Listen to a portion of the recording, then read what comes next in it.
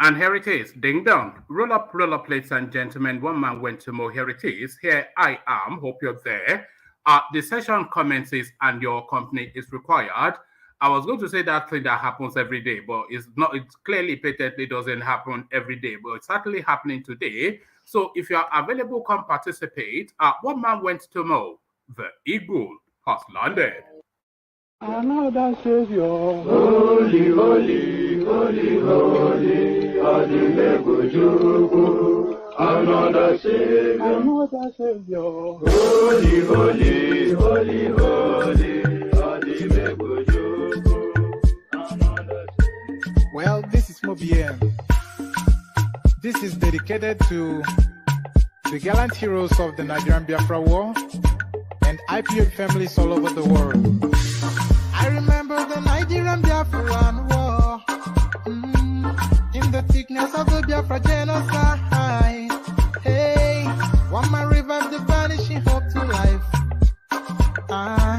Let the great Biafran army to fight, and they were singing out, holy, holy, holy, holy, all the men will do is another Savior.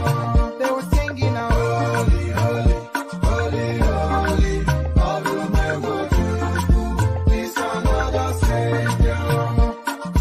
Holy, holy, holy, holy, all the men will do is another Savior.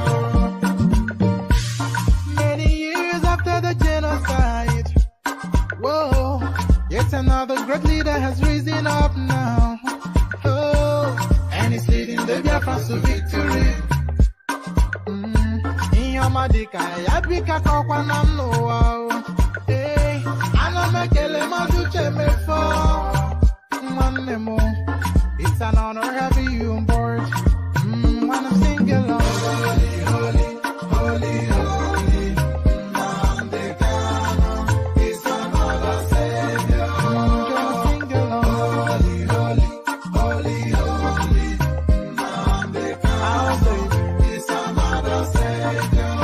When I sing along, holy, holy, holy, holy, holy, holy, holy, is another Savior. Getting moving right and getting moving faster now. Holy, holy, holy, holy, is another Savior. Holy, holy, getting moving right, moving faster. Yeah, for freedom. Is another Savior. Yeah, for freedom. Holy, holy, holy, holy, Namdekano is another Savior. Another Savior. Holy, holy, holy, holy, Adimebujuku. Another Savior. Another Savior. Holy, holy, holy, holy, Adimebujuku. Another Savior. Well, this is Mobien.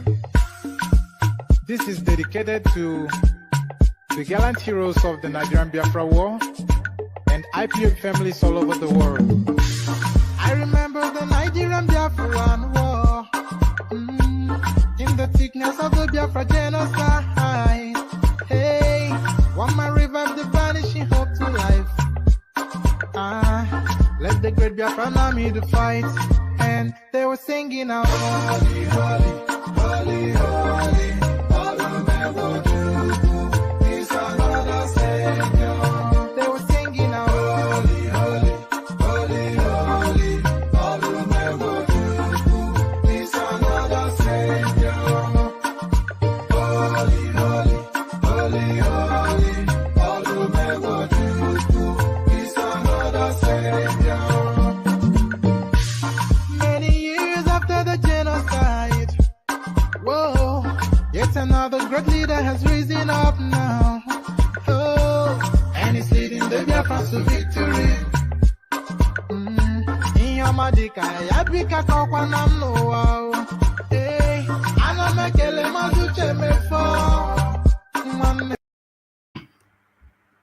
And there it is right there, the Holy Holy song from the southeastern part of Nigeria. Sorry, pardon me. Yes, so that's the Holy Holy song from the southeastern part of Nigeria. So Holy Holy, as guys, I bring you this. Boko Haram are persecuting Christians in Nigeria. Buhari regime tells United States government. So at last, the evidence is so plentiful. Our incident being the not being the latest, but being one of the latest high-profile ones. So the evidence so plentiful that there is no escaping that space anymore. So hands up now and surrender the admission. Boko Haram persecuting Christians in Nigeria. Buhari regime tells the United States. So that admittance, because you have to understand that they are looking to replace Nigeria as a place that is waging war against Christianity. So that is back on the table in the United States, and I think that is the space that they're seeking to speak to. So from that space to this is another space that we have to surrender to, and this is something that got off actually a session that I was watching by one of the Arise presenters. Mixed reactions after Daniel Bwala said he saw Peter Obi at Louis Vuitton store in London. So a man of simple means, a man of Spartan means, a man that only wears Primark, he only has two shoes, he only shops in the Bend Down Boutique. But that Bend Down Boutique, it looks as though it's a designer style. A mixed reaction after Daniel Bwala said he saw Peter Obi at a Louis Vuitton store in London. So quite how that weighs with the Spartan image that the adherents are trying to paint us, we'll find out shortly. Justin El Rufai endorsed as Tinubu's running mate. So a lot of names in permutation. Just the last session, we narrowed it down, or we were told that it had been narrowed down to Babagana Zulum or Kashim Shatima, both from Borno State. But it looks as though that's been jettisoned now, another champion. So it's one of those instances, as ever with everything in Nigeria, you don't know until you know, and we will not know until we know. But how does this fit, as in terms of best fit for Tinubu's vice presidential slot? So this is the next horse that they are that they are inviting us rather to give consideration to. El Rufai endorsed as Tinubu's running mate. So we find out where the endorsement is coming from, and more to it, what he will present as a running mate. So still with Peter Obi, of course, not because we anyway, I don't have to justify myself anymore. He's in the headline, so we're discussing him. 2023, Reno Omokri reveals biggest mistakes Peter Obi made. So what mistakes those are, and why they are mistakes, and how they will impact on him, we'll find out shortly. But we have to add the caveat that Reno Omokri, of course, a senior member of the PDP, so he is looking to color Peter Obi bad. 2023, Reno Omokri reveals biggest mistakes Peter Obi made. So what mistakes those are, we'll find out shortly. Okay, so to this as well. Okay, so this is now this is one of the headlines that is dominating the media space today. So this is something that is endlessly discussed across all platforms and within all news studios. How Southeast lost chances to become president. This is Buba Galadima speaking, and as ever when Buba Galadima speaks, it's controversy after controversy. So a lot of the politics now of an ethnic tonality and the pointing of that ethnic tonality very much to the Southeast now for no other reason other than Peter Obi is presenting an existential threat to the status quo. So they are coming after him, and they're doing it in subtle ways. How Southeast lost chances to become president. Buba Galadima, he holds no punches, so he'll give you the fullness of it. Buhari sacks Chukuyere as accountant general after 5 weeks in office. So this Chukuyere now, the person that replaced the one that stole 80 billion naira. So quite how he couldn't last barely a month in office, we'll find out shortly. So a mix, and hopefully he's not being replaced by another Fulani, because that's my anticipation, which is why I am bringing you the news. Almost every likelihood I would have been replaced by a Fulani, but I'm not ready to that point to affirm that categorically. Uh, okay, let's just bear with me.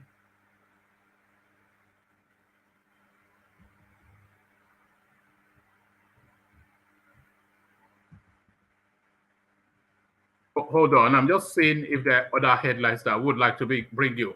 But let me play you the Kegite music as I reflect on that. So let's play the Kegite music. So a barnstorming blockbuster session I'm anticipating as always. So click on the like button, click on subscribe. If you want to come join me on the screen, click on the hyperlink. Only water, where they see ma. Water,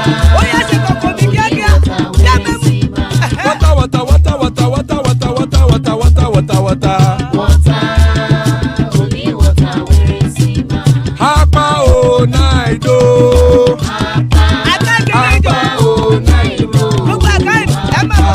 Hapa you don't come o.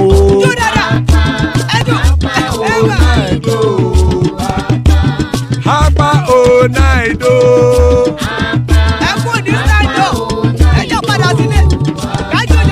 Oro kẹ̀kẹ́ ẹlẹ́mù yé o. Ilé sọ́díyà kẹ̀kẹ́ rẹ̀ ẹlẹ́mù rẹ̀ o.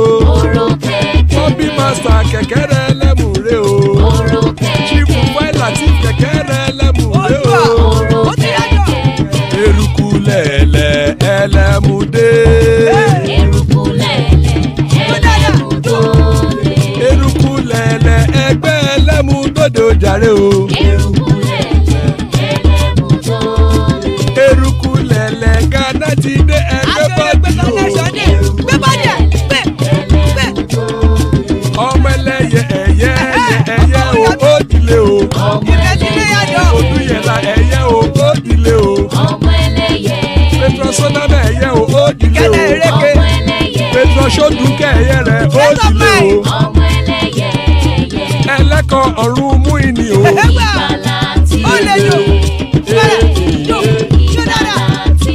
Àkùkọ ọ̀run méjìkọ.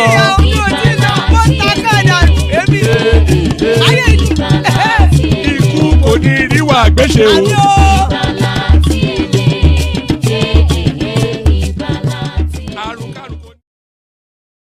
All right. Okay. Just hold on 1 second.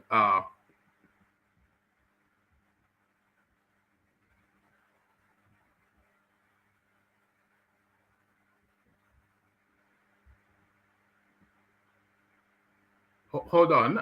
There's this storyline that. Okay, let me just bring it to you. So this is the Ikwirimadu space. This just emerged in the course of me playing you all those intro musics. So let's see what this is saying. Organ harvesting. Beatrice, wife of Nigerian ex-deputy Senate President Ikwirimadu, held in Her Majesty's Bronzefield Prison, Europe's largest female prison.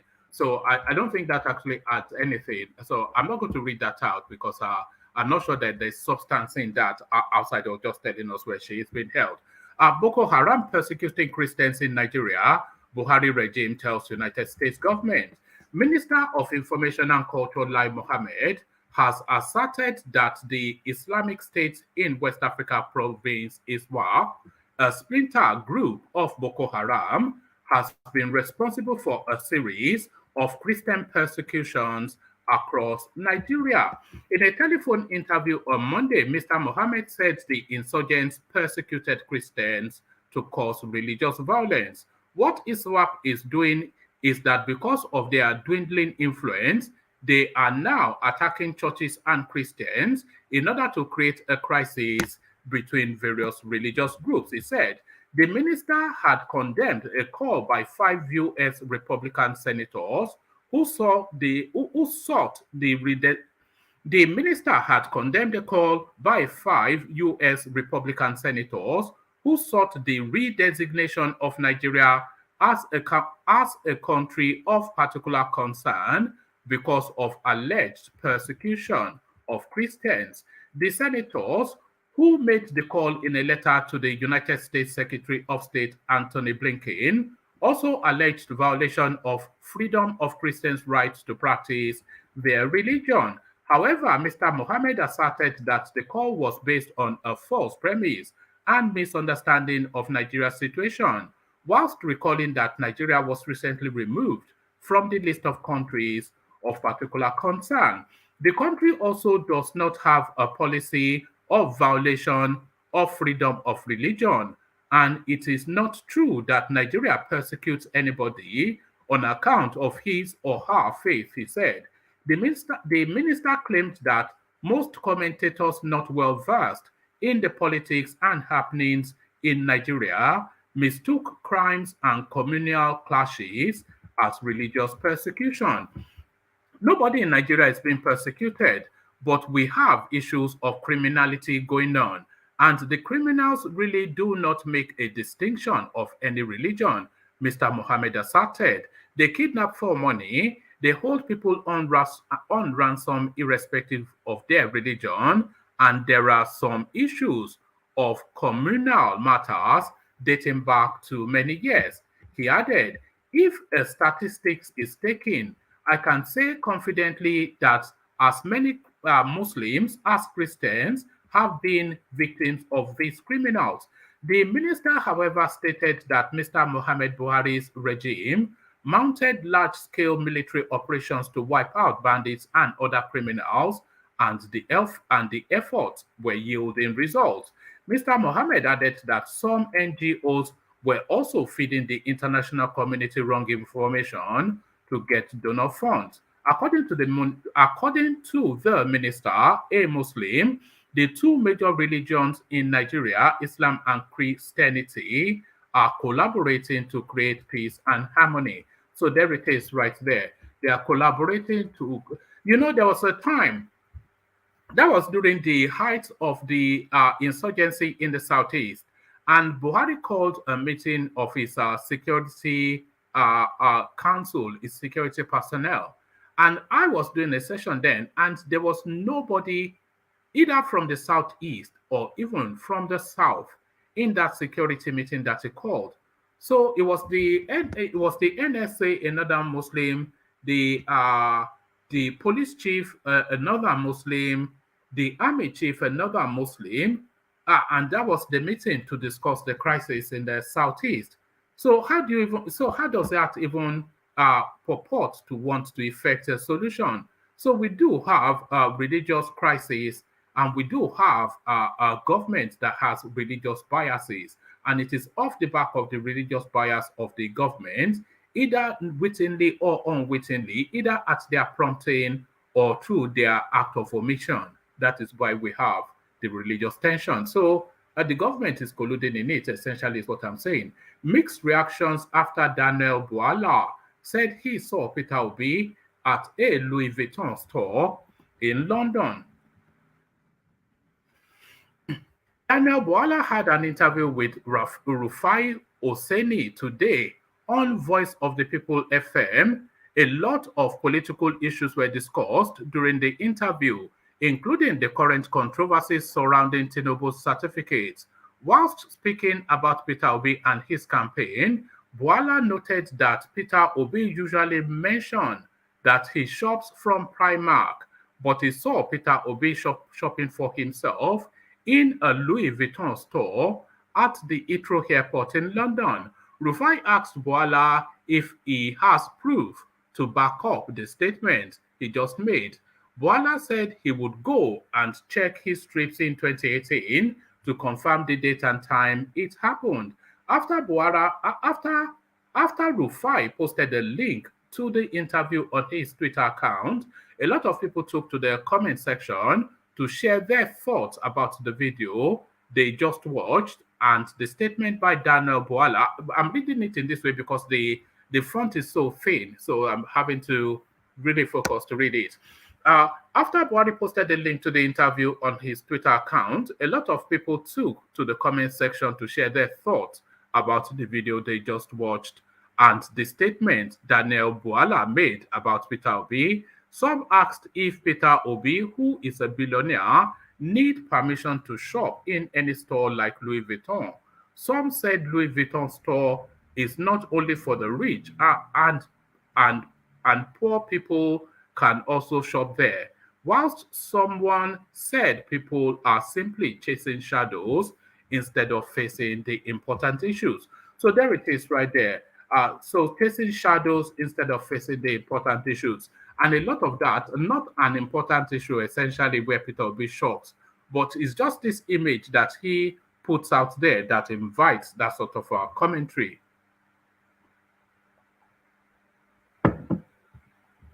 So on to the next. El Rufai endorsed as Tinubu's running mate. So now let's see who endorses and why.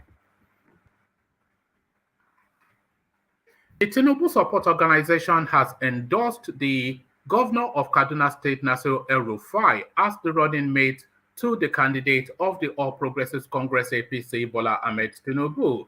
It can be recalled that Tinubu recently admitted that he is still searching for his running mate. For some weeks now, it's been rumored that ex-Borno Governor Kashim Shettima and his successor and current governor of Borno, Professor Babagana Zulum, are the two frontline contenders being considered to run alongside Tinubu. But speaking during a press conference on Monday in Kaduna, TSO, so that is Tinubu Support Organization, Director General Aminu Suleiman, said the group arrived at the choice of El Rufai after meeting with critical stakeholders from the Northwest Zone and beyond. He believes that the choice of running mate is a critical success factor for the victory of Tinubu in 2023. Hence, the organization having assessed all options, wants the APC candidates for the vice president,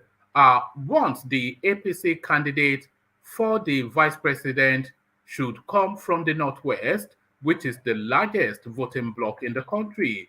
El Rufai, the group added, is a very experienced person who has done well in both politics and governance at the federal and state levels and is the best candidate that can complement Tinubu as vice president.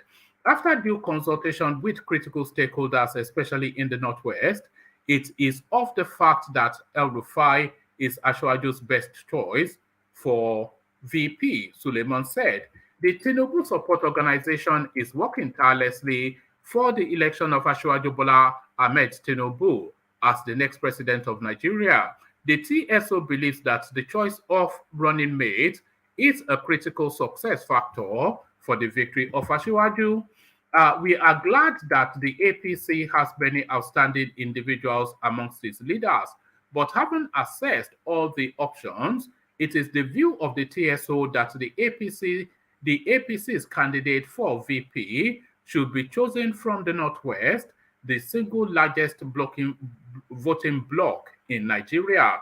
It is our view that the person that can best complement Ashwaju as VP is Mallam Nasir El Rufai, the executive governor of Kaduna State, and we recommend that he should be chosen as the running mate. El Rufai is a very experienced person. He has held office at the federal and state level, and he has done well in every office. He has always stood for progressive policies. He is not afraid of difficult decisions. This is a man that is running a state government with appointees from all over Nigeria. His capacity is not in doubt. His personal ability is outstanding. He is firm. He is courageous. He is principled.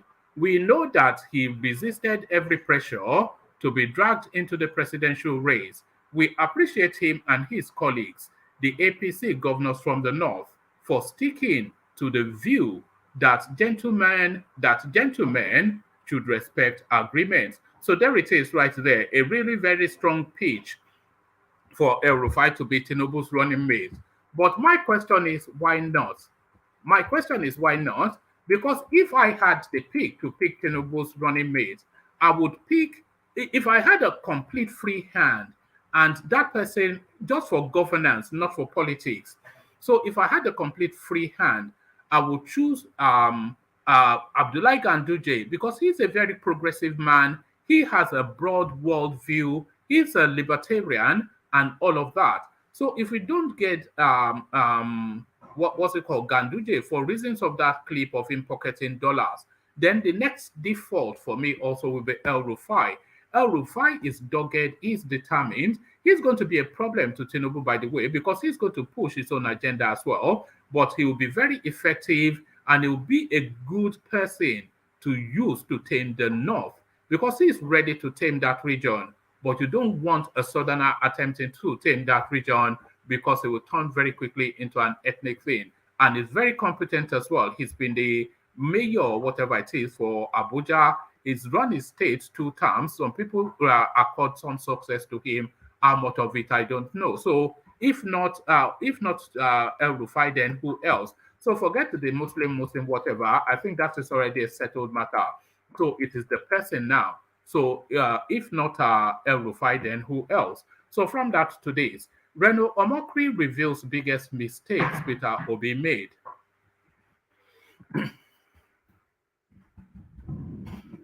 Reno Omokri, a former special assistant to Nigeria's former President Goodluck Jonathan, on Monday said one of the biggest mistakes Peter Obi, former governor of Anambra State, made recently was bringing up his Sab Miller investment. So this Sab Miller is just one of the plethora of corruption allegations that are going to be dug up against Peter Obi, of course.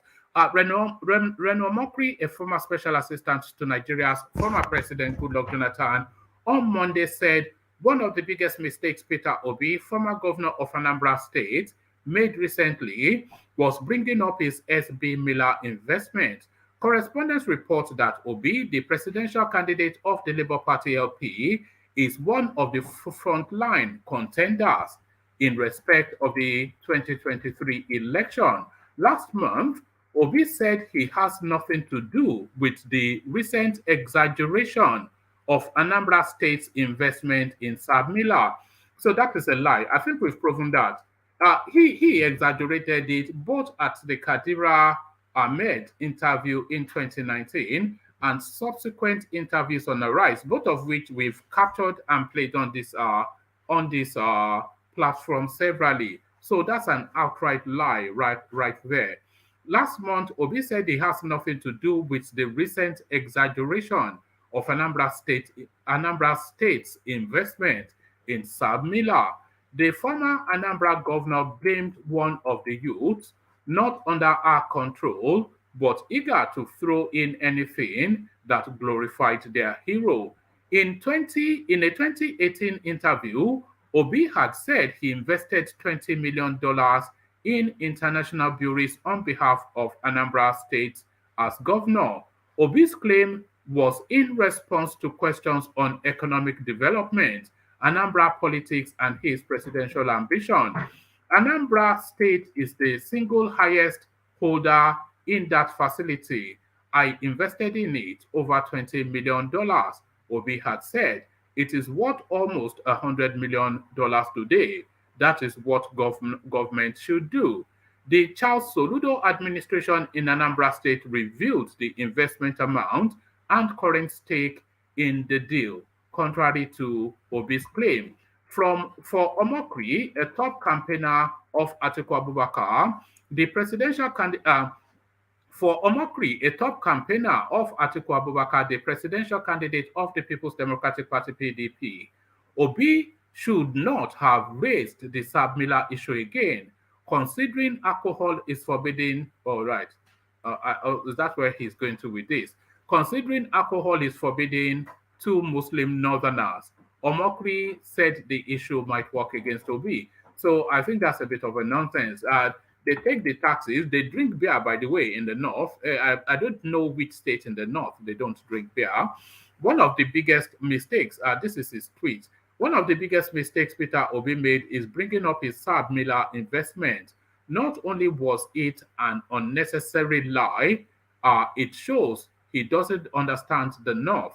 Beer is haram to Muslim northerners and works against him. So I think that's a nonsense. I think the lie itself is more potent than the beer. Well, they drink beer in the north. So anyway, Renan Mokri has always been an idiot.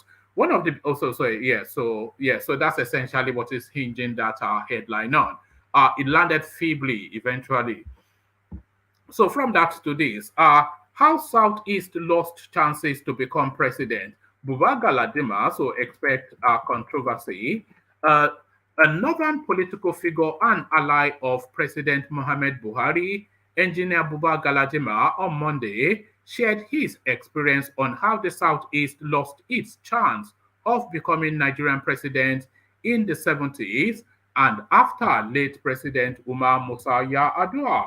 According to him, the Southeast top politicians rejected Obasanjo's soft heart of nominating Peter Obi as Yar'Adua's running mate, who would have eventually become president after the demise of Yar'Adua, instead of former President Goodluck Jonathan, who emerged as a product of destiny. Galadima, who spoke from Galadima, who spoke from Abuja studio of a national television station, whilst featuring in its breakfast show on Monday, which was monitored in Kaduna, said it was expedient for him to share the history with young Nigerians, especially those engaged in the political space on social media. In 1978, Alhaji Shehu Shagari led in 1978, Alhaji Shehu Shagari led a delegation of Northern elders to visit Dr. Nnamdi Azikiwe and invite him to join the national movement and to lead them to become their presidential candidate.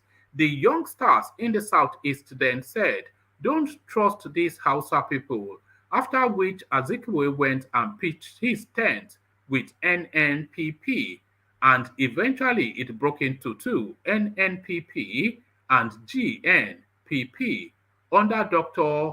Nnamdi Azikiwe. Um, how many states did he win? He lost one golden opportunity for him to become president.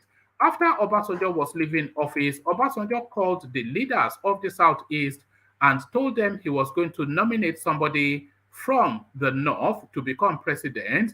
Therefore, they should produce presidential trial candidates. All the answers were mba, mba, mba, which means no, no, no. They wanted only the president or nothing. But Obasanjo had a soft heart and he went and picked Peter Obi to be vice president to Yar'Adua. The same Southeast petitioned Dr. Peter Odili and told the AFCC where his money to buy delegates was kept, and EFCC raided those locations and wrote to disqualify Peter Odili. So I thought he was talking about Peter Obi, not Peter Odili. That was how Goodluck Jonathan was picked as vice presidential candidate. You see, destiny. The Southeast did not agree for an Igbo man to be a vice presidential candidate. It would have been history that a Southeasterner would have become the president of Nigeria before now, after Yar'Adua's death. And when the completion of Yar'Adua's first term was completed by Jonathan, Adamu Shiroma, Umar Shinkafi, and others called the leaders of the Southeast at Yar'Adua Center in Abuja and told them that after the completion of Yar'Adua's term, Jonathan should step down, that the North would nominate another candidate to complete Yar'Adua's 4 years, who Jonathan may deputize, and then the power would shift to the Southeast. They said never, never, never. And some elements amongst them went to Enugu to say it must be Jonathan or never. They said if Jonathan completes the term, they would shift power to the Southeast, which did not make any political reasoning. At the end of that meeting in Enugu, others supported, and that was how Jonathan won in 2011. But when he wanted to contest again, the Northerners ganged up against him and threw him out. With this history, young men and women should understand where we are coming from. Ordinarily, the generals, including Obasanjo, Babangida, and others, wouldn't have supported Buhari, but it was because Jonathan insisted he must remain in office that made them support Buhari to win the election in 2015. The issue is that the Southeast people are the enemies of themselves. They were the people who jettisoned zoning in the first place. There is no morality in self-interest because when people are self-interested, they don't care about morality. They can't eat their cake and have it. So the only easiest way to become president is to team up with NMPP because Rabiu Kwakwanso is known to be a man of his words, he said. So there it is right there, taking you down history to land you at the point where the Southeast have to subordinate themselves to the North. So there it is right there. Thomas, I see you. Moses, I see you. Ajanle Koko, I see you. So good to have you, gentlemen. So let me actually acknowledge. I think there's a super chat from Alexander Gomez here. So yes, Alexander Gomez says, he says, welcome back, well-deserved break, kudos. So they say yes. I think it's obviously referencing that I didn't come on yesterday. So I just had to step away for yesterday just to audit what is actually going on to see, because sometimes you need to step back from it to have a better look at it. So we had to step back from it yesterday, essentially. So let me come to you, Thomas. Let's kick it off with you, Thomas. Thomas, are you ready to go? I'm there, one man. How are you? I'm good to have you. So Thomas, yes. Let me take you to the space then. Lai Mohammed speaking to the Americans in terms of the goings on in Nigeria, he insisting then that there is no religious crisis in Nigeria. That what is happening, but he does concede, though, that the Christians have been persecuted. So what are you making of that admission? The Americans looking to put Nigeria back on the country of concern spaces. So what are you making of our, let's start off from there. What are you making of our Lai Mohammed is approaching it? Oh, thank you, one man. I will urge our listeners, home and away, to like the section, subscribe, and God bless. Let's start with this, one man. Anytime Lai Mohammed opened his mouth to talk, you know what is coming out of his mouth. It's always lie and lie. I even wonder this time, lately, we are not hearing from him. I even thought maybe they have demoralized him or they have demoted him because lately we are not hearing from him. But anytime that man talks, one man, is lie upon lie. If he said that, so what happened in Owo? What of Christians who have been killed in the north every day? One man, I will tell you this, even so, now they don't report some in the news anymore, just to douse the tension in the country. Sometimes they don't report those news anymore. You remember one time that the federal government told the news, the big television station in the country, that they should stop reporting anything bad to the national, to everyone. So there are many atrocity killings going on, even that we don't even know, has not been reported in the news. It's those people that the problem, the something happened to. Those are the people that can tell you what is going on there. So Lai Mohammed, I can't believe anything that comes out of Lai Mohammed. If Lai Mohammed told you that the day is already break, leave Lai Mohammed to one side from the moment. It says Boko Haram persecuting Christians in Nigeria. This is what he's saying. So are you saying that is not true, or what exactly? I'm not clear what you are saying. Are Boko Haram not persecuting Christians in Nigeria? They are one man. Right. They are prosecuted. But I thought you said there is no religious crisis. That No, is no, what you no, no, said. no, no, no. So sorry, that wasn't because the United States, they are looking to redesignate Nigeria as a country of concern. That is to say that a country where religious freedom is being trampled upon and all of that. So rather than, because the traditional go-to of the Nigerian space is to deny it, but rather than deny it this time around, because the evidence so plentiful, so rather than deny it, he's admitted it, but he's tried. Sorry, I was just hearing the sound. So he's admitted it, but he's tried to, I won't say justify it, but to explain it as activities of insurgents. So what are you making of that? That is essentially the insurgents that are propelling it. Oh, now I get you now. Now it's other way around. It's fine. If you said that, that is good. That is a good sign, one man. That means, but to designate us again will not be a good thing, one man. What I will even think is the US should help us.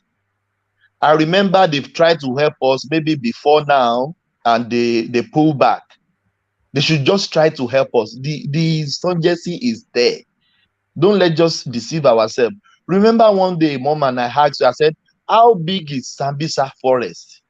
That the Nigerian government cannot take hold of that place.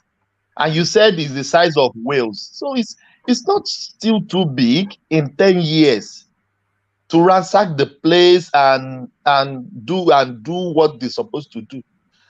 You one man, I don't know, maybe you listened to Governor Otom, the last interview that he did. Is he accused the government of complicit in all those things. Rightly, we can't say what he said is 100% right because it's opposition. Maybe it's been, PDP against APC. But one man, the handwriting is on the wall. We need help. I even expect Lai Mohammed to be saying we need help, not about designating us again about a country of concern. We need help, one man, because the insurgency is just there. It's just there. Killings every day, persecuting the Christians. Even one man, Muslims too have been killed as well. It's not only the Christians. Muslims are being killed every day, one man, in mosques, in the market, in the marketplace. So we need help, one man. We need machineries from other countries to help us in this predicament. It is machineries, not machineries. Sorry to be that, but I've heard a lot of people say machineries is machineries, not machineries. But Machineries. yeah, Oh, yeah. yeah. Go on. I thought you want to say something. No. Yes. I'll round off your thoughts on that space. Then I'll move you to El Rufai. I think Ajale Koko might want to. Did somebody want to come in? I heard a voice. Oh, okay, Karen Thomas. I don't think so. So we need help, man. Nigeria needs help. Big help. We can't be saying we are giant of Africa and we are cockroach of Africa. We need help so that this country will come back to its normal senses. Somebody says something that if Buhari can't tackle this thing, how do we sure that Tinubu will tackle it? How do we sure Atiku will tackle it? How do we sure even Peter Obi can tackle this insurgency, this problem that we find ourselves as Buhari, a head of state, military head of state, and civilian head of state, and you can't even tackle it. Maybe if a Christian got there, maybe Christian will tackle it more because it's just unfortunate, one man. All right, brilliant. So, Thomas, let me take you to the space. Are still decisions not being made on who will be at Tinubu's running mate? So it looks as though they are auditioning people one after the other. Just at the last session we were discussing, and that they had narrowed the field down to two names: Governor Babagana Zulum and Senator Shettima. But the latest now person being auditioned, being brought up for scrutiny is El Rufai. And the justification that they are using for bringing El Rufai forward is that the Northwest is the largest voting bloc in Nigeria.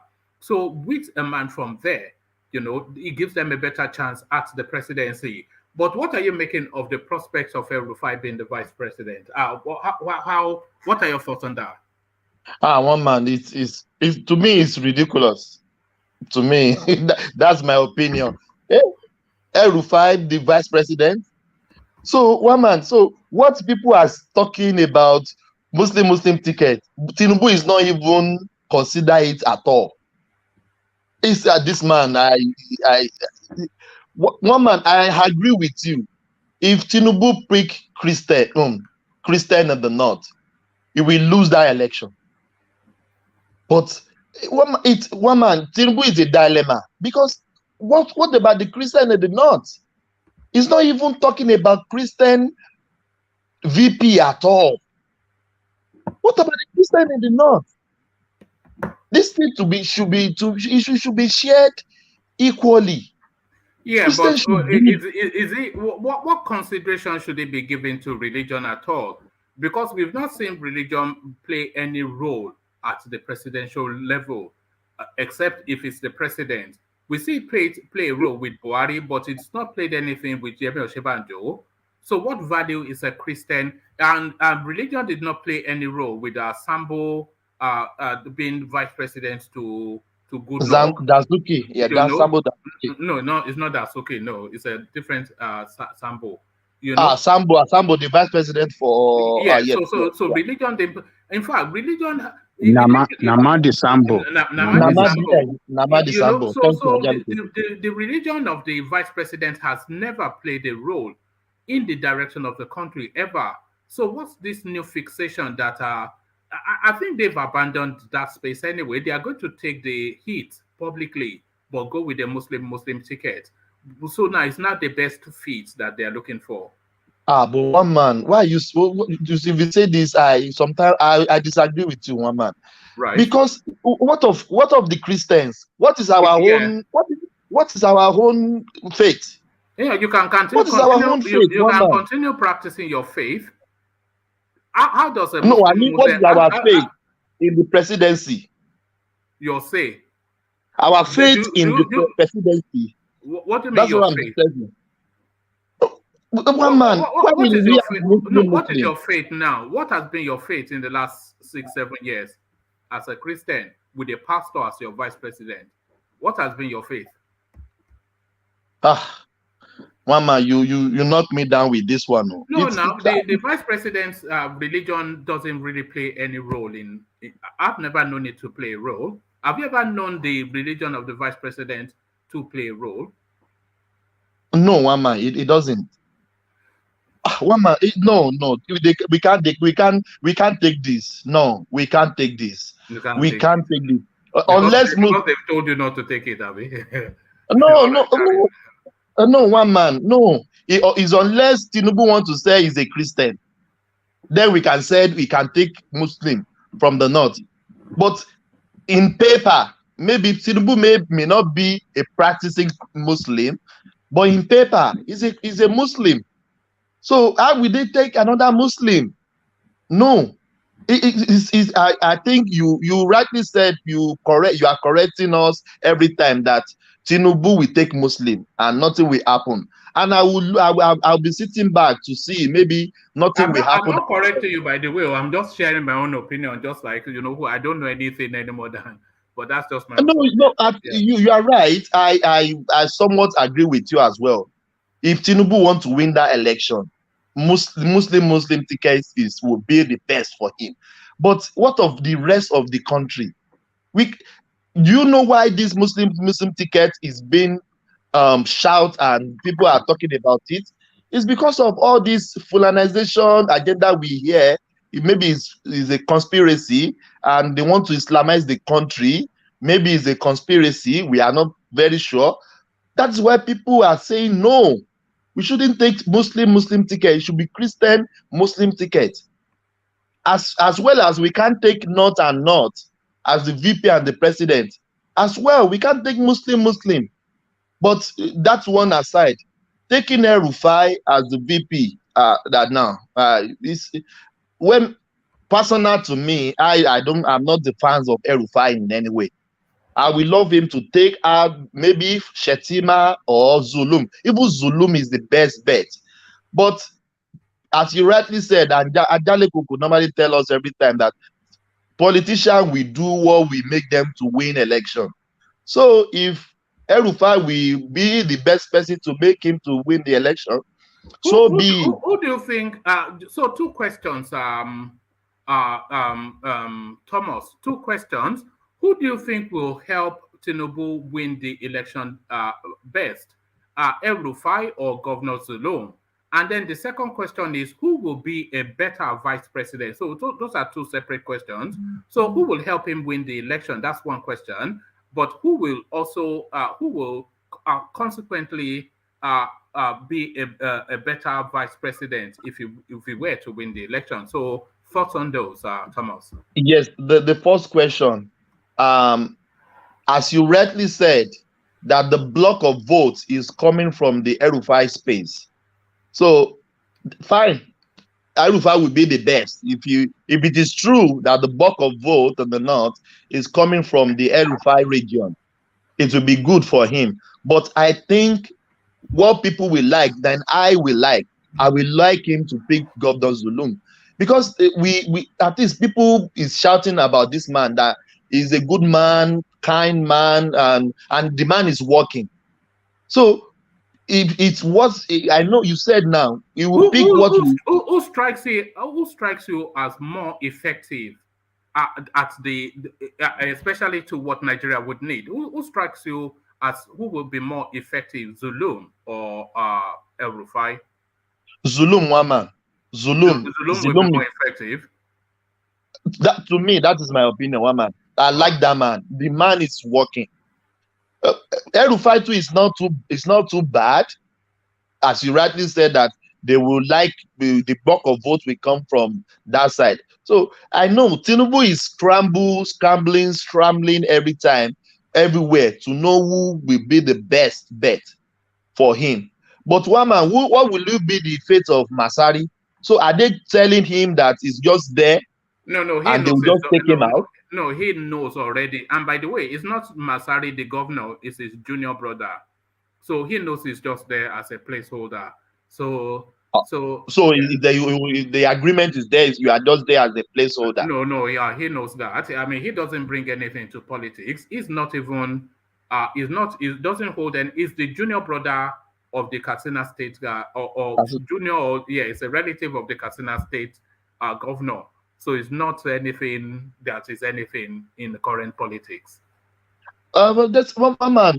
El-Rufai is not too bad. It's not too bad. It's fine, because I've never heard any corruption. He may have his own thing, but we never heard any corruption. Maybe FCC going after him.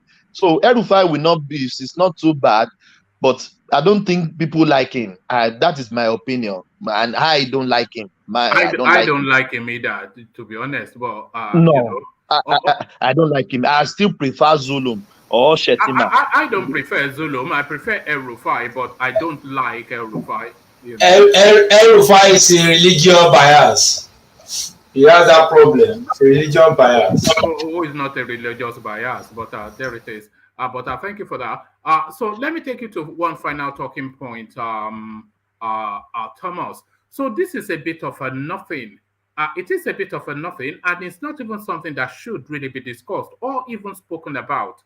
But it is because of the presentation of this man of simple means, this piety, this halo on his head sort of image, the second coming somewhat, that they are painting of Peter Obi. So this is Daniel Buhari, because it tells us that he's a man of simple means. He only has 2 shirts, 2 shoes.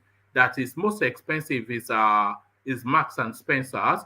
So here it is now, somebody that saw him frontally. It says mixed reactions as Daniel Buhari said he saw Peter Obi at a Louis Vuitton store in London. So Peter Obi, a billionaire shopping at Louis Vuitton, is not any surprise to anything, but it is this public image that is painting contrast to what is known about him. So is hemorrhaging credibility, would you say, Thomas? Yes, I remember. If you remember some section ago, I made mention of that thing because I watched it live. Interviewing Rufai interviewed this guy. So so it's just ridiculous. So he said he saw Peter Obi in Heathrow Airport in Louis Vuitton buying stuff. Even he said he greet him. He said he should come out and debunk or say he's lying. So everybody know politicians. The first thing you should think about politicians is lying. They can lie. They will do everything in their own space to verify themselves or to paint themselves in another color. So Peter Obi hasn't come out and said no, the man is lying. I'm normally wear Abba or I don't wear more than He tells us he only has 2 shoes, only has 2 shirts, 1 wristwatch, all this nonsense, and there he is at Louis Vuitton, giving the credit card the real beating. What's all the? It's just what are we doing with this guy, man? That is what irritates. You know, all of those diggings and all of those videos that I've been doing. It's not out of any reason. It's just the irritation at what they are trying to paint this guy into. And there it is. Voila, he's fed up as well and say, we were shopping next to each other at Louis Vuitton now. So what is this thing that you only have 1 T-shirt? You know? That's. You remember sometimes he said his firstborn doesn't have a car. You know, man. Let's just narrow it down. If your son doesn't have a car, let's just say you don't want to buy him a car, but a adult in Nigeria, that means, are you telling us that your son is not relevant? Is he not working? Is he not? Is he an illiterate? For your son, you are a billionaire. Let's say you are not even sharing your money to your son. At least a son of Peter Obi should be a graduate or a master's holder. He should be able to afford to buy a car. So you can even see that even that statement as well is very ridiculous. Your son doesn't have a car. A whole Peter Obi, billionaire, a Pandora, he has shopping mall everywhere in Nigeria. He has business everywhere. So it's even ridiculous to be saying that your own son doesn't have a car. So is your son, are they not relevant? Are they illiterate? Can they feed for themselves? So it's even ridiculous that statement. And even when I hear that thing in that guy said, I said, so Babatu is bam bam, and he's deceiving us that he's only wearing half. What if they are driving company cars and they don't really have car? Ego. What are you saying? Everybody that drove something, a company car, maybe they're running one, maybe it's being carried up and down one of their company that doesn't have a private car. There is also a possibility. We don't have to always ridiculous. You don't have to always debunk and try to cast aspersion or whatever, lies or whatever, anything that man just said. Anybody can lie. Anybody can make a mistake when talking. It doesn't really mean the person is lying. No, this is not a mistake. Ego. This is not a mistake. Excuse me. I'm not referring to this particular language now. Okay, like that Louis Vuitton you just talked about, right? They saw him in the airport in the Louis Vuitton shop. Do you know whether this guy is just doing a window shopping around that airport, which every man does in the airport? I do that also. Seeing him in Louis Vuitton, walking around from one shop to the other, does that mean he's shopping in Louis Vuitton? So what are we talking about? You don't go to the airport, you don't sit around, you don't look, you don't walk around. That's what the guy said. He saw him, they met, he was shopping there. So he was not doing with the shopping. Yes. He was shopping, paying money there. He said that is what that guy said. When Ivo Rufai was trying to challenge him, he said he will come out with the receipt and the video that he has everything. One thing I think now is that Peter Obi, campaign is yet to start. Campaign is starting in September. He should stop opening himself up for unnecessary, digging, because These Yeah. people now, Do- when they do- start campaign, if you hear what Reno and Mokori and all of them are saying now, either you like it or not, these people are politicians. He has been in PDP for a while. They have his file. They know him very well, but he's one of them. So all these things that he's saying over here is getting them riled up. So they will wait for him until the next, and when the time comes to open books on him.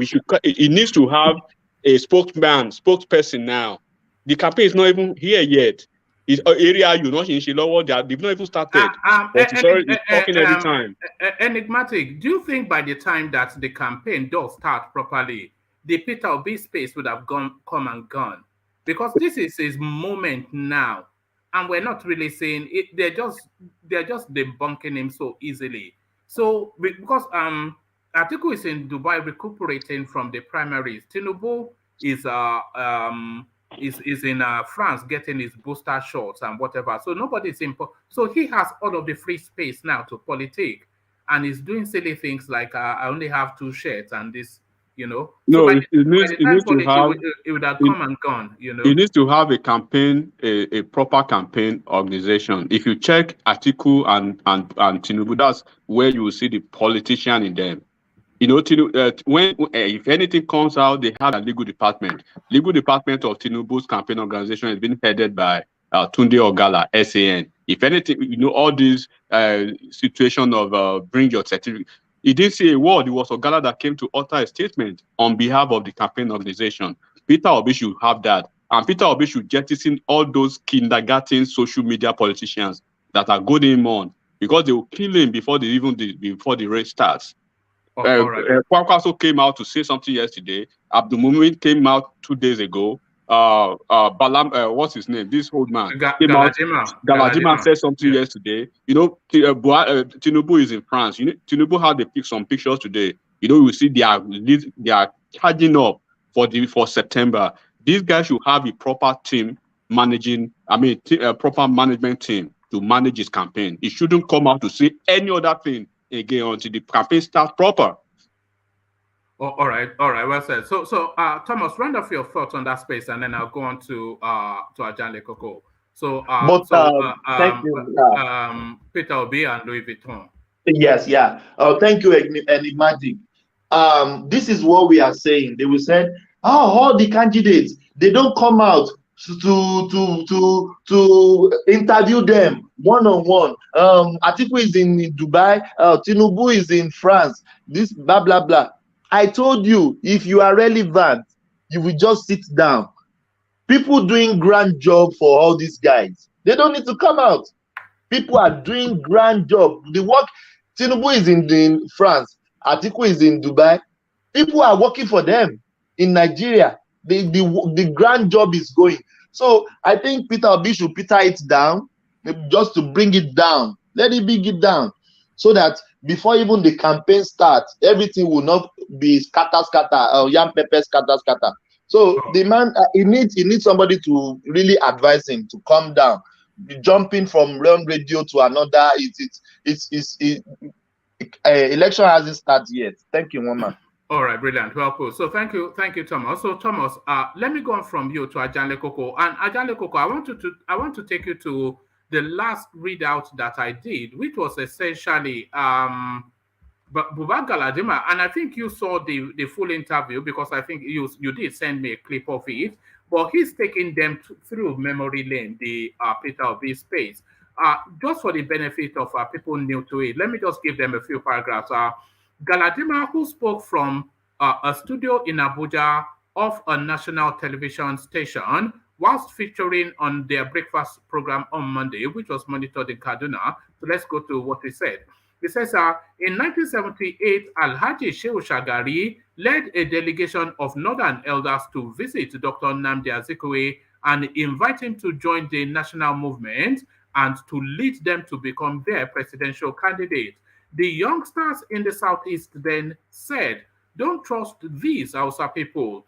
After which Azikiwe went and pitched his tent with NNPP, and eventually it broke into two, NNPP and GNPP, under Dr. Nnamdi Azikiwe. How many states did he win? He lost one golden opportunity for him to become the Nigerian president. After Obasanjo was leaving office, Obasanjo called the leaders of the Southeast and told them he was going to nominate somebody from the North to become president. Therefore, they should produce presidential trial candidate. I don't know what that means. All the answers, mba, mba, mba, which means no, no, no. They wanted only the president or nothing. Obasanjo had a soft heart and he went and picked Peter Obi to be vice president to Umaru Yar'Adua. So I'm not quite sure if it's Peter Obi or Peter Odili, but it is Peter It's Odili. It's Peter Odili. Yeah, it's Odili. Peter Odili. Yeah. But so I'll read it as it should read because it's not Peter Obi. But Obasanjo had a soft heart and he went and picked Peter Odili to be vice president to Umar Yar'Adua. The same Southeast petitioned against Dr. Peter Odili and told the EFCC where his money to buy delegates was kept, and EFCC raided those locations and wrote to disqualify Odili. That was how Goodluck Jonathan was picked as vice presidential candidate. You see destiny. The Southeast did not agree for an Igbo man to be a vice presidential candidate. It would have been history that a Southeasterner would have become the president of Nigeria before now, after Yar'Adua's death.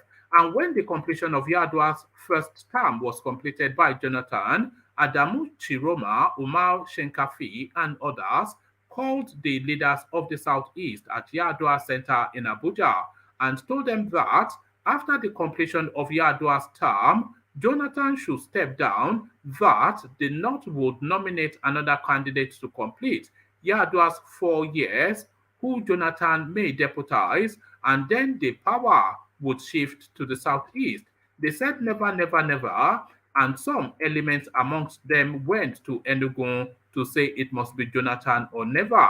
They said if Jonathan completes the term, they will shift power to the Southeast, which did not make any political reasoning. At the end of that meeting in Enugu, others supported, and that was how Jonathan won in 2011. But when he wanted to contest again, the Northerners ganged up against him and threw him out. With this history, young men and women should understand where we are coming from. Ordinarily, the generals, including Obasanjo, Babangida, and others, would not have supported Buhari, but it was because Jonathan insisted he must remain in office that made them support Buhari to win the election in 2015. The issue is that the Southeast people are the enemies of themselves. They were the people who jettisoned zoning in the first place. There is no morality in self-interest because when people are self-interested, they don't care about morality. They can't eat their cake and have it. So the only easiest, and then he invites them to become Kwakwanso's vice. So that is the history according to Buba Galadima Ajanle Koko, but you also a student of Nigerian history. Do you agree with Buba Galadima's slant on history? Ajanle Koko. Yeah, thank you, woman. Let me urge every listener around the world to please click on the like button, share, and subscribe if you haven't done so. Everything that sorry, Ajanle Koko, before you come in, I was there to do something before you came in. So let me quickly acknowledge the super chats that have been coming in. Otherwise, it'll pile up and be out of sequence. So Alexander came in first. Welcome back from a well-deserved break. I think we read that already. This is Sonny Uta. It says, the big mistake of Johnson Aguiyi Rossi ending the regional government is killing the zoo and Southeast especially. The big mistake of Johnson Thomas Aguiyi Rossi ending the regional government is killing the zoo and Southeast especially. Wow. So that is Sonny speaking in his usual cryptic manner. Sonny continues, someone new is going to emerge a winner from the Southwest. So I'm not sure who is new in the Southwest, apart from there's only Showore and Tinubu. So, and I don't think any of them is new. He rounds off, Japa Islamic country is the new Nigeria. No, Japa Islamic country is the new Nigeria. So there it is right there. Thank you for the super chat. Back to you, Ajanle Koko. Yes, what Alhaji Galadima said in that interview with regards to the political history of that country, particularly the role that the Easterner played in backstabbing themselves, not playing the politics right the way they're supposed to play it, are complete truth. He's not lying. He did not lie at all. It's absolute truth.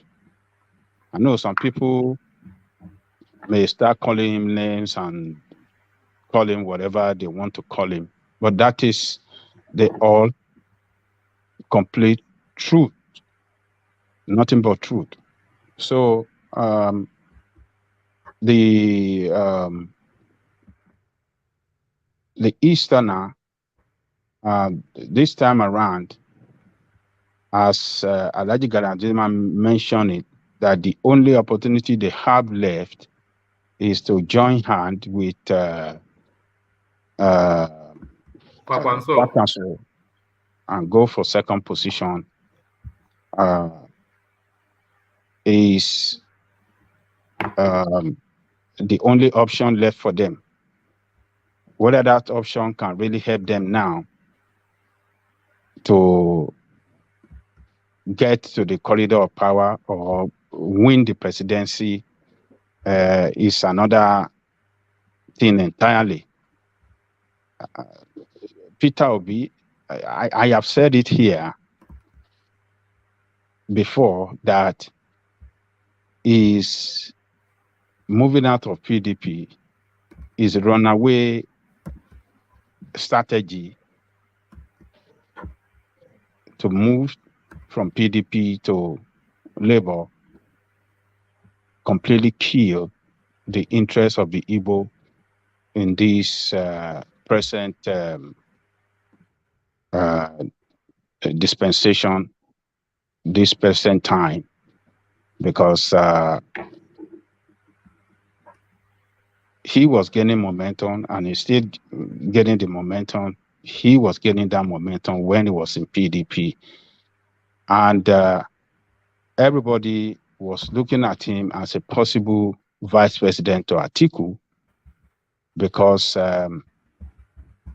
Atiku picked him in 2019 as his vice president. And this guy demonstrated that he is not a politician. He's not, he demonstrated that he's still in good political relationship with Atiku by attending Atiku inaugural, or let me say, is it, should I call it inaugural, declaration,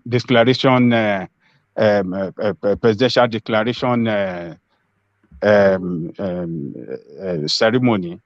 He attended it and he was there, and a lot of people were surprised that why was he there? You are contesting the same position and you are attending another person. He said, Atiku is my boss. He said he invited him and he has to honor it. He said, yes, he's pursuing his own, but being his boss, being a man that he have respect for, he must honor his invitation. And that is why he was there, according to you. So that action tells us that Atiku still have interest in this guy. Atiku did not invite any other presidential aspirant. Maybe he did, we didn't know. But he mentioned that Atiku specifically invited him to that occasion. And he went there. So that showed to us that Atiku still have that political, both of them still have, a kind of political relationship together. And Atiku still have a special interest in him. And everybody was looking at it that, yes, it might be considered by Atiku for the same position that he offered him last time.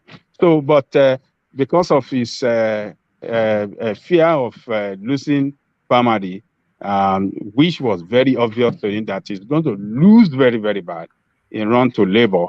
And why did he run to Labour? It's the same, these Igbo people, this Easterner politician that forced this guy out of PDP for not giving him that home support that he needed.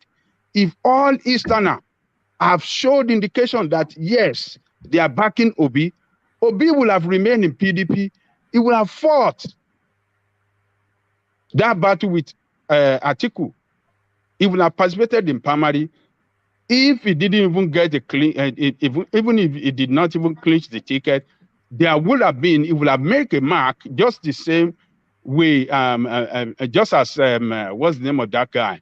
Wike, yeah. Wike, just as the same mark that Wike made, it will have made a mark there, and it will have still got that second position slot, and that will have helped Igbo to the corridor of power. That will have helped them to corridor of power, number 2 position.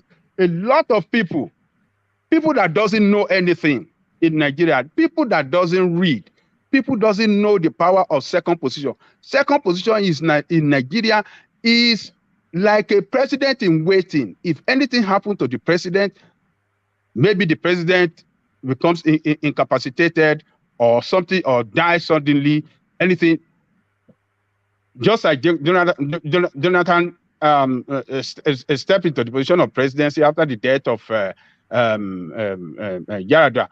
That is what vice president, that is what that position meant for. That position of number 2 is a president in waiting, and that office controlled a lot of parastatals, controlled a lot of, government parastatals and government other government offices under the president, under the vice chairman, under the vice president office, and it's a strong position of influence. Ajale Koko, this narrative of marginalization, if we are looking at it from the narrative that has been presented by Buba Galadima, and if it has veracity, if there's truth to what Buba Galadima is saying, this language of marginalization is actually a narrative of self-sabotage. It's actually a narrative. That is exactly the same. If the Northerners went to Azikwe, as Galadima said, that will come under you, you'll be president, but his clansmen told him, don't trust these people. So they are saying, you'll be president. So why don't you go with that until they set you up? Then you can say, but they are presenting themselves to you, and you are rejecting them. So that's one. And then if Obasanjo said they wanted to prick Odili, and they shafted him in the back saying they want to be president, so that's 2. And then if it's a history of self-sabotage rather than marginalization, from how Galadima has painted it. Yeah, that is, history doesn't lie. History is there and will be there forever. History comes with fact. It is not story. So what Ganachuda said, it's, like I said, was absolute truth. So they stabbed themselves in the back. They're the one that even stabbed this Obi in the back. They are the one that forced Obi out of PDP to go to Labour, because the Igbo politicians right from the East did not even give him the support that he needed as a vibrant presidential aspirant. They did not even give him the support right from home, and that's why he ran out. So, and the position of the vice president now, he lost it in PDP. The Labour where he is now, where he has run to, is struggling. The party is not well organized. It's not a well organized party. They're struggling to organize it. They are looking for, desperately looking for Kwakwaso in the north to merge with, and that is not going to be possible. And Kwakwaso and Galadima, telling them, your only opportunity to have number 2 position is with us. All other parties have slammed the door against you. You have no other place to go. We are the only one that is ready to offer you this position. So, but if they don't want to take it again, history will be there. And after the election, and they come out that Ikunugwi, another history will be told by that time again that this is what happened. This is what they offered them again. They didn't want to take it, and this is it. So the problem with the Eastern, I don't think I don't think Peter Obi should take that slot. But and I'm going to explain why. But before I explain why, let's quickly hear from Alexander Gomez. You know how quickly he runs away. If we don't hear from him soon, he will disappear because, of course, he will get that beep in his. So, with your permission, let's quickly hear from Alexander Gomez, who makes his rare appearance. So, Alexander, good to have you on board. Before you escape, let's hear from you. Baba, happy 4th of July. Unmute. Yeah, Ja, hello. Happy Independence Day to you Americans on the you Americans on the platform. Peter Obi, I said it before and I'll say it again. His momentum is, his brand is growing like wildfire, but the math isn't there to the presidency. He's not going to be a president of Nigeria, but he's trying his best. I told you 6-7 months ago that his best option would have been to go as vice presidential candidate to Atiku, because if he had teamed up with Atiku, we'll be talking about Atiku will be presidency. But he's neutralizing Atiku's voters in the north, in the southeast, and essentially in the south-south. So there's no way, there's no path to victory for Atiku too. So Tinubu is looking stronger every day. Obi, overambitious, very southeasterner. He wants to be the leader of the bunch at his peril. He would have been the president of Nigeria if he'd gone through the easier path. Go to Atiku. I guess he wasn't guaranteed the slot. I think this is the thing that people are not talking about. Maybe he was readily guaranteed the slot to be the vice presidential candidate to Atiku for the PDP ticket. Maybe that's why he shifted. But I understand his position from that perspective. But from his standpoint right now, being a presidential candidate under Labour Party, and Ajale Kuko has said it over and over and over again, they don't have the structure in place. They can't win the North. So how's he going to be president of Nigeria? It's just a spoiler, essentially. But we need a new face. So we need someone.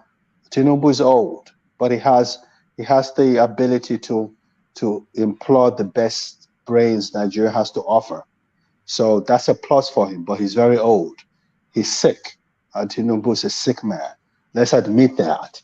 But he does have the wherewithal to work with the best brains and therefore making his presidency a success story. Secondly, Ajele Kuko says it all the time. I told Aizon on this platform on your chart that the vice president slot, a position or chances to become president is only a breath away. All the president has to do is just stop breathing, and his next constitutionally appointed president of Nigeria. So I don't understand what Obi is doing. He's doing from his standpoint and from the obedience, they think he's doing the right thing. Probably, I don't see the path to victory though, unfortunately. No, it's an act of folly. Yeah, I think it was because I did say, and I had reasons to think a little bit back because of but doubling back on that a position that I said when he left the PDP, it was a rush of blood to the head. No matter what the obedience are now making, it's a rush of blood to the head. And I think he may well, if Atiku becomes president, he will regret it, of course. But really, yes, yes. What Alexander and Ajahn Likuku is now saying, that Obi should be a vice president and be praying for the president to die? because he wants to be president. I don't Without think that, I don't he's not going to ego. infuse it. I don't think I suggested that for 1 minute. All I'm saying is that That's the direction you both are driving to, yourself and Ajan Lekuku. When you no, I say it's didn't just I one didn't breath next to the office, that's yes. what Ajan Lekuku said, and Well, we what saw you're it with also trying to. Yadua. We saw it with Yadua. But that's the reality, isn't Yeah, it? No if we one is saw it wishing the in president. No, Yaradua, I don't think that should be the pathway for an Igbo presidency that should be waiting for the next person to die. Obedience should be the next but movement that's in the this country from reality. all the But people. ego, with due respect, that's the reality on ground. The vice president is only a breath away from being president. No matter how you want to spin it, that's the bottom line. It's only a breath away. But it's just an expression of speech. I'm not saying I want the president to die so he can take over, but he has a better chance being a vice president on that tickle than go through the Labour Party, doesn't he? Would you agree with me or not? Ego, also, just to add on to what Alexander said, you know that Kamala Harris is going to be the president of America by the end of this year, just for reasons that are just for Biden is reasons. going to die. No, it's not going to die, but it's clearly it's showing incapacitation. So that just adds on to that. There's a good chance that she will be the president of America by or before the end of this year. Yeah, but coming back, let me go ahead, Igor. Sorry, go ahead. The reason I don't want to agree with that narrative is that the presidency should be fought for, and Igbo should not be those who they begin to say you must be vice before you get to president, or you must follow through this way. No, Nigeria stand for the right thing and look for a way to support them and make them number one. At least it's time for them also to have a slot in the presidency. What are we talking about? Yeah, Igor, that is noble of you saying that. But tell me, as a middle class, upper middle class Nigerian, what's the path to victory for Obi in the 2023 election? Tell me, show me the permutation. I'd like to hear from it's you. It's raining badly, yes. So my network is breaking.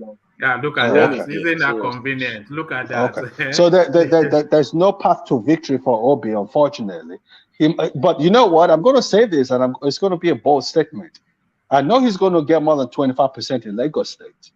That I know. I think that's the only place that he has a chance in the Southwest to make inroads into Lagos, because the Igbo people, look, let me say this before I go. I got a call yesterday from my deceased my sister's husband. And he said to me, Alexander, I said, yes, brother. He said, what do you think? He's from Benin. I said, what do you think? He said, Tinubu is tired and Tiku, we've had enough of these people. I'm going to help. I'm spearheading the campaign in Houston for Obi. I said, okay. So he's gaining grounds. But I told him there's no path to victory because he doesn't have the North. If you don't have the North, there's no way you can win. That's just the bottom line. Finally, he has the right to do whatever he has to do with his money. It's his money. If he wants to go to the Galleria in Houston, or wants to go to Harrods and spend his money, let him do that. He worked for it. He's not stealing government money to do that.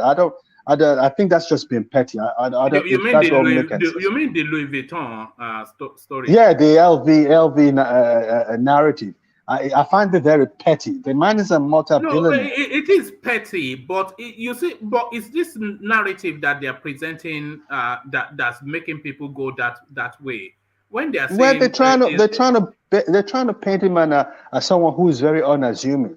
But when you look at him and the way he wears his clothes and all that, I see him as an unassuming billionaire. Quite frankly, because I wanted to say we're Nigerian billionaires. Sorry, Nigerian billionaires are very flashy by their nature, But he's a very simple man. He does things in a simple manner. I know he's being over-branded. That's your reservation. He's been over-branded, but we need a fresh face. We need a new leader in Nigeria. Can he get it? I don't know whether he can, but good luck to him. Let me let you carry on with your show. Fellow American, don't go away. Fellow American, it's gone already. Yes, So that's Alexander making his cameo appearance. Let's get back to Let's get back to Ajanle Koko, who yielded that space. So thank you, Ajanle Koko. Alexander, he doesn't like to stay too long. So if you don't hear from him, then he just goes off. But to that Peter Obi space, I was suggesting Ajanle Koko that Peter Obi, he should not take that vice presidential slot because Kwakwanso is not going to be president. And if Kwakwanso is not going to be president, then there's no point in Peter Obi being his running mate. Because whatever Peter would they get in that election, the attribution will be to Kwakwanso. And Peter Obi is not going to be president. So there's no point in Kwakwanso being his running mate. So they should run of their own steam. So then at 2023, then we know the political weight of them individually. Kwakwanso, we know his political weight. Peter Obi, we know his political weight. But if they come under each other, then whoever is the lead, all the attribution will go to their political weight. So let them run on their own steam. Ajanle Koko, how about that as a thought? Oh, yes. I think I agree with you on that. Peter Obi cannot step down for anybody now since he moved out of PDP. PDP is the only big party that, would have made him number 2, and he will accept it with happiness. But the way it is now, with the momentum he's gaining, he cannot step down for Kwakwanso. So if he should do that, he will kill himself politically, and he will kill that party, the Labour Party. Same thing goes to Kwakwanso. Kwakwanso is the face of that NMPP. If Kwakwanso should drop down to be vice president or be that party, Kwakwanso will kill himself politically in the north, and that party will die automatically. So both of them are at a crossroad now. They cannot step down for each other because they are the face of their party. They have the strength of their party. Their party are not known across the country. Labour Party does not have any strength anywhere. There's a party that won no election. Last time, presidential, it won just only 5,000 votes. Kwakwanso Party, the presidential last time, I think they had more votes than Labour. But now, Kwakwanso in that party brought that party to fame. He has made it stronger in the in the northwest, and even some in the north east as well. Some people are setting in Borno State and some state. So it's just in the north, but not all over the north. So both of them are crossroads. They cannot step down. They should just stop all this nonsense they're talking about their merger. And I heard Elijah Galadima saying that maybe they could have, or maybe it was Kankaso saying that they could work on electoral merger in the future. I don't know what he's talking about that. But on this presidential contest, no one is stepping down. They're gonna go to poll with their 2 different parties. They're gonna slug it out, and the result will tell us who is stronger between 2 of them, and who is more organized, who is more connected to Nigerians among between the 2 of them. That is what we have to wait for, and that is what we have to look forward. So, but the way it is now, with this on this presidential contest, I don't see Obi going anywhere with this Labour Party. This Labour Party is not an organized party. It is one thing to contest, to go for election. Every politician go for election to win. Ajanle Koko, setting aside the presidency, because I don't think any real thinker thinks Peter Obi is going to be the president. But if Peter Obi picks a lesser personality than his from the north, so when the elections come out, when the results come out, then we are able to really know the strength politically of the southeast, because the Peter Obi's vote then will give us a good feel of where the southeasterners are in Nigerian politics. So even that purpose is well worth the project, would you say? Just to give us just what it means, the political strength of the Southeast. Oh yes, yes. That's another way we can, measure his political strength and the political strength of the South East as well.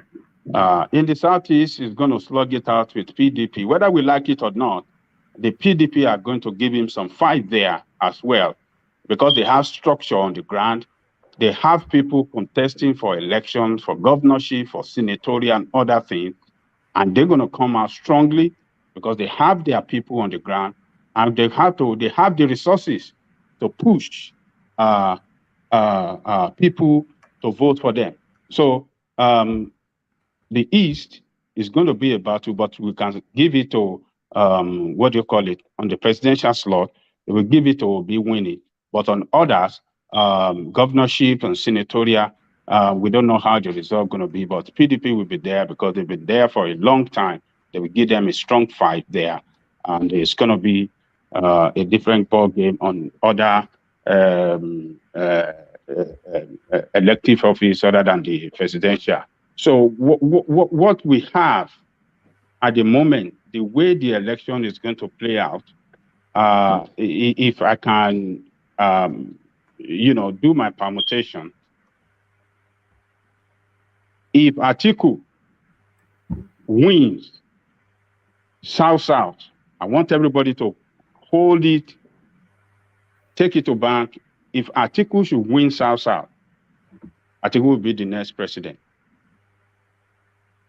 And if Tinubu fail to win Northwest,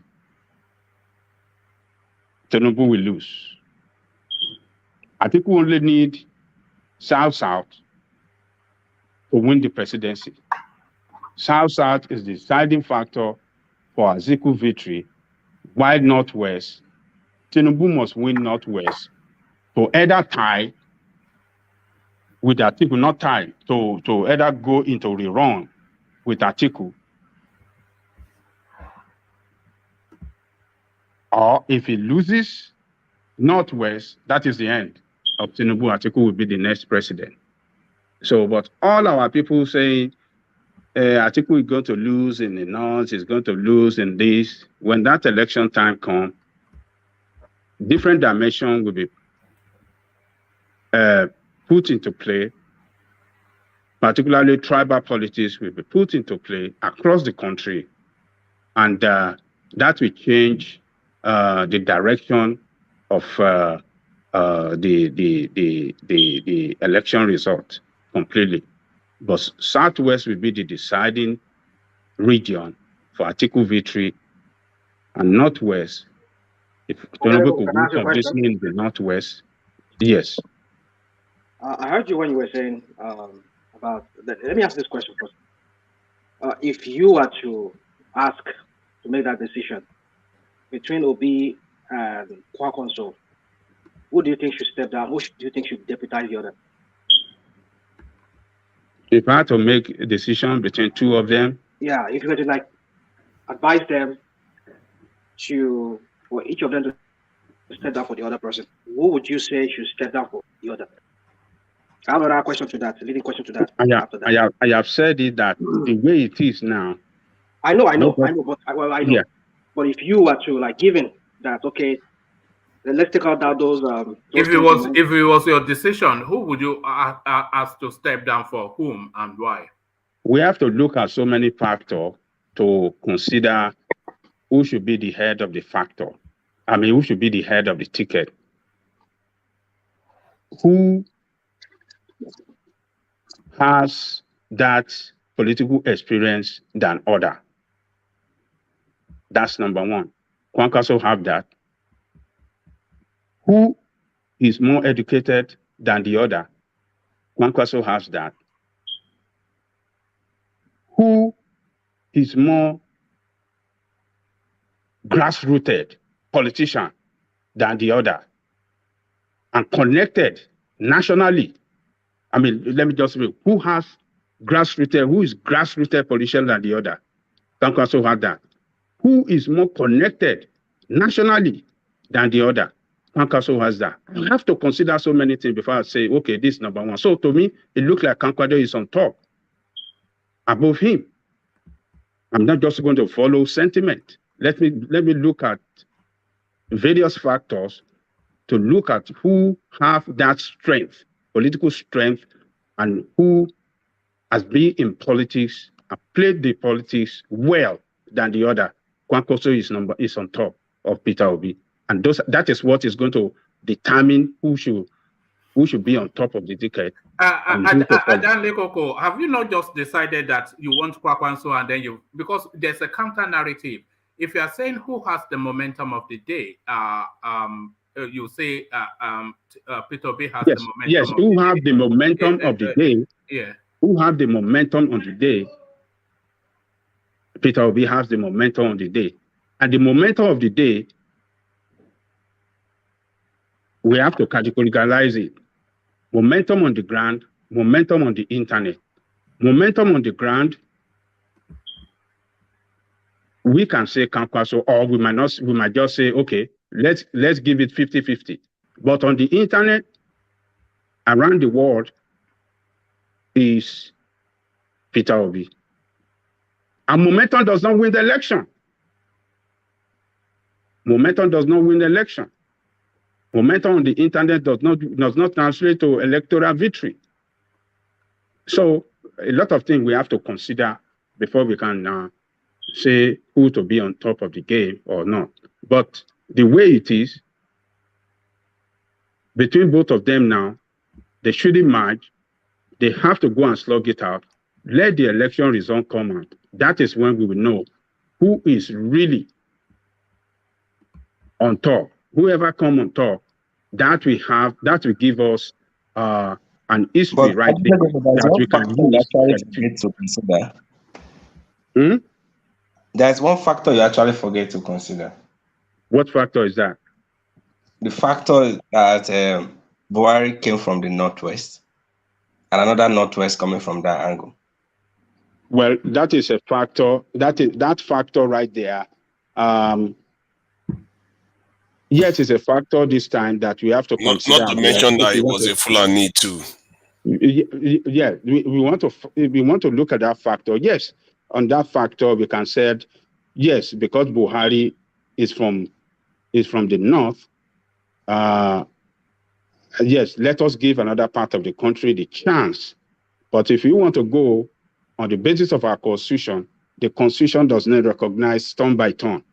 The constitution give it to every Nigerian that is qualified to contest. So if we really want to go by constitution, yes, constitution is very clear in that. Fairness and justice, for fairness and what are you talking about now? What's fairness and justice? We are talking about politics. We are talking about fairness and justice. So,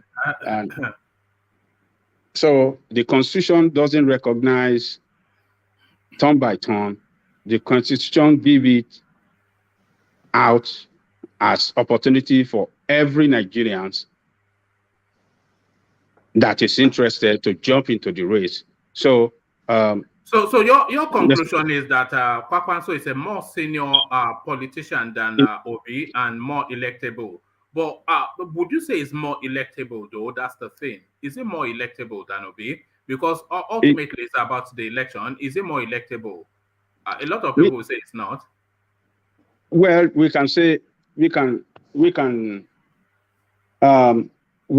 if you want to go by the history of both of them have been governors of each their state. When they became governor, who had more votes? Kwankwaso had more votes in the state. Yeah, but that's because of population now. And I have seen Kwankwaso organize a rally before. Kwankwaso movement. Kwankwaso movement have been around for a long time before this Obi.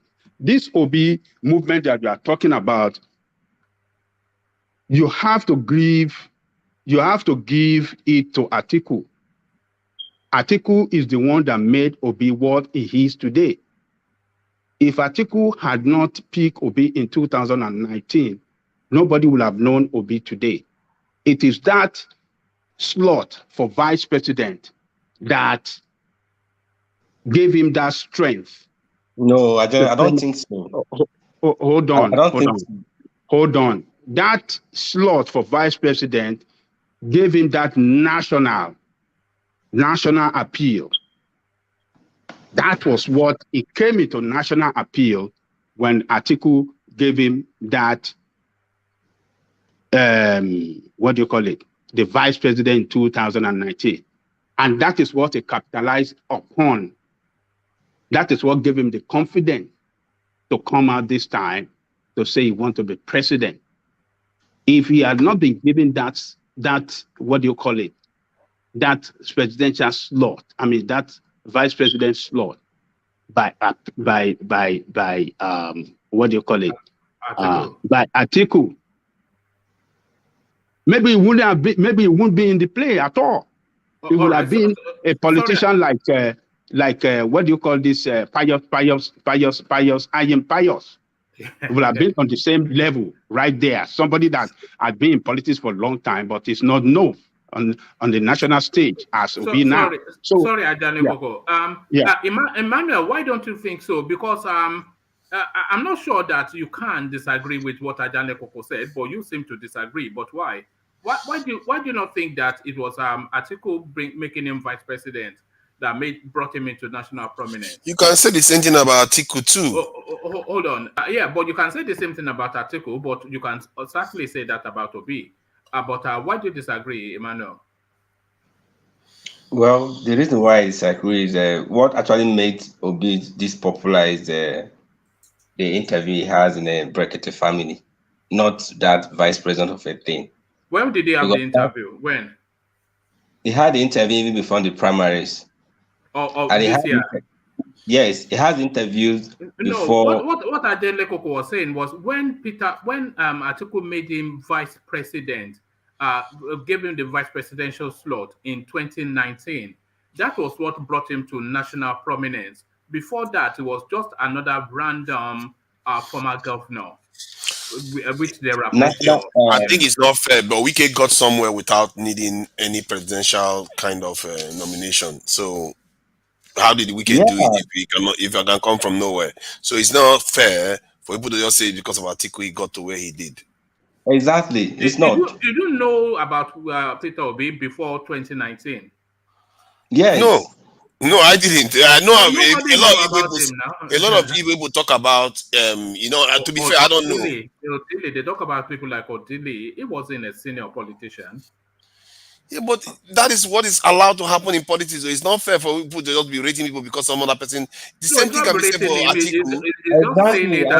Because Obasanjo gave Atiku the chance. So say that it is a podium that actually made Obi popular. I don't even understand why they are picking all those things. That is podium that made Obi popular. Where are they getting that point from? What's made Obi popular by your reckoning? It is record and all the things he has been saying. And the fact that the people that were chosen to run the other parties are terrible choices. The other two are two old men. The other one is Fulani, the one that wants to come and replace another Fulani. And the other one is ill, is old, and is not very liked by so many Nigerians too. That is what is driving Peter Obi's this in emergence. Exactly. Because if Wike had been the party flag bearer for PDP today, the story would be different. Very, very different. Yeah, the story will be very different. It's because of the choices that the other two parties made is what is causing this problem. Even Babangida ruled these two guys out. Obasanjo don't like both of them. Even the old guard see these two as problematic, and they still went there to aggrandize themselves and force themselves on the people. Clearly, the mood of the country wasn't in need for people like them, and they know that. So what you are suggesting is that Peter Obi's support is a protest support. Yes, part of that, and secondly, people are looking at him and thinking he's definitely better than them. It's obvious. He's more healthy, he's more frugal, and he's more level-headed. And if you talk about presenting him as a president of a country, he looks better. And People he use connects these to the things to public. judge. He connects to the public. These old people don't connect to the public. All right. All right, back to Ajanle Koko. So that's the presentation. So it's really it's a toss-up, isn't it, Peter Obi or Kwakwanso? You know, I see them pretty much as an equal weight sort of politician. But I consider that the Kwakwansia, because the Kwakwansia movement is more authentic and more quantifiable. It has been going for going on about a decade to 15 years, if not longer. So it's a long-standing and quantifiable entity. We know that there's a mass number, and we know that they are just almost fanatic. It's almost like a religion, so. But the Peter Obi space is a new quantity that has not been tested, and we don't But know if if if it's just. that is the case, Hold one on, man, sorry, that's the to Ajane PDP Koko because last year, he lost PDP in when he was PDP in Kano. He lost that state.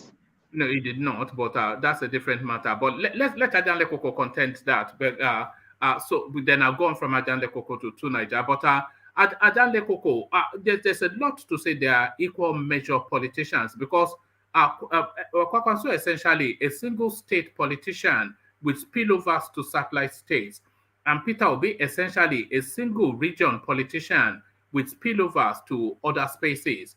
But they're essentially of that quantity. But the Kwakwansia movement, as I suggested, is long-standing and tested. But the Peter Obi phenomenon is just a new thing in space, barely 2 months old. But equal measure politicians, would you buy that, Janle Koko? No, they are not equal measure, one man. Kwankwasoa movement has been around for a long time, and they are stable, and they go with Kwankwaso wherever he goes. I have seen Kwankwasoa campaign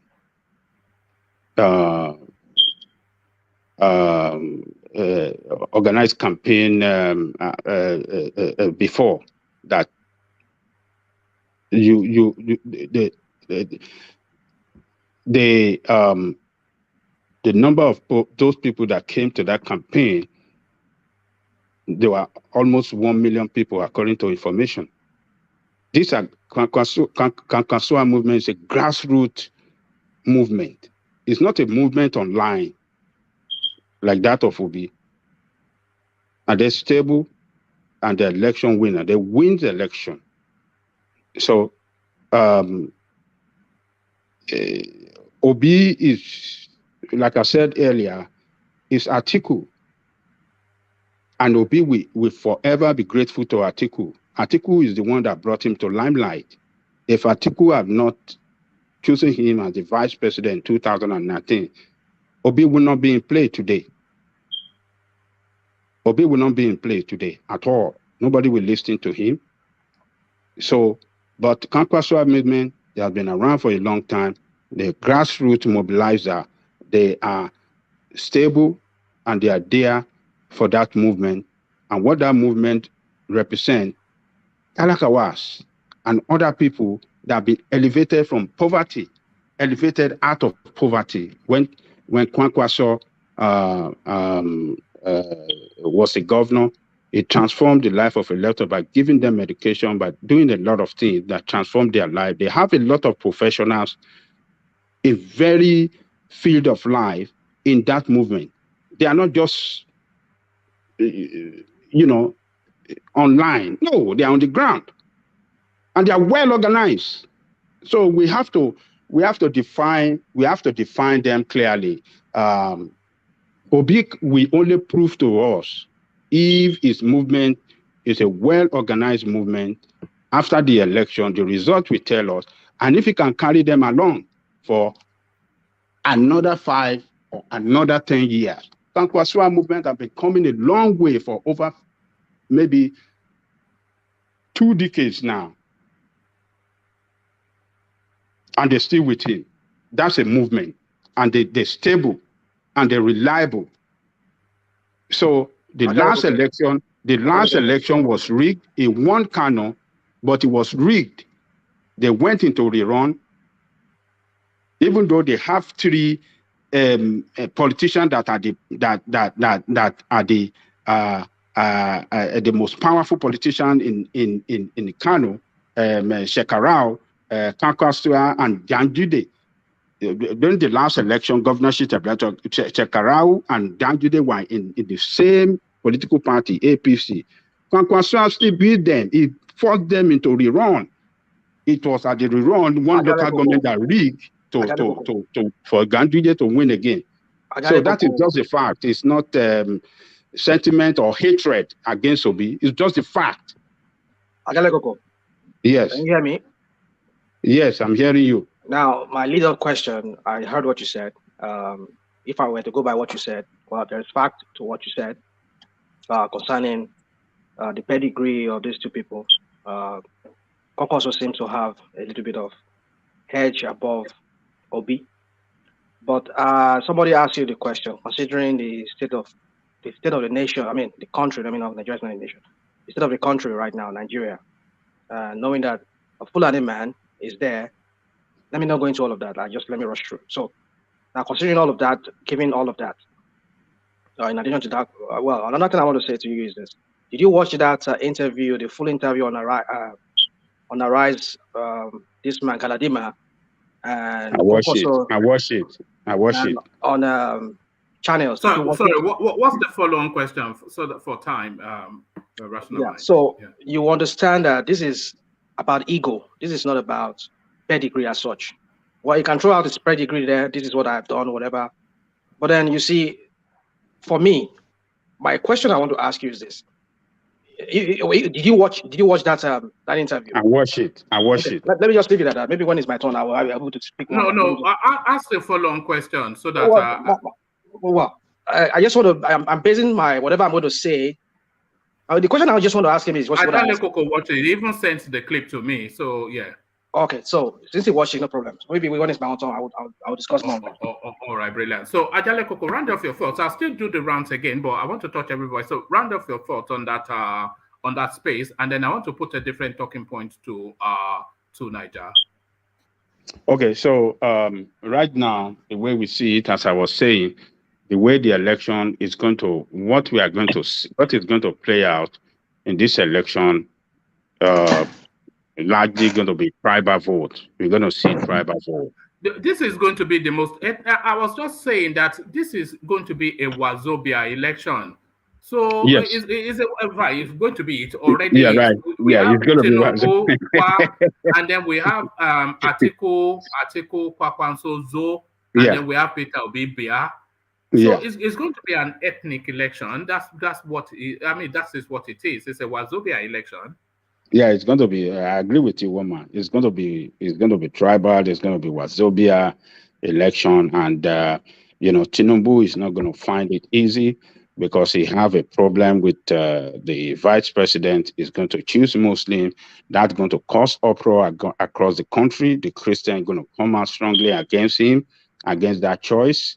And in the Northwest, is going to have some challenges there because Kankaso is there. It's grandly rhetoric. It's winning some state over there. His party is gaining ground in the Northwest. So, and that is the base. That is the most, after the Southwest, the Northwest is the stronger base of APC. So if Tinubu could not win in, what do you call it? In the Northwest, it's going to run into problem. And if Atiku could not win in the South here, Atiku going to run into problem as well. So, but in the North, the Northern are going to see Atiku as the best choice for them to retain power, and particularly is a brand name as well in Nigerian politics, whether you like it or not. You Southerner might not like him, but in the North, this is a man that won 15 states. 15 states against Buhari. I think Buhari won 17. Is this 17? Buhari won the last time. Is this? I think Buhari had 19. Okay, Buhari won 19. He won 17. Look, this man still have the influence, whether you like him or not. And I believe with the way Buhari have divided that country along tribal line, along religious line, the Northern are going to see Atiku as the best bet for them to win the presidency again, and they will give him that shot. That's the way I see it. People can say whatever they like, but if he wins South, Atiku will be the next president. Everybody should take that to the bank. That's my position. All right, brilliant. Well put. So thank you for that, Ajan Lekoko. So before I come to Tunaja, let me acknowledge the super chats that have been coming in. So it is Alexander Gomez and Tunaja using that function. And it is Tunaja in this instance. It says, Ajan Lekoko, PDP is not winning, okay? Someone new, Southwest. So someone new, Southwest. So do you want to drop the name of that person? Or are you with Babati in that psychedelic SDP person? So that is what Sonny Uta is saying. Ajale Koko PDP is not winning. Someone new from Southwest. So, and it follows on with another super chat. Obi is not better. It's just a placement for protest. So that's it right there. And this and as so Sonny Uta, I agree with what you're saying, but I don't want to say it too assertively. Because if you try to assert that conversation, it very quickly spirals out of control and it takes an ethnic tonality, and then people are starting to throw accusations at you. Peter Obi is really no different from if people want to do a protest vote, then they vote for Showore, but the protest vote is not Peter Obi, it's certainly not. The only thing that you can say about Peter Obi is that he's younger and healthier than the rest of the field.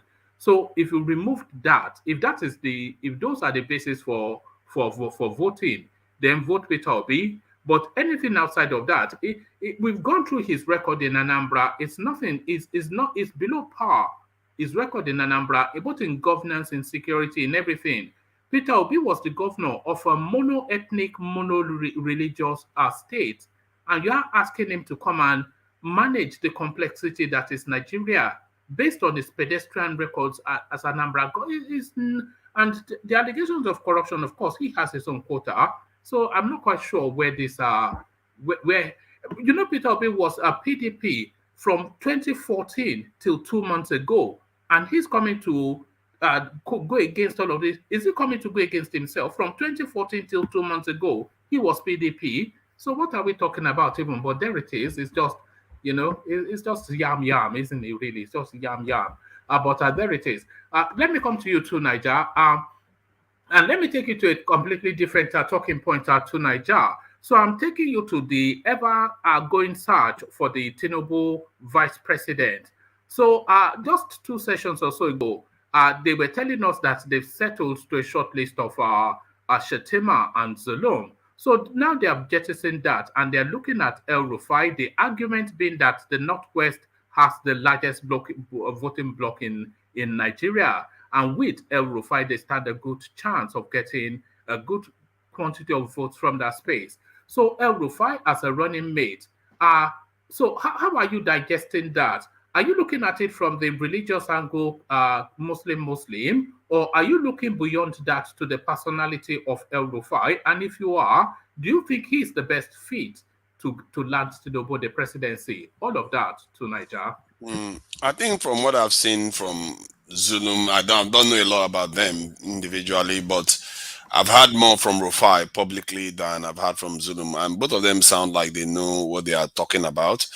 And Tinubu has got a lot of trouble on his hands because he's not going to be as easy as he thought at first, is he? He's Muslim, and now he's struggling to find a running mate. First, he's probably going to have a Muslim running ticket, which is not going to be funny in the South.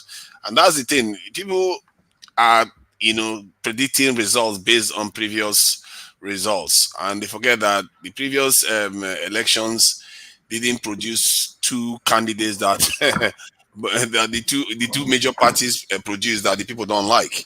And things can change. The third rail parties can cause problems here, and that's why if not, this Tinubu would have appointed a VP candidate by now.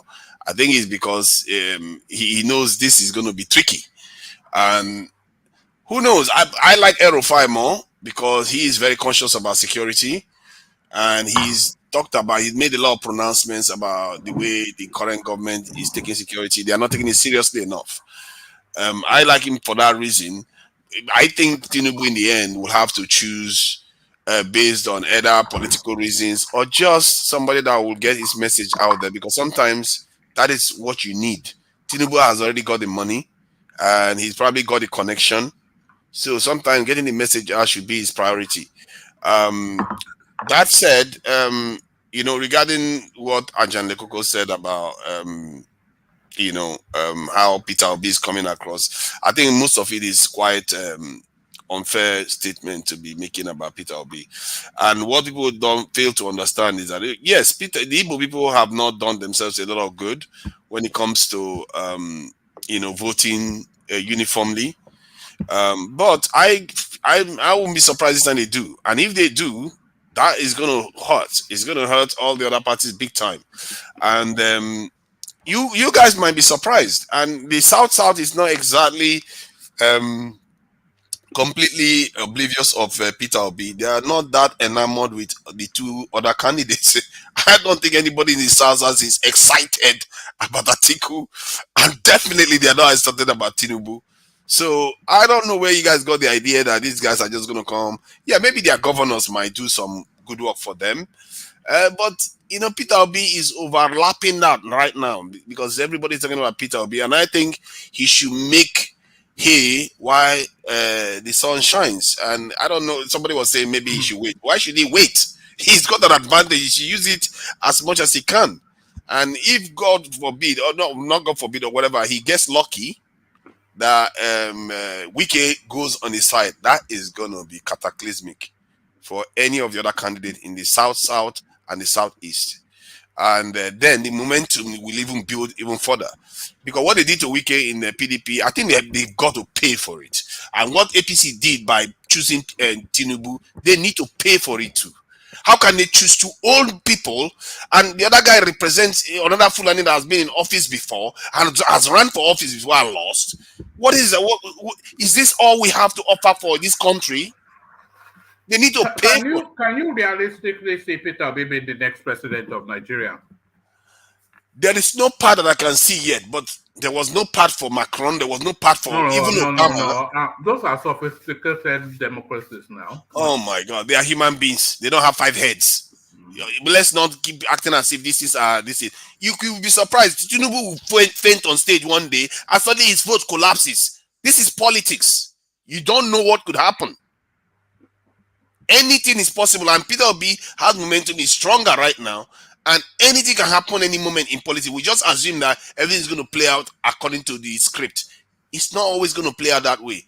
I didn't even think Tinubu was going to win the APC nomination with the kind of majority he did. You can't always predict these things. That is the whole nature of politics. And people just assume that, the arithmetic that they used to use before used to work. No, it did. They thought Clinton was going to win on the day, so-called sophisticated democracy. Then Trump went and won. There are so many cases in politics that's proven to be false. Sorry, Tunaija. Let me just insert this. When the whole process started, all the permutations was that Atiku was going to get the PDP and Tinubu was going to get the APC. But then in the process, a lot of things happened that made people ebb and flow in their opinions. There was a time that Tinubu was completely abandoned, and nobody could say a pathway for him. And then the South presidency thing, and nobody could say a pathway. But ultimately, when the chips came home, it was still as we anticipated just at the start of the process. Tinubu, APC, Atiku, PDP. So the House always wins. I'm not sure everybody anticipated correctly that Atiku was just going to win. I don't know, maybe you did, but I actually thought Wike would have won in APC because it's obvious in the ruins. If you look at that this guy has the best chance of winning the power back from APC. And yet they went and gave it to Atiku. Atiku doesn't stand a chance. I don't know why people keep saying Atiku stands a chance. Maybe if Peter Obi does badly or not enough to go to the runoff, yes, maybe Atiku might have a chance, especially if Tinubu falls down somewhere. That could give Atiku a chance. But that would be Nigerians holding their nose to go and vote. This is bad. Personally, I'll be thinking, people should be calling our people should be calling for government on national unity right now. The country is going through a lot of problems that needs everybody to be on deck. I don't know why there are no more people talking about government of national unity, and the people themselves are not rallying from the point of view of saying this is exactly what we need done. There is crisis out there, and there are people writing reports overseas. I think a British guy released a video the other day whether Nigeria is going to collapse or not. These are people that want our system to collapse. We just sit there and take it and keep giving ourselves ammunition. I heard somebody talking about, this is what almost make my head want to explode. When a man like me will be calling for other people's husband to come and save us in Nigeria. It's crazy. What has happened to us as men? We are supposed to take care of our lands, our children, and our women, and we keep asking for looking outside all the time. This thing that is going on, I think we should be looking at the government of national unity right now. All these candidates are terrible. They are terrible. None of them are. Even Peter Obi, that everybody likes to. I think I agree when people say that he's over, what they call it, over marketed or something like that. I agree with that. But even him is not perfect. So why not figure out the way to go to a convention on national unity? Because Nigerians are too partisan to get there. I don't think they are that partisan. They don't even stay in one party. They are all running around. If they can figure out the way to work together and fix Nigeria for good, and people would like to see their leaders come together for the betterment of the country. Because the way people are behaving right now is telling that there's an earthquake coming. And when people, I warned you the last time. There was a time you are beginning to sound like that again when you were saying Peter Obi is not going to go anywhere. But I remember later on you said today that he might be a spoiler, he might cause a problem. It's because you are now beginning to acknowledge that this thing is not just internet. There's something going on the ground, and because the other two candidates are terrible, and he might get there and take 30% of the vote, even if he doesn't win the election, he might win the argument, and then he will not allow to govern. That is going to cause a psychotic break between the people and the leadership, because they are going to go and do something else. When there is a strong voice of the youth, especially the youth vote for him, a strong voice of the youth and the southeast, this one for me, what I'm seeing right now is calling for a government of national unity. And what Buhari had left Nigeria is a country that is highly divided and party, and this in sectarian and have religious supremacy kind of tinge to it. They need to figure out a way to bring the country back together. I'm just tired of. Now, a senior politician, I can't quite recall the name, he actually suggested that thing as well, that the country has to go through a phase of government of national unity that would rebalance the country. So not Buhari, of course. I think somebody actually even suggested that Buhari extends his tenure by 4 years. But certainly that is something that people are giving consideration to. I really hope that flies, because it's in our all interest if our leaders for once put their politics aside and put the country first and say, you know what, let's work together. And maybe whoever wins it says, okay, I will bring this other party in to my government, I'll bring this other party into my government, and let's work together to resolve our power issue, security issue, and trust issues that we have in the country. That you will see Nigerians be a bit better, they will feel better about their leadership, and they will be more likely to lend their support to their leaders. And you see people, even some people from overseas, feeling a little bit more confident about returning home. I just feel like the way we talk about politics in Nigeria seems a little bit, as you like to put it, pedestrian. We talk about personalities, we talk about the money. Where do the people fit in all this? Where do our security fit in all this? Education. Universities have been on strike for 6 months. Where do all these things fit in all this? These are the real problems. We spend a lot of time now talking about people that we all know they're all shady one way or the other, just like Nigerians are too. We all don't all follow all the rules. Even here in the UK, they don't follow all the rules. When somebody breaks one, we would like to point fingers. I'm not in the business of pointing fingers. I'm one of those people that I will tell you right now, and this will be controversial. If I was a Nigerian leader and I was advising, I would say, you know what? All our leaders that have stolen money before, all of them that have stolen, any of our people that stole money in a dodgy way and they put it overseas, I'll have a kind of what they call it, what they call this thing where you give people chance to surrender something back, amnesty. Bring all the money back to Nigeria. You are free to invest it in the country, so that all that resources returns back into the country and invest it. Some people might say, "Oh, you are encouraging people to be corrupt and so that they can get away with their corruption." Better they get away with their corruption with the money in the country than the money outside. You see what I mean? So that's the kind of thinking we need to start having leaders talk about what is going to empower and enrich the country. Because right now, everything we are bleeding. We are bleeding away. Atiku suggested what you just said in 2019, and he was crucified. He was vilified for it. That is stupid. Anybody that criticizing for it, have they gotten the money back now? It's not common sense. One man, how did you suggest? What did you say? Well, what he said, and I think I posted the video just about 2 days ago, but what he said was that the people that are caught in corrupt practices, actually this was what they did during Obasanjo's administration as well. What they did was to negotiate the return of as part of the money, as much of the money as they can. And this was in his interview with Kadira Ahmed.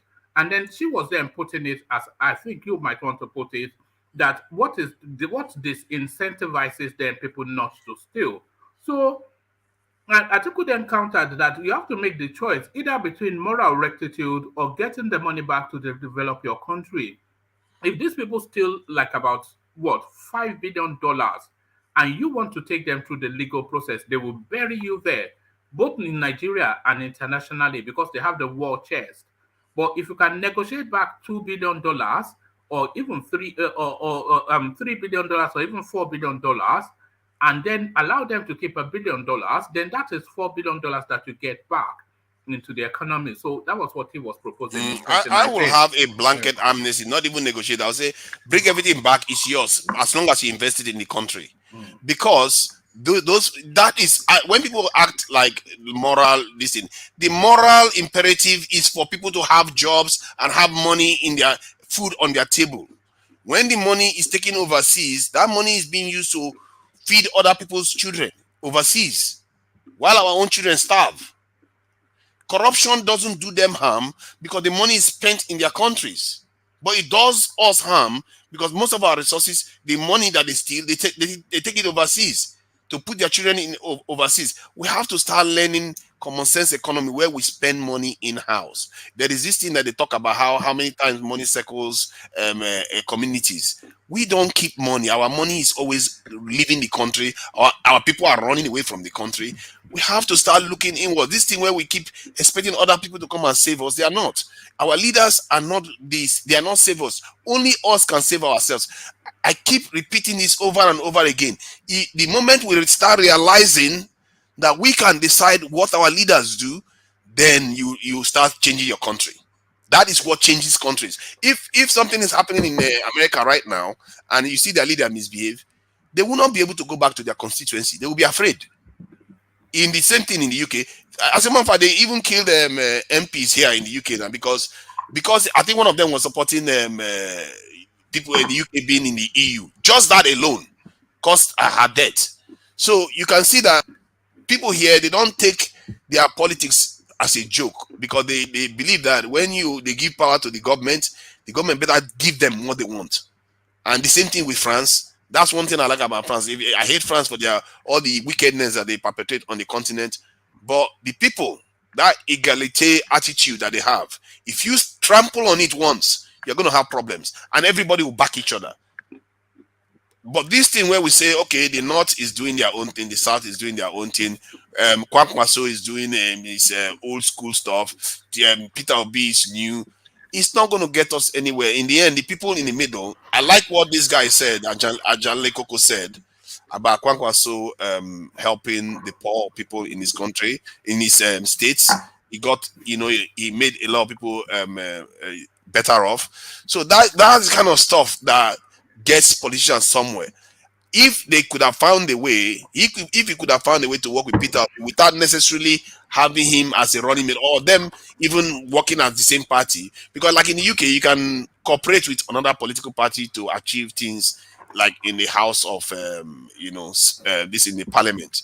So if they can do something like that, that would even be more helpful than this is where we keep insulting each other. Oh, you should be VP, you should be VP. I think Peter Obi might be new, but the people that he represents, their voice has been there since the 60s. You have to understand the Igbo people now, most of those people that used to cry Biafra, many of them are behind Peter Obi right now. It's not new from that. Do you not have an issue with that? I don't, because what they were basically crying about is that they don't belong to the family of the Nigerian state. And if somebody is now a fulcrum for their focus in rejoining the Nigerian state, if anything, psychologically, then you have to try to encourage it. And if anything, I would say maybe Nigerians will do some good to try to embrace it, because it will do the country a lot of good. And Nigeria is in such a state right now that people don't understand how serious things are. And this is why I say all the time that Peter Obi has to take his security seriously. Tinubu has to take his security seriously. What do you mean in security? His personal their security. Personal security, very, very seriously. Why do you say that? Because one man dies by accident could lead to serious tragedy. And this is the problem we have created, we have allowed to happen. It's like the country has been doused with petrol, and somebody is just taking their time. If they want to light it up, they can light it up. Because I've seen the First World War started because of one assassination. The Rwandan this genocide started with one plane crash. Because one targeted move, the whole thing ignites. Because people will feel like, oh my God, because he's an Igbo man, they killed him. Oh, Tinubu, because somebody assassinated Tinubu, a lot of governors that are powerful will want to cause all kinds of chaos. Our country is on tenterhooks right now, and when I look at it from outside, the way people are looking at the country, they know they've done a lot of legwork to get the country to this precipice. And we as a people are not even seeing it. And when I watch Nigerians, that's why I said we look like a people that have been doused with petrol. Because all our minds are explosive right now. We are charging each other and abusing it and accusing each other of all kinds of heinous things. And when something happens to our candidate that we want, what is going to happen? I hear a lot of people talking about revolution all the time. You're not going to get a revolution. You're just going to get bloodshed and destruction that is going to set the country back right now. Because that revolution you are crying for is not yours. You have been conditioned to to Niger, whose loss do you think is most likely to lead to violence in 2023? Who not becoming president do you think is most likely to lead to violence in 2023? Most likely, I will say Peter Obi. No, hold on. Let me correct that because I didn't get the question. Well, sorry. You are right, by the way. No, it's not. I know you're going to run. That's why I have to qualify that. Okay. When you say which of the candidates losing the election could lead to violence? Yes.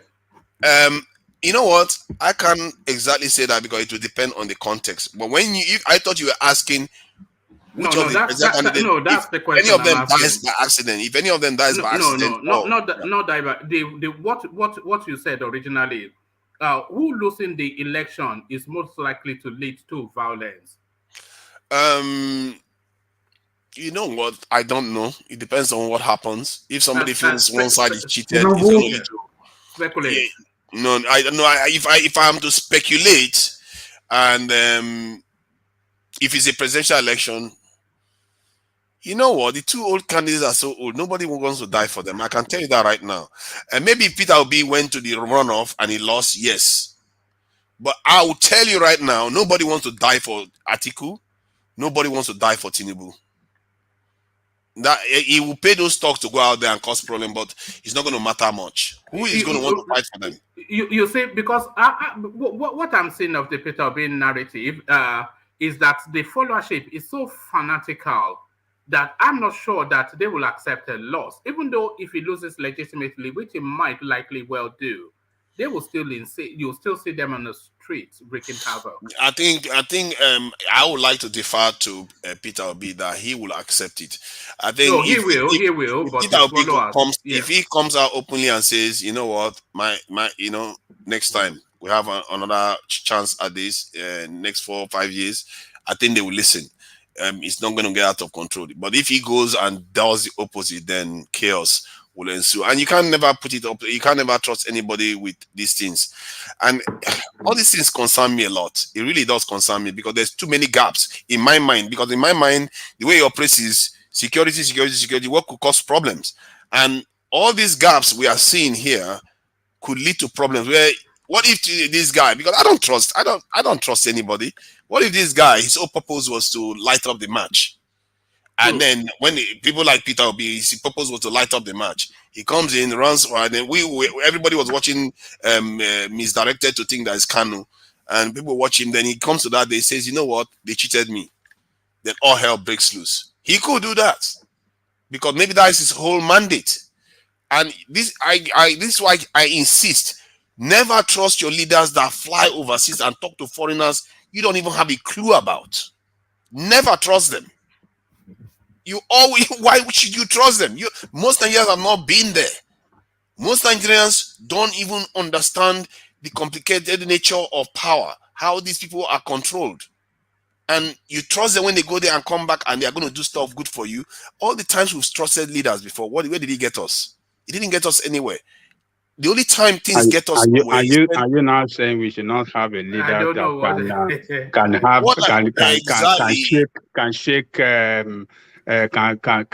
take us and take us to international stage and make us competitive, make us relevant in the international stage? What's your point? I get what you are thinking. I think it's coming across as if I'm saying we should not have a leader. What I'm saying is that we, the people, have to have a demand, a specific and educated demand from these people and say, this is the standard we'll judge you by.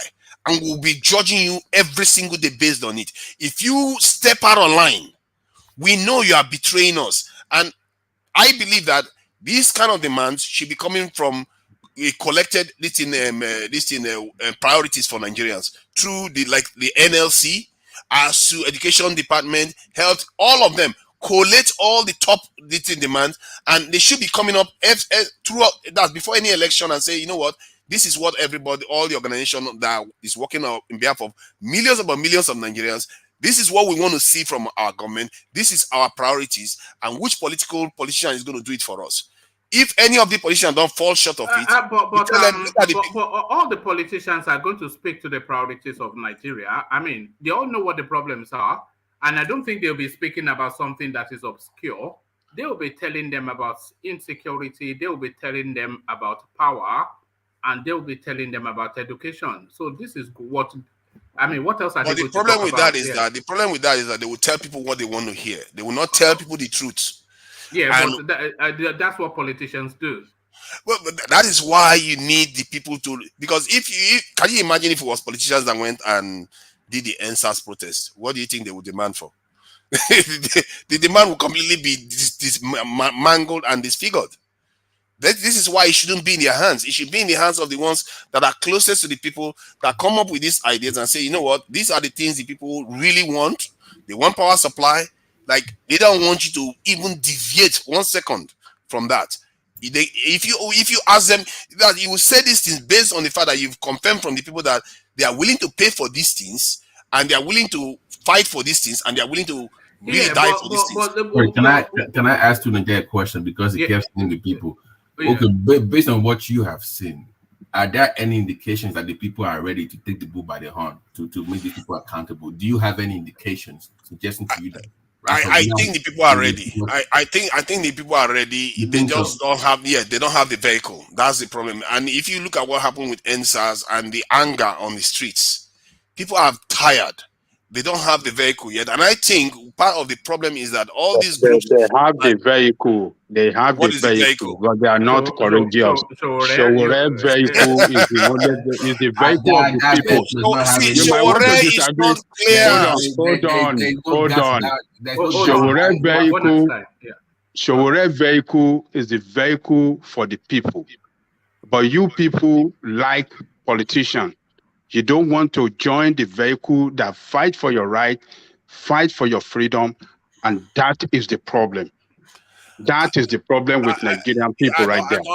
People that are not The courageous. thing with Showore So, is southeast. What I'm talking about here is national, where you have. what makes Showore not national? Is it not fighting for all Nigerians? Is it fighting Southwest, I sectionally? mean. No, I understand No. what you are saying now. What is Southwest in Showore in the fight for Nigerians? When he was going to court to fight for Nnamdi Kanu, to fight for Igboho, is he fighting for some other Nigerians? There was a lady that was kidnapped by police that were taken to prison unlawfully. He from the east, he went to fight for them. From the north, from all parts of Nigeria, he takes lawyer to fight for these people. What is Showore is not for the fact that he is from the west. It doesn't mean that he represents the west. Yes, it represents all Nigerians. Okay, leaving Showore to one side for the moment. Flesh out this concept that you're saying. Okay. These people's parliament sort of. I think the idea behind it is you go to organizations that are working with the people themselves, like the NLC, ASU, all of them. Then you collate. You have a way of collating ideas, the priorities. People can vote on it. You can easily create even an application or a site for it. They vote on their priorities. And the ones that go to the top, because first you come up with the ideas that are going to solve the problem that is quantifiable by the best minds, and then they vote on the best ideas that float to the top. And I'm sure security is going to be one of them. And this kind of stuff will involve discussions with people that understand the security, and they'll say, oh, you know what, this is what we need, this is what we need, this is what we need. And then the people will vote whether they want that kind of security, whether they want a different kind. Then it comes to power, the same thing. You get maybe 3 or 5 to 5 major demands. You don't have to demand everything. Just 3 to 5 that you say, these are the things we need. Because if they fix that 5, that sounds convoluted, impractical, and more to it, unnecessary. Because if you go and listen to article, he's talking about security, power, education, etc. Tinubu will talk about the same thing. Peter Obi will talk about the same thing. Showore has been talking about the same things. So there is nothing that they are not saying anything objective. That's why nothing goes anywhere. Let me give you I just gave you an analogy that I said when I asked can you imagine if politicians were the ones doing the NSAS protest? Because you are expecting them to give you solutions that they prescribe from their masters. They are not going to give you the real solution. You have to go through organizations that understand and people that really know these things. If you ask any security expert in Nigeria, they'll tell you these things. So you're asking the labor union to go and do a roadmap for the country and then ask the government to drive it. Right. No, not a roadmap. Not the roadmap. Hold on. Let me ask you. Okay. It's your point. Because when you say the People's Parliament, we know that they have 2 kryptonites that will negate that.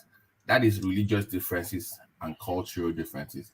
Are they strong enough to see between the lines, to see it coming? Because if you have a People's Parliament, those crooks will introduce these 2 things into that group to descend.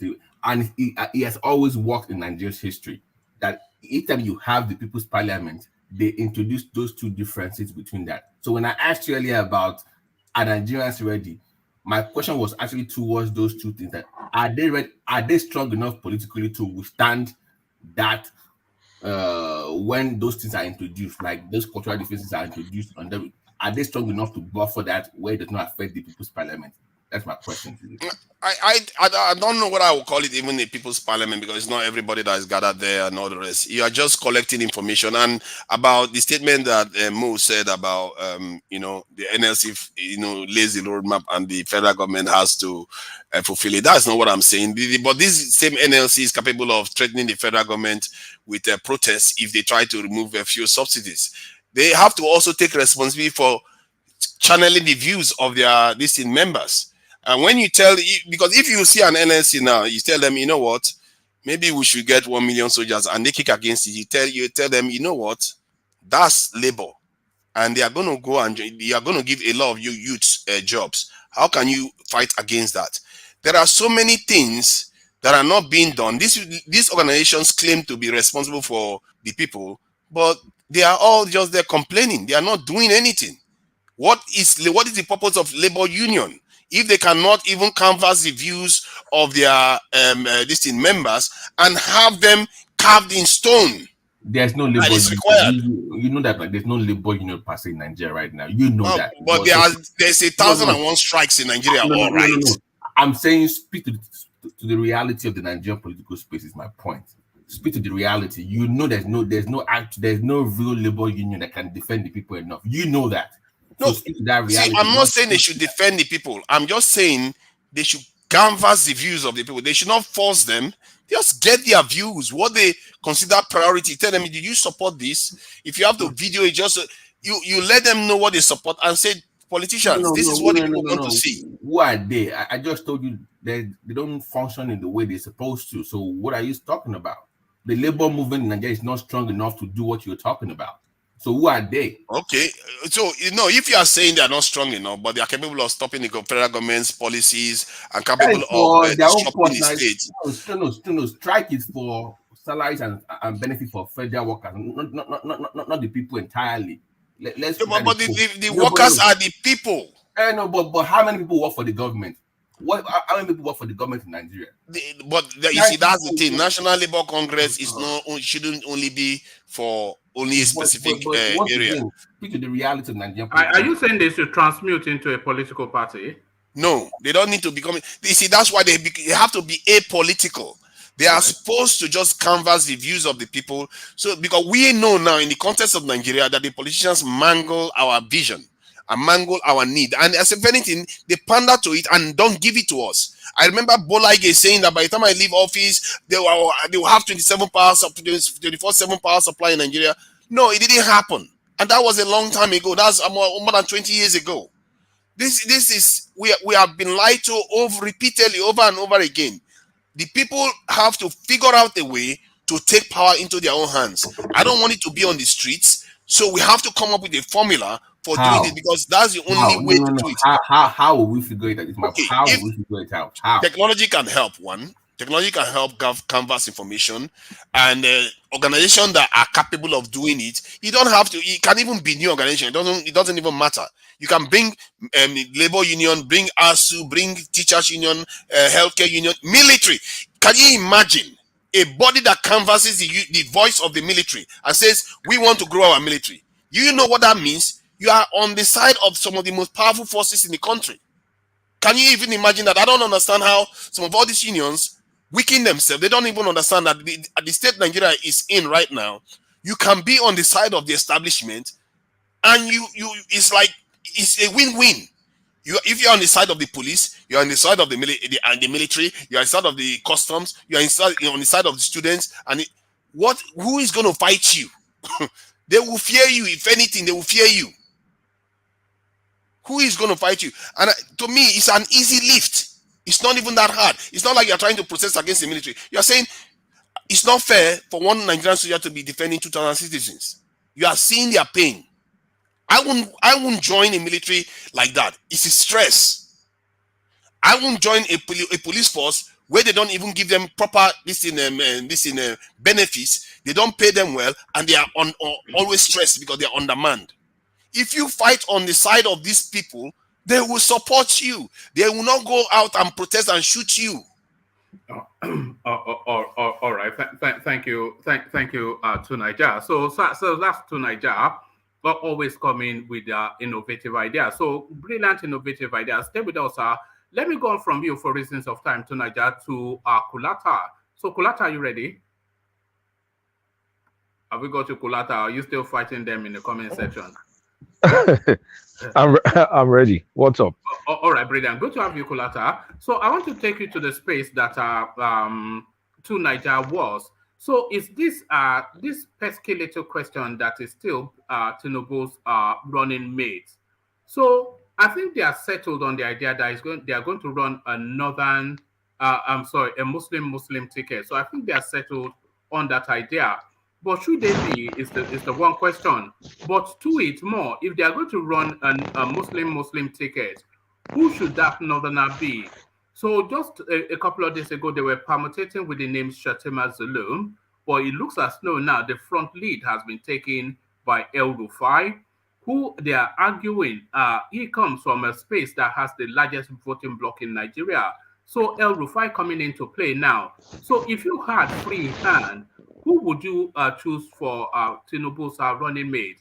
If you want to look at the Christian, the religious aspect, you can. But if you just want to look at it as a surrender to the Muslim ticket and then to examine the candidates on their merit, all of that, Kulata. So, first of all, me being a Christian, I don't have any problem with a Muslim ticket. I need to get that out there. We had it under Buhari and Indiagbo. It wasn't the end of the world, even though it was short. Abiola could have been an excellent Muslim ticket. So I don't care about people's religions. It's none of my business. So now, when it comes, if it's based on my personal choice, if for some reason arithmetic was not an issue, I'll pick Zulum because it looks like a very sincere guy. I mean, I may be biased towards professors because my parents have academic background, but Zulum seems like a sincere guy and looks like someone that will be able to support the president, which is essentially the work of a vice president, because the vice president really doesn't have much to do apart from sitting on a few council and even the economic council that they chair. Not much. The what's it called? The secretary. What's that position called again? Secretary to the government, SGF. No, not the SGN. The secretary. No, the one that's like the one that's like the president's. Dick Cheney's former role before he was vice president. It escapes me. That role is more powerful. Chief of staff. Thank you. Chief of staff is actually more powerful than the vice president. So if you think of raw power, chief of staff has more raw power and more influence than the vice president. So really, Zulum will be a good vice president because for someone like Tinubu that I've kind of like confirmed he's actually sick, we'll need a competent hand to take over from him if for some reason it comes in. But if I was a politician in Tinubu's shoes right now, and I'm looking at my maths, I will be tempted to pick El Rufai because the numbers in the Northwest is way more than Northeast. Because we all remember the three Ks, Kaduna, Kano, and Katsina. Those are the drivers of the numbers of elections in Nigeria. And with El Rufai, it kind of like secures Kaduna. They will try and buy Kwakwanso out. And if they don't buy Kwakwanso, I still think they'll be able to like wrestle the numbers away from him. I mean, just the fact that of incumbency. So for political reasons, if you want for Tinubu to win, you need someone strong in the Northwest. But if you pick someone like El Rufai comes with his own risk because you're dealing with two. Do you consider him too ambitious, El Rufai? Of course, is supremely ambitious. Not just, I mean, is very, very ambitious. And not just, I mean, he's capable, let's not lie. El Rufai is capable. He's articulate, he's educated, he has positive qualities. But he has this superiority complex, if I may put it that way. He has that Fulani superiority complex, and he has this nonchalant matter of factly way of addressing things. So the arrogance is there. So you have Tinubu that is sorry, I keep interjecting you, Kulata. But do you think, and I do agree that it's arrogance, but do you think it's an arrogance based on self-belief, or do you think it's just a Fulani thing? I think he has a short man complex. Apologies to any short person on the listening. He has a short man complex. Say vertically challenged, please. He's vertically challenged. Napoleon complex.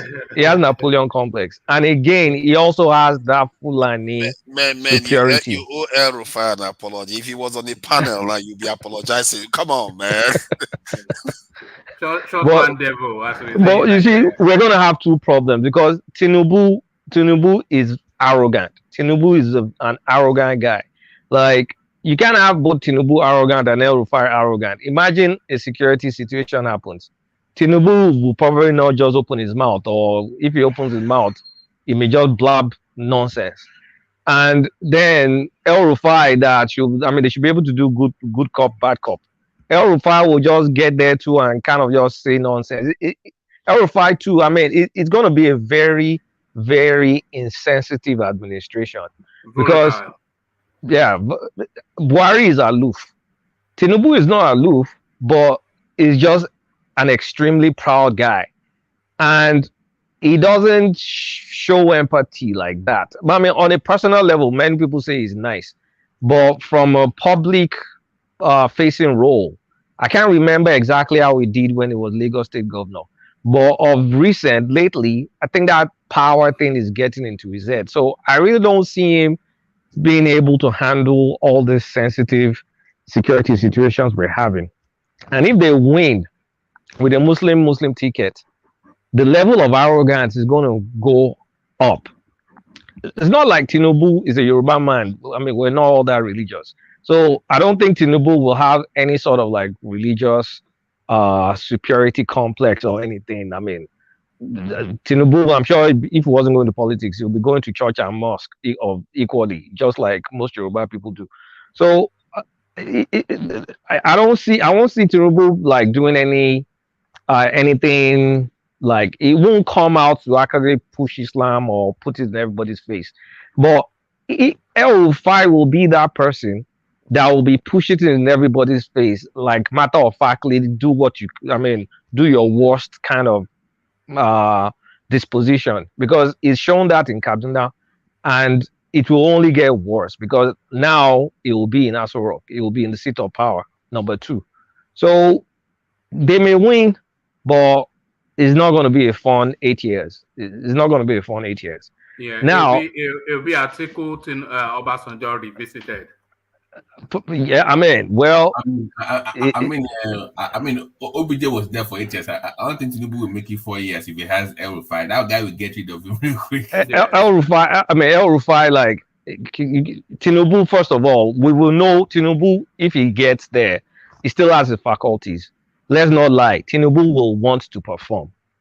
He will want to perform. He's going to hire a lot of smart guys. He's going to bring them into his cabinet. We know that. I believe that. People may not agree with me, but I think it's going to bring a lot of like smart people into the picture. Let me just finish my point. But this is not Lagos where he can wrap his agbada around everything.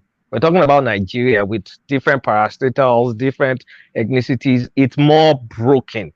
So people like El Rufai will have a lot of room to operate and create a lot of second guessing of Tinubu's decision. So it may not be the exact smooth. The administration may not run smoothly the way Lagos has been running smoothly.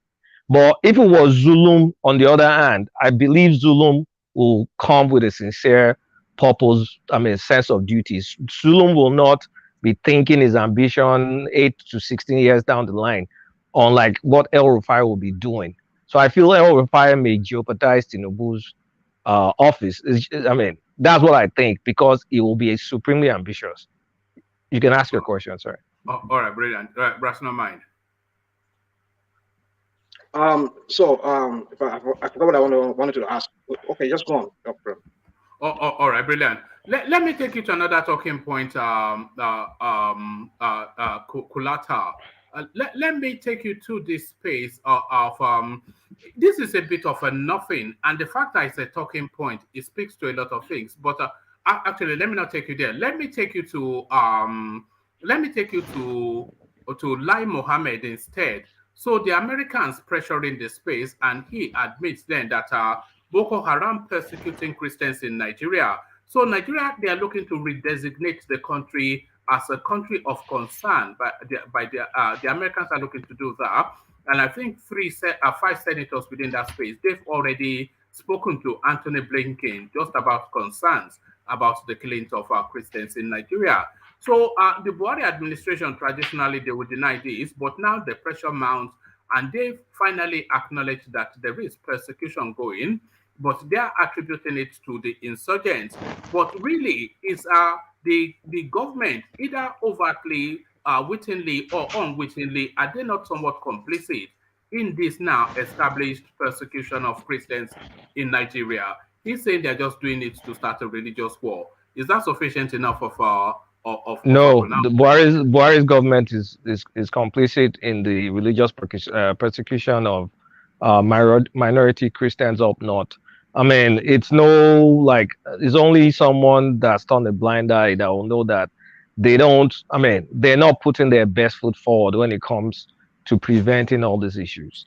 And they don't even react or respond.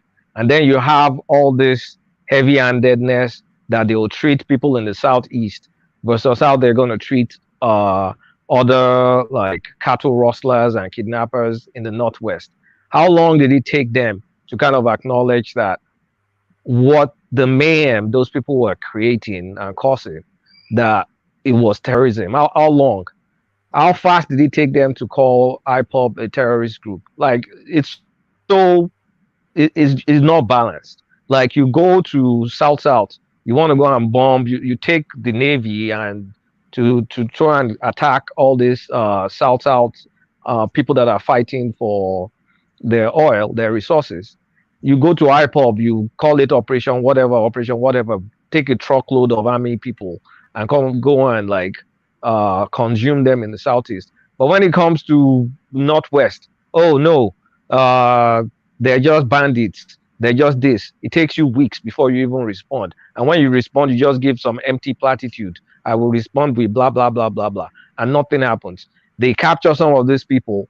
They take them to the police stations. They return them back to creating mayhem. Even Boko Haram, that's been our historical enemy since. A lot of the captured terrorists, they return them back into civilian force. They're even encouraging some of them to go and join our own armed forces. Like, it was only even Stevie Wonder will tell you that they're persecuting Christians. So let's not sugarcoat it. Like this. Don't you think that the persecution of Christians is as a result of their growing number in the north and the perceived behavior of the leaders in terms of not, treating these insurgents more aggressively? Is because one, they know they don't have the number of soldiers to really fight the war, and secondly, it's because they feel like it's their own people that dies. And I think I heard one of them saying that it's our people that are dying. What's your problem with it? You see what I mean? So that there's that attitude. Yeah, the attitude is there. So now, when you say is there people that are dying, who are the people that are dying? Aren't a lot of them either Christians or ethnic Hausa? Not ethnic Fulani, ethnic Hausa and Christians. Those are the majority dying, and also a lot of the minority groups that no longer speak the indigenous languages. But now, everybody speaks Hausa now, even though they're from different tribes. So those are the ones that are dying. And my theory about all these things is they regard Buhari as their patriarch. And you can't have your patriarch in office and then you're telling us that they're persecuting us in Central Africa, they're persecuting us in Mali, there's drought and global warming, and then there's this massive land that we own, that we run, and we can't come and settle in it. Like, they are looking at it. It's very clear to me. Before I used to kind of deny it in my head, even though it's still a theory, quote and unquote. They're looking at this opportunity to kind of like settle in. So at this point in time, they've, let's not lie, they've captured all our forest. Let me even let me ask because I'll put this in the comment section in the private chat now. The Buhari is about to introduce that water resource bill again to control the water waste. Yes, we covered that about 2 weeks. I think that was discussed. So I'm like, is the one hitting the quality up with those kind of bills? If you that will cause distrust amongst the people now. If you keep bringing this kind of things up, water bill, Ruga, and those kind of things. So is the one triggering all this religious fight across the board. Go ahead, sorry to interrupt. I didn't see that. I didn't know you put that there already, woman. I didn't know. No, we did that in two sessions ago, and just on that space, the water resources bill. What that bill says essentially, Babati, is that waters that go that cross border between one state or and another, that essentially comes under the federal purview. And since pretty much every water, because the waters, they don't know borders now, so pretty much every water that cascades through one state into the other, it comes under the federal purview. And since they are already because you recall that Buhari said to us once upon a time that he's told people to go and check the gazettes from the colonial times to look at the grazing rules for the Fulanis during the colonial times, and he wants to reinstitute that in the Nigerian legal system. So he's going to use the water bills to create this grazing route along the most fertile of lands in the south, in the southern spaces, and then he will create Fulani settlements. This is what people are permutating. He's going to. But you see, yeah, go on. So far, Buhari has been a disappointment to them because it's not for lack of trying; it's because we're pushing back. See, Ruga, they tried Ruga, it failed. This is the third attempt. They tried Ruga, then they brought another one. I can't even remember that one. Land use, blah blah blah, and then this water one. You see, they're trying a way to they're trying a legal mechanism that will accommodate these people. They've not just been able to pass it, and we have less than a year left. So this this is their last hurrah. This water one is their last one. Okay, then what is their true agenda then? Because I hear this thing a lot. What agenda? Let me tell you what it is. The southeast, take over the southwest. I don't see a Yoruba man giving way anytime soon. No, it's not that. Let me tell you what it is. They will come there and they will establish in those lands. So 10, 20 years from now, they will be big enough to have a local government. They will be huge enough. And when they have a local government in your area, they can have their rep member. So don't be surprised in the next 30 or 40 years, you start hearing... So one rep member versus others. Sorry, let me cite you an example. If you go to Auchi in Edo State, there was a time that this rather non-Nigerian looking person, he landed at Auchi Airport, and there was a huge crowd to welcome him. Do you know who this guy was? It was the Emir or the Emir Awusa of Auchi. So this is how he begins, and then he will go and be the Emir of that satellite little Muslim communities in Auchi.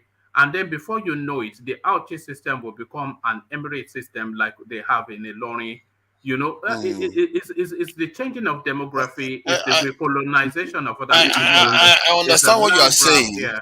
I understand what you are saying, and I really think that the people, Nigerians, the South people especially, Southeast, Southwest, South, they need to understand what they are inflicting on themselves too. Because there's a demographic change happening because we have a lower birth rate. That one is going to have serious consequences than anything for Buhari and any of the emirs. What are we going to do about that now? You can't. You see, let me tell you what we're going through. What Lebanon went through some decades ago is exactly what Nigeria is going through. Lebanon used to be 50-50, 50%. I mean, just like us. And then the Muslims started radicalizing and they started giving birth to more people. So they ended up chasing a lot of Lebanese people out of the country. You'll notice there are many Lebanese in Ibadan, in different areas of Nigeria.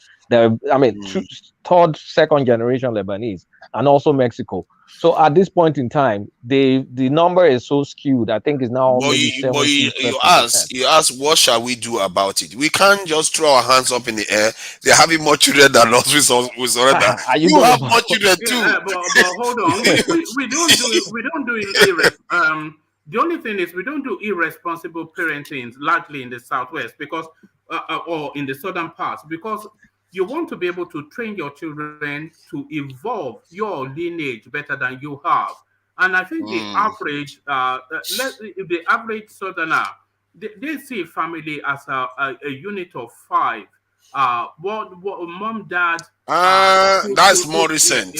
Yeah. We are copycatting the West, and there is going to be consequences for it. No, When you say, there are many Southerners it's not like we're out there. copycatting now. We got educated and we saw the light.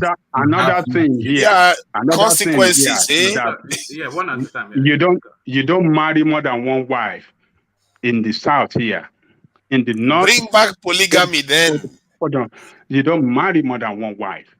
That's our tradition. We get in it for religion reason or for economic reason. We only stick to one wife. But there in the north, majority of them over there, they marry more than one wife and they have more children. So you can't eat your cake and have it. Otherwise, you start singing. You guys start saying Allah Kuba from now because you have to either respond or you surrender. If his responding is by having children, I wouldn't say that's a very terrible price to pay. You know, a lot of men will actually advocate that Yeah, too. hold on, rational mind now. But yeah, let's hear from you, rational mind. Yeah. I think most of us here, we've said so many things here. We said so many things. I listened to, is it Niger, Fort of Niger, or whatever. Two Niger. I'm sorry, Yeah, I'm not saying whatever. Two Niger men, and even Kaluta and the rest of those. Right. You see, we seem to identify the problems of Nigeria, and the problem of that country is so innumerable. It's overwhelming that sometimes you look at it so bleak. There seems like to be no way out. Are you heading to break it up? Yeah, that's what I'm heading. Hold on, I'll get there. You'll get it from me. Because we talk about, we do this, we counter something up, and we bring something up to make it look like it's not feasible. We said this. No, you can never work in the Nigerian context. We said this. So is this how we're going to continue? It's a mirage that we're just living a lie, deception. So if we know what is best for us, we don't want to continue coming here on your platform every day and talk about this depressing situation of that country. Please do. I mean, that's the whole point. we don't know. I don't want to, one man. If I want to come to your platform, we want to talk about ideas or money, business, how to help people back there. What kind of business can they do? This is what we should be talking about. And maybe, okay, which politician is now talking about the best economic plan? That's what we should be talking about. But every time we spend... Well, we talk about that. We talk about that, though. People don't want to listen. Listen. I've told you that Atiku has the best plan. Atiku has the best plan. Yeah. But who is Atiku himself? I mean, it's part of the problem. It's part of the problem. It's part of the problem. So you see... Which best plan? Where is the best plan? I don't even know what they're talking about. I don't even know what they're talking about. That's it. So the same circle. Now, I just want to talk about the waterway bill that they're trying to introduce again. Because I think they've tried it in the past. You know, you listen to, they talk about Ruga, and the Attorney General of the Federation, there was one of the interview where he granted, where he mentioned that they want to give lands to certain Fulanis when Akeredolu had to counter him. And that was what brought about the 17 southern state governors coming together. That as well one of the reasons and other reasons. They came together and said, no, there's a 1978 Land Use Act that grants the states the right to the land in their state, within their territory.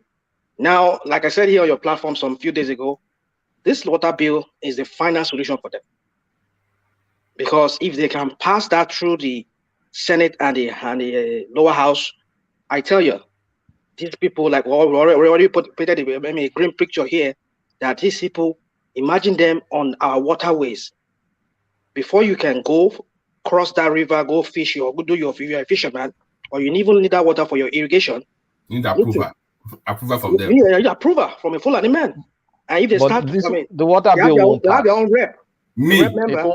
Ogun River will now be Ogun River will not need me to ask Fulani for Ogun River. I will not be asking them. You see. Do you know the Fulani's biggest weakness? Do you know? Is by empowering the Hausas. That's their biggest weakness, and I don't know why Southerners have not exploited it. Let's talk about that. All right, let's get back to Kulata. But Kulata, yes, carry on, yeah. So let's talk about that. You said by empowering the houses, but think about this: the same strategy Fulanis are using now. That's the same strategies they used in the 17th and 18th century, because they enter your community. They blend in, they learn your local languages, they adopt your names, they adopt your culture, and they gradually build. Like it's the same thing they did in Lorry. And then there's a wave. Then when they've kind of like integrated into your society, then a wave comes, like it may be a religious wave or political wave, and then they dominate you. So when you look at all the Hausa, the traditional Serikis, I mean, I'm probably mispronouncing it. Seriki or however they pronounce it. That used to be like the head chief in Hausa land. They slaughtered all of them.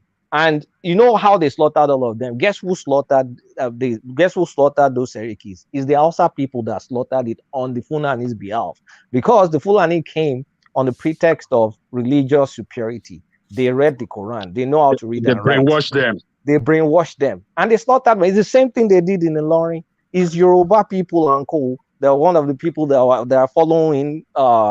What's his name? Alimi. So this is not. That is how you combat it, because what they did, you undo what they did, and if you want to undo what they did, how do you now undo the Hausa people's eyes? So how do you undo what they did when they've for 200-300 years now the society there has been changed for an Hausa person to think, okay, when it comes to power, is Hausa. When it comes to maybe economy, they will allow Fulani. They will allow Hausa. When it comes to power, they will allow Fulani. So the likes of Hausa families like Dangote family, they won't chase power. They will be filthy rich. And then the other Hausas will be filthy poor. Who cares? But at the end of the day, they've intermarried. So you can't even just say, oh, this is pure Hausa, this is pure Fulani. It's the same thing in Ilorin right now. The guy there is probably, the guy that's the emir of Ilorin is probably like maybe 15% Fulani by now, because all the women they've been marrying since 18 something have been Yoruba women. So of course, in their blood, they're way more Yoruba.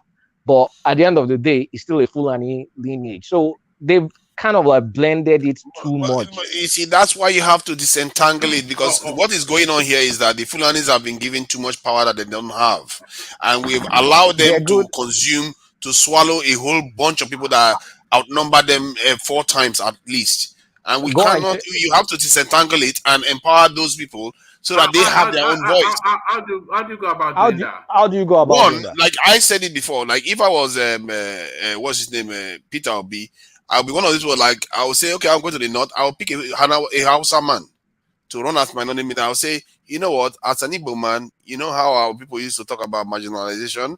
You guys have not even produced a president before, and for once, I will say, you born of a pure Hausa heritage. If I finish my term in office, I will do everything I can to make sure you become leader too. It may not work the first time, but it is planted in their head. Now they know they are actually different people in the country. They know. They don't know before. It's like sometimes you have to call it out. Sometimes that's why the words nobody ever calls it out. With that, you will disentangle 300 years. No. My point is that it's like coming to the south now. You see the Igbo people claiming that they own the south side, they own everything. But if somebody comes and says no, the south side is different, those people will realize that, you know what, we are actually different from you. I think it's a lot more complex than that. But Nigeria is very complex. The closest you can do to kind of check their power is to use someone like Kanuri people, because Kanuri checked them historically, because Kanuri Bono, Kanem Bono Empire checked them historically. So if you can It's empower, very rare. It's very rare you see a pure breed. Hausa. it's rare now to see a pure It's breed. rare. That's It's I was even very going to rare to ask. see a I was pure going to ask breed. you, Nijakwe, tell me one Hausa politician that's in power that is electable. Name one that is Hausa. I can't name a single one. That is why you bring them Even the out. Kanuri, If you wake them up, their own You can't Hausa people would vote differentiate for them. them. See, you can. So Hausa when from you keep saying you this, can't. see, You you make can it sound as if differentiate them a to an tinier extent. population of Fulani can just come in and absorb the genetic pool of the Hausa population. If they have this in they have a genetic presence in the Hausa population, it's about 10-15% at most. So But that after it doesn't 300 make them years, Fulani, they are still Hausa. No, yeah, it's true. It doesn't still make them Fulani. They are still Hausa, and you have to awaken that part of them. That part of them has been asleep for 300 Through days, and you Niger, want to carry on keeping people it that like have that. been all right. conquered, Let's hear from people Ajane have been Koko, and then we go conquered, back to Kulata, and No, then they hit have here. not been. people All have been, right. these Hausa you are talking about have been conquered and they have surrendered themselves. They have accepted their fate that those in power, whether it is Fulani or this, those are the one in power. They see themselves as one people for All right, Ajane Koko. So let me get back to you then. Take the space back, Kulata. But before you do that, let me acknowledge Sonny Utas, super chat. It says, Islamic country is coming. Break it up now. I out think of poverty and Ajane Koko, you broke off. You broke off, and we will carry on. Land your point. Yeah. Oh, what I'm saying is that we just need to identify who is the best, who is the progressive thinking, the progressive minded politician among them, who can uplift their people out of poverty, who can give education to their people. That is the only way out. Education. Once you give them education, you will take them out of that long time of slavery and then give them a better future. That is the only way out, not pick and choose or try to set them against each other. That's not going to work. That's not gonna. It's not even gonna. I'm not saying. No. I want to move on, but I thank you to Niger. Back to you, Kulata. So Kulata, back to the pronouncements of what's his name, Lai Mohammed. Sorry Lai to Mohammed. Niger, but I'm trying to manage the time. Back to you, yeah. So okay, so I mean, back to that pronounce. So the thing is, like, something is going on. Let's all of us be like acknowledge. I think everybody. I'm preaching to the choir. We all know what's going on. So what we need, like, the international community. This is where I depart totally from to Niger that feels we have to be able to do things ourselves. I don't think we're capable of doing things ourselves because there's so much selfish interest within that country that even I think they found out that there are some soldiers of ours that were giving ammunition to terrorists, and of course they were getting kickback. And we're talking about the society where even our chief of army staff is hiding money in his house. So everything is corrupt. I think we need to bring in mercenaries, people that we will pay contract for hire. We pay them to start eliminating all these people. Jonathan started doing it at some point. I think we were getting results before Buhari got in and kind of like damaged the whole thing. I think we need, if Tinubu gets in, if Peter Obi gets in, don't rely on our military. Frankly, I will not trust the military for shit. I will bring in professionals. It's not rocket science to get drones to know where all these camps are located. You go after all those camps. You hit them hard with professionals. Oyinbo people, bring them in. They'll do it. There are many soldier of fortunes out there. We need to bring them in, clean shop, and then start the restructuring process ASAP with police first, because I think everybody will agree on that. And then we can maybe take it on. Economic, it will take time. Everybody is still living off the feeding bottle of Niger Delta. But ultimately, we should start restructuring with the security. So I think we beat this topic to death. Ajan Legogo, you said something about comparing Peter Obi and Kwakwan. So I disagree with you because I feel at this moment, if you're looking at realistic potentials, Peter Obi potentially may win 5 states. Kwakwanso has not demonstrated the ability to win more than Kano, and even Jigawa, we don't even know. So at this point in time, Yeah, if but anybody needs to Kwakwanso deputize, has won elections. Peter Obi has not, outside of just one state. So the attribution is still the same. no, last This newfound popularity is not been tested. yeah, but the problem I say if it's today because we're running is a marathon. The Peter Obi people are running 100 meters for a marathon. They'll soon burn out because it's 8 months now. All of them are running, and also Peter Obi has a massive IPOP problem. He has a massive IPOP problem because if you go and look on Twitter, if you look at Labour Party, what's the name of? I saw it something Labour Party support group or something like that. The Twitter handle is something Biafra. So a lot of but we know that already anyway. They're hurting Peter Obi big time. I disagree with you. If you want to go by Twitter, self, Atiku is the leading politician in Nigeria that have more followers than any other politician. He has over 4 million followers. What Kulata is saying is that the Peter Obi support group on Twitter is it used to be it's an IPOP handle. It's a Biafra group that's then just I changed disagree with you. its politics. Where did you get that one from? Let me give you a hold on. You know me, I won't just talk. Let me look for the. Let me look for it. Don't try Kulata. He will come with data. Kulata, show me. Look for search. Go on Twitter. Search for Peter Obi Media Organization. Period. Parentheses US U.S. Then you'll find out it is. Are you on your laptop? Search. No, I'm not on my laptop now. I'm on my phone. Can anybody search? Whatever you want to say about P2B support, go and search the coalition for P2B. Go and search exactly. You see what I said first.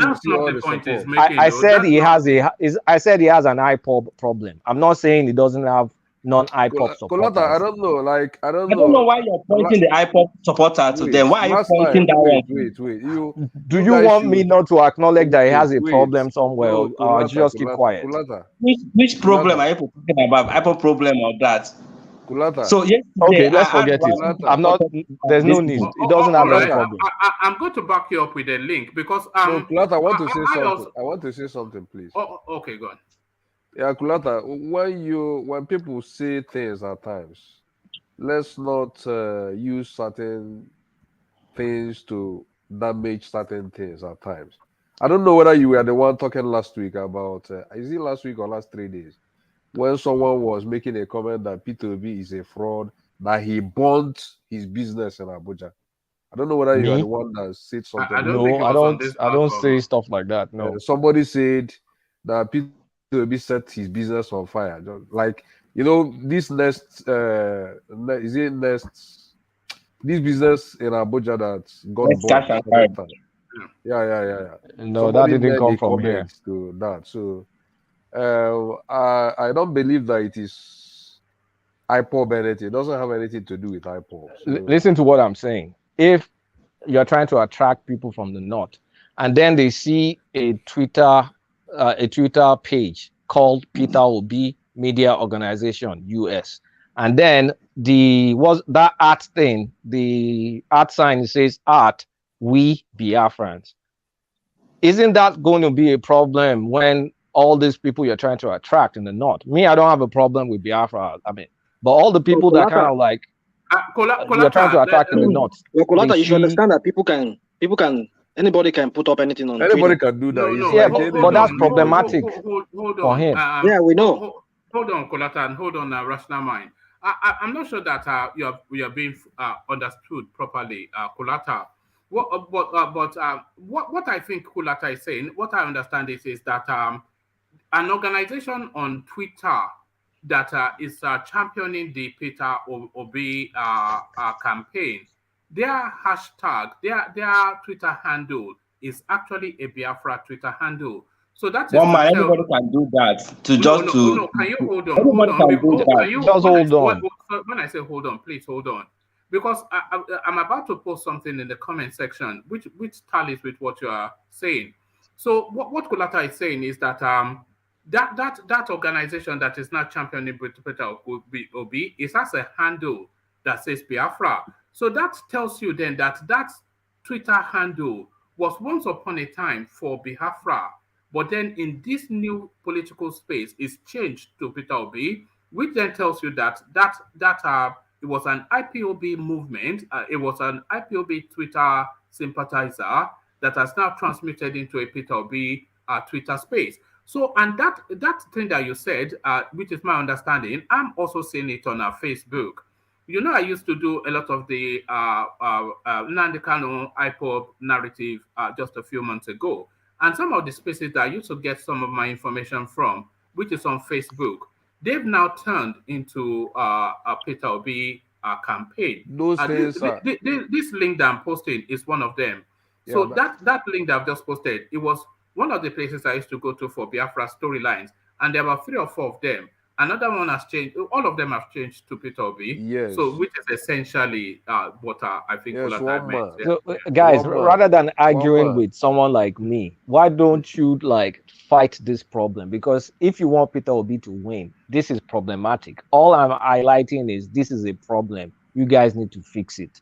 Because if everybody is tying Peter Obi support to something people in the north and a lot of people in the country regard as toxic, then what you should do as Peter Obi supporters is to try and like fight against that, so people don't start seeing Peter Obi as a Biafran candidate. Everybody, it will be excellent to see Peter Obi as a Nigerian candidate, but when you're having all these people pushing Peter Obi, it's going to be a problem for Peter Obi, not a problem for me. It's going to be a problem for Peter Obi. I'm just telling you, it's FYI. Twitter, can you hear me? That Twitter said that Peter Obi's son was standing on a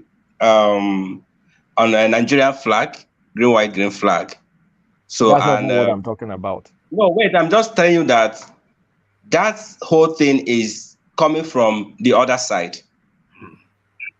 Yes, no, I mean that's a fake. That's fake It's news. coming from That's the other side, just to demarcate P2B whole thing stuff, and everybody understand. So there's not everybody understands. Yeah. So there's going to be opposition. Everybody understand. It's only people that don't want to understand will not understand. Because guys, listen now. Aren't you trying to gain support of people that don't currently support you, or you just want to yell into the echo chamber? Because if you want to gain support of people that don't support you, listen. Let me land my point. Can I say something? I think you said something quite sacrilegious, really. And I don't know how you got away with that on the Nigerian panel, but hey, this is what we deal with. You actually said they should bring white people into our countries to come and restore to help us. We need it. Yes, I said the people that enslaved your forefathers. They enslaved your forefathers and colonized. He said it just now. I said no. I said that before. For security reasons. That Europeans, they should bring Europeans. You know why they hunt man eaters as lions? Because when they taste human flesh, they have to kill that lion, that particular one. You bring foreigners to come and taste your blood, your people's blood. How do you think we lost the continent in the first place? To Nigeria. Do we not ever learn?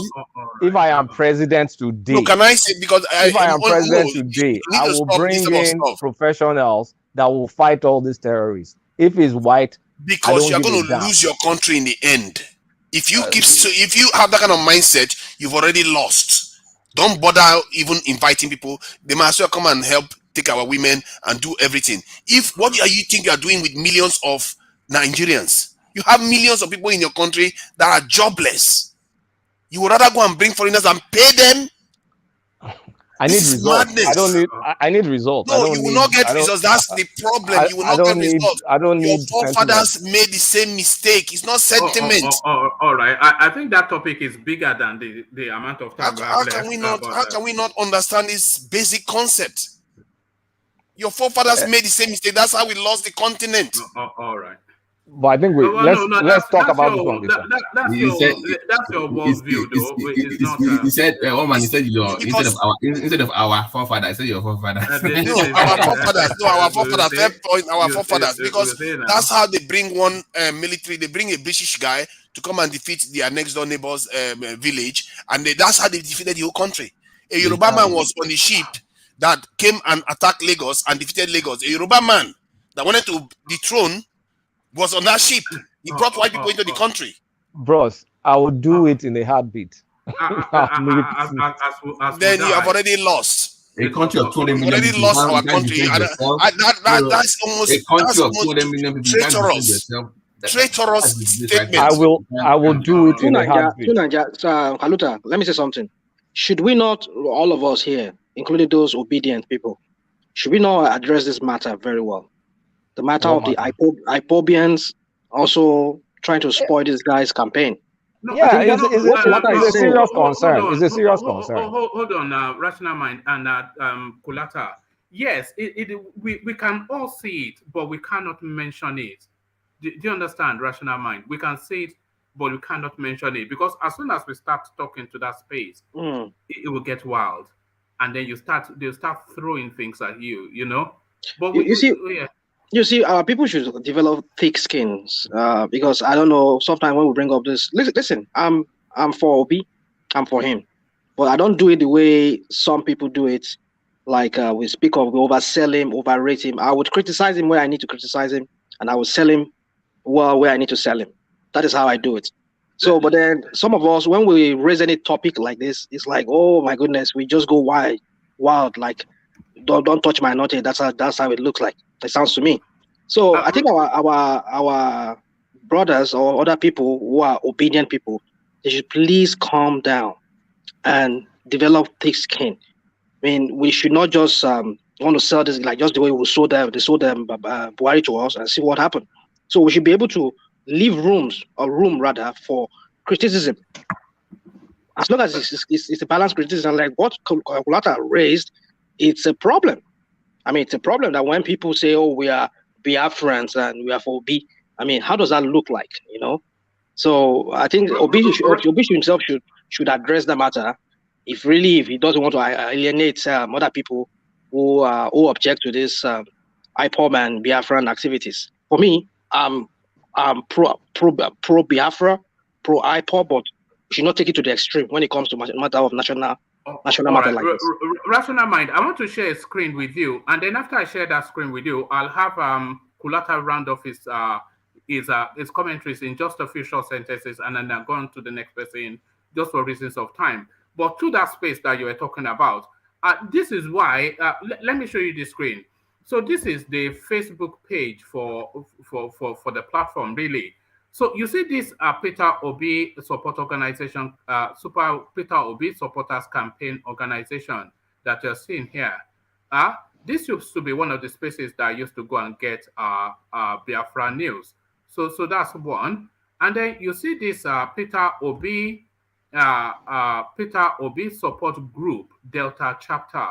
This used to be one of the spaces that I used to go and get Biafra news under the Nnamdi Kanu space, and I think because I was and I think there are about 3 or 4 more of them.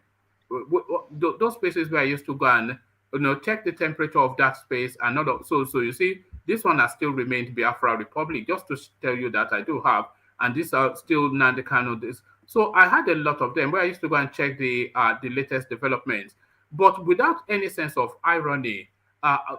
Groups dedicated to the championing of the Biafran narrative, they've then, just by act of changing the name of the group, they've now become Obi for president. So they're still IPOBians, but now under the Peter Obi banner. So that I think is what happens to your Twitter space, Kulata, and that is where the issue is. There's a real exactly. If you want to know something about all the P2B's verified official support. No, it's not verified now. We're official support. They have had meetings 3 days ago, officially. So if you want to know everything, go to that very website. That is why Obi needs to coordinate these things. He needs to have a this campaign. is where structure is important. Yeah, this is. He needs to coordinate this. Because anybody do anybody. 21 groups. So God, if you want to know everything about it, go to that website. I think they are doing that. They have about 26 hours meeting 2 days ago. So that 2 days ago they had 2 days ago they saying had 26 hours meeting. So those verified places. 3 days ago they did like it's just this language of embellishment. How many hours do you have in a day that you are having 26 hours? It was all night. It was all night. 26 no, 1 man. I was there. It was organized by Hugh Days. It was organized by David. And it's about 30-something thousand. Let me quickly round up so we can move on to someone else. Yes. So I mean, with this, I'm trying to raise a valid issue. Like this is one instance. Another instance that I've also observed personally on Facebook is you see like an Hausa name, but the original link, if you can copy a URL. When you copy a URL, you'll see like a Southeast name or Anglicanized name. So I'm thinking where the frenzy is kind of going to a dangerous place, because now there's Peter Obi will win. By math, it's not that likely Peter Obi will win. I hope someone from the South wins, but by math, it doesn't look like Peter Obi will win. And if Peter Obi loses, it's going to create a lot of chaos, especially in the Southeast, because we're still recovering from the Jonathan loss chaos, because Jonathan losing is what brought about the IPOB agitation in the first place. So now when everybody is kind of like banking their hopes and dreams based on the fact that they're running people into a frenzy based on some facts, some real momentum, and also a lot of fake momentum, and everybody's kind of like thinking Peter Obi will win, putting their hopes in it. If the man loses, it's going to create a lot of disturbance in the country. I think and someone else can take it from here. All right. I want to move on from there. It's just for reasons of comment or something he said about IPOB. All right, correct it if you. All right, go ahead. The issue of IPOB, it was there even during the time of Jonathan, but it is that Buhari made it. Buhari gave them this leeway, or rather, this popularity they just enjoyed in the past few years, but during the time of Jonathan, now they kind of started talking, but Jonathan didn't even observe him, but it was like a bet to Buhari, and Buhari fell into that, and that made Nnamdi Kanu like popular. When Nnamdi Kanu came to Nigeria and the Nigerian government arrested him, that was when all these IPOB things became much of a concern. So that is what I wanted to say. I agree with you. It was actually Buhari mismanaging Nnamdi Kanu that gave IPOB the popularity that it has. That's my own opinion too. But I thank you for that, Saki. So let me go to Babati. Babati, are you there? I am here. How are you guys doing? All right, brilliant. So good to have you, Babati. Even though I've been chasing you around to come and show me that script. I'm here. All right, brilliant. So let me take you to the space then. So the Buhari administration finally admits to the persecution of our Christians in Nigeria, but only really under pressure, under duress from the American space that are looking to redesignate Nigeria as a place of concern. So they are trying to counterback that it is not the government position, and the government is not setting out to persecute Christians, but it is insurgents that are persecuting Christians in order to orchestrate a religious war. So what are you making of Lai Mohammed's submission to the American Congress? Yeah, well, first of all, let's just have one thing clear here. The evidence they must have shown, they must have been overwhelming to the point where I could not deny. So it's not the Nigerian government giving them the evidence. They will have showed them some things that they didn't know that the American government knows about what is going on, for him to finally concede, because we know him. He lies. I mean, waking up, even when he's breathing, he's lying. So for him to come out in public to say that means they have an overwhelming evidence that they've shown them. And I think what triggered that was the Awar, massacre. That was pretty much what triggered the for them to finally conclude that they might put us back on it. So I think that it was the government in America that showed them the evidence. I'm going to keep my answers very short and brief so that we can round up. So I don't want to go too long. But I think that is because they showed them enough evidence to that he could not even deny that. I think that's what happened. Oh, all right, brilliant. And to the El Rufai space, so it looks as though a new day, a new champion for the Tinubu vice presidential slot. So the name they are asking us to conjure with now is El Rufai. Haven't now parked Zulum and Shetima to one side. The argument is that the Northwest, where El Rufai comes from, is the largest voting bloc in Nigeria. So the Muslim ticket is one thing, and it looks as though they are already settled on the fact that they are going to present a Muslim ticket and take their losses, whatever it is, or try to assuage the Christian voice. But El Rufai, a name to conjure with.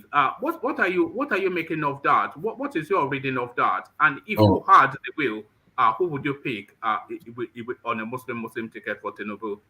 Okay, so it goes two ways. The first part I want to address is he's also having the same problem, but not in the same light, but something similar to what Atiku had with Wiki, where you don't want somebody as strong as you to become your VP because there might be power tussle.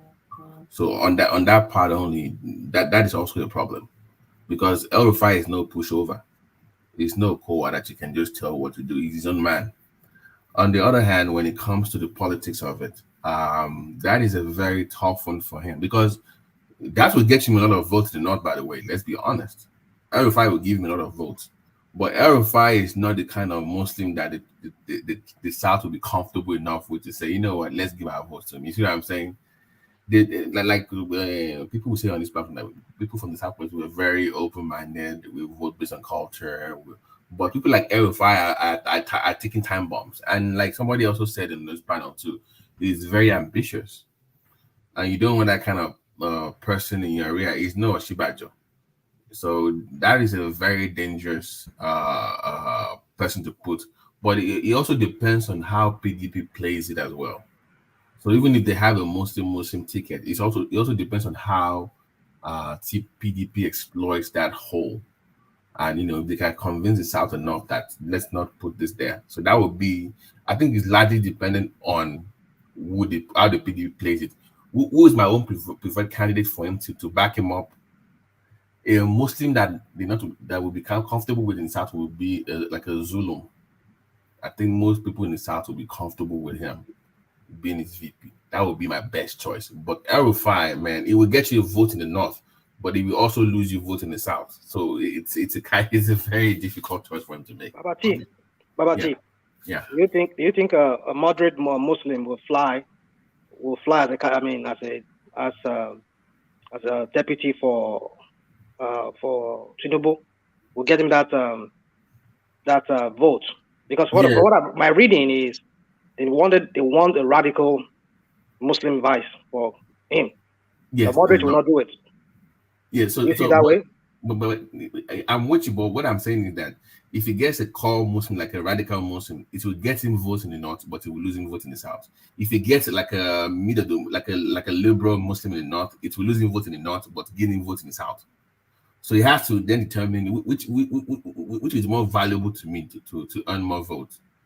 Go extreme or go liberal. So that is what he has to determine. But I think Zulum is a very fair-minded Muslim. I don't think it's compared to. I think he's liked in the North as Zulum, especially his efforts in Borno, which everybody seems to appreciate. Right. You're the one saying this that is liked in the North. Maybe in Borno. No. I think. I mean, we don't know. We're just speculating. I mean, you don't know differently either. Rational mind. We are all speculating. Okay. Well, yeah. I agree with you on that too. Unlike what man was just saying earlier, there are more votes in the Northwest. Zulum is Northeast, I believe, right? Yeah. So if you're looking at that voting block in the Northwest, El Rufai might do it for you. You might win in the elections, but it will definitely cause you problems in your administration. So it has to. It's like one problem for another. You know, you wanna enjoy it now, suffer it out, suffer it and enjoy it. That's kind of what it's caught up in right now with that kind of argument. Yeah. All right, brilliant.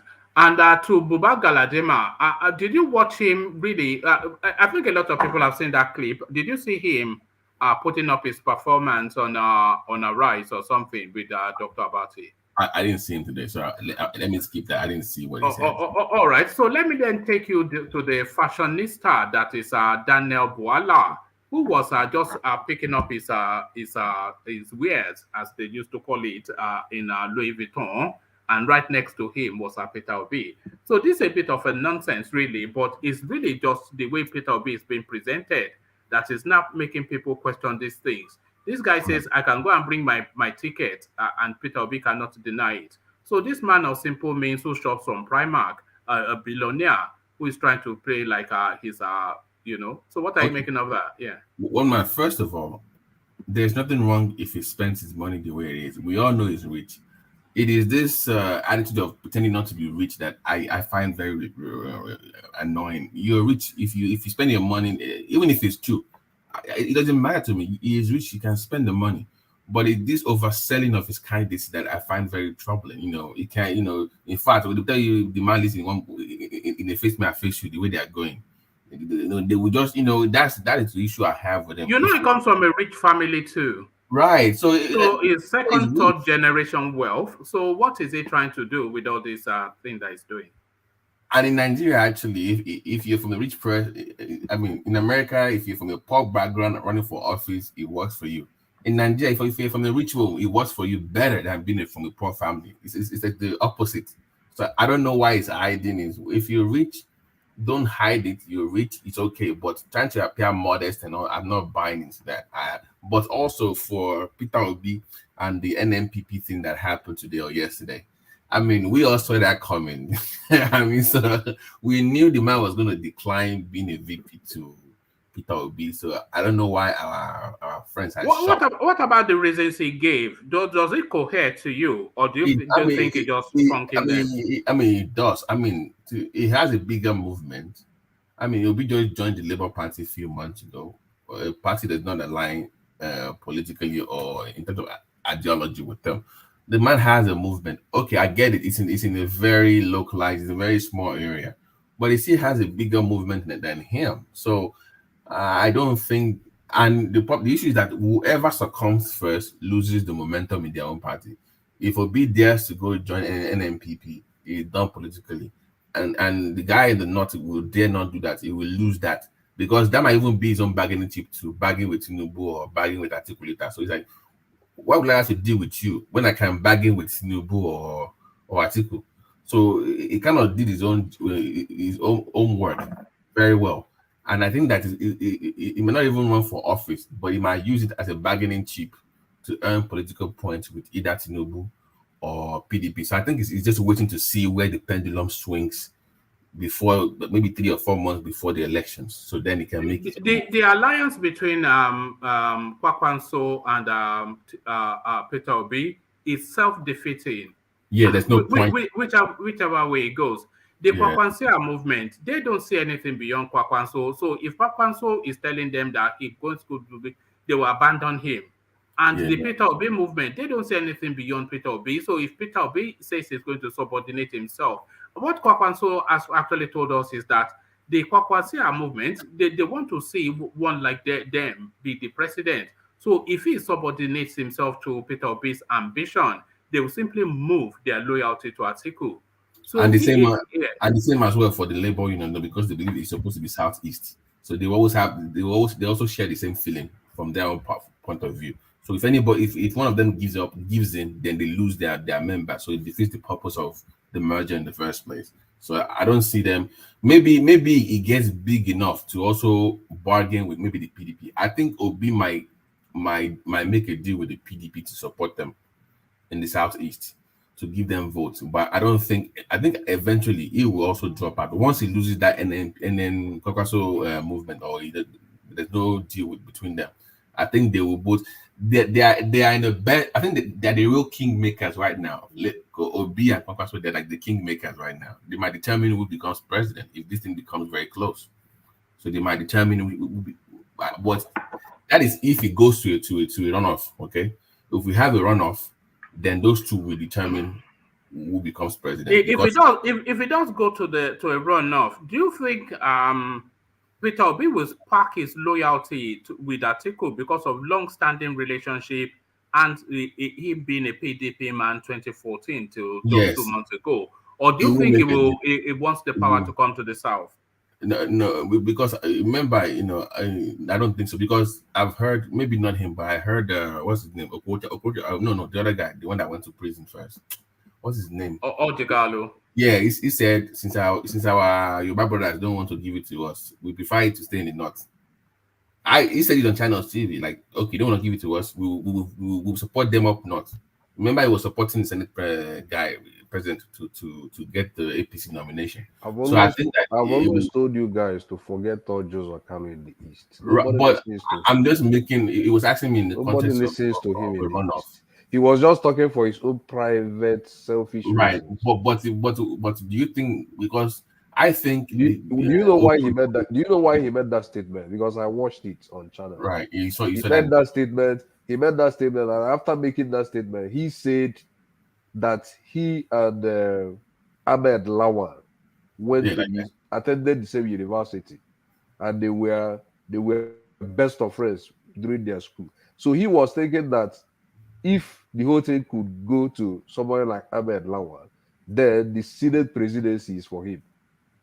He's just saying it for his own selfish reasons. Ojos Akali is not relevant in the East. Nobody is listening to him. What do you mean? He's a senator from this. He's a two-time governor. That is what I'm telling you. He was a two-time governor. Yeah.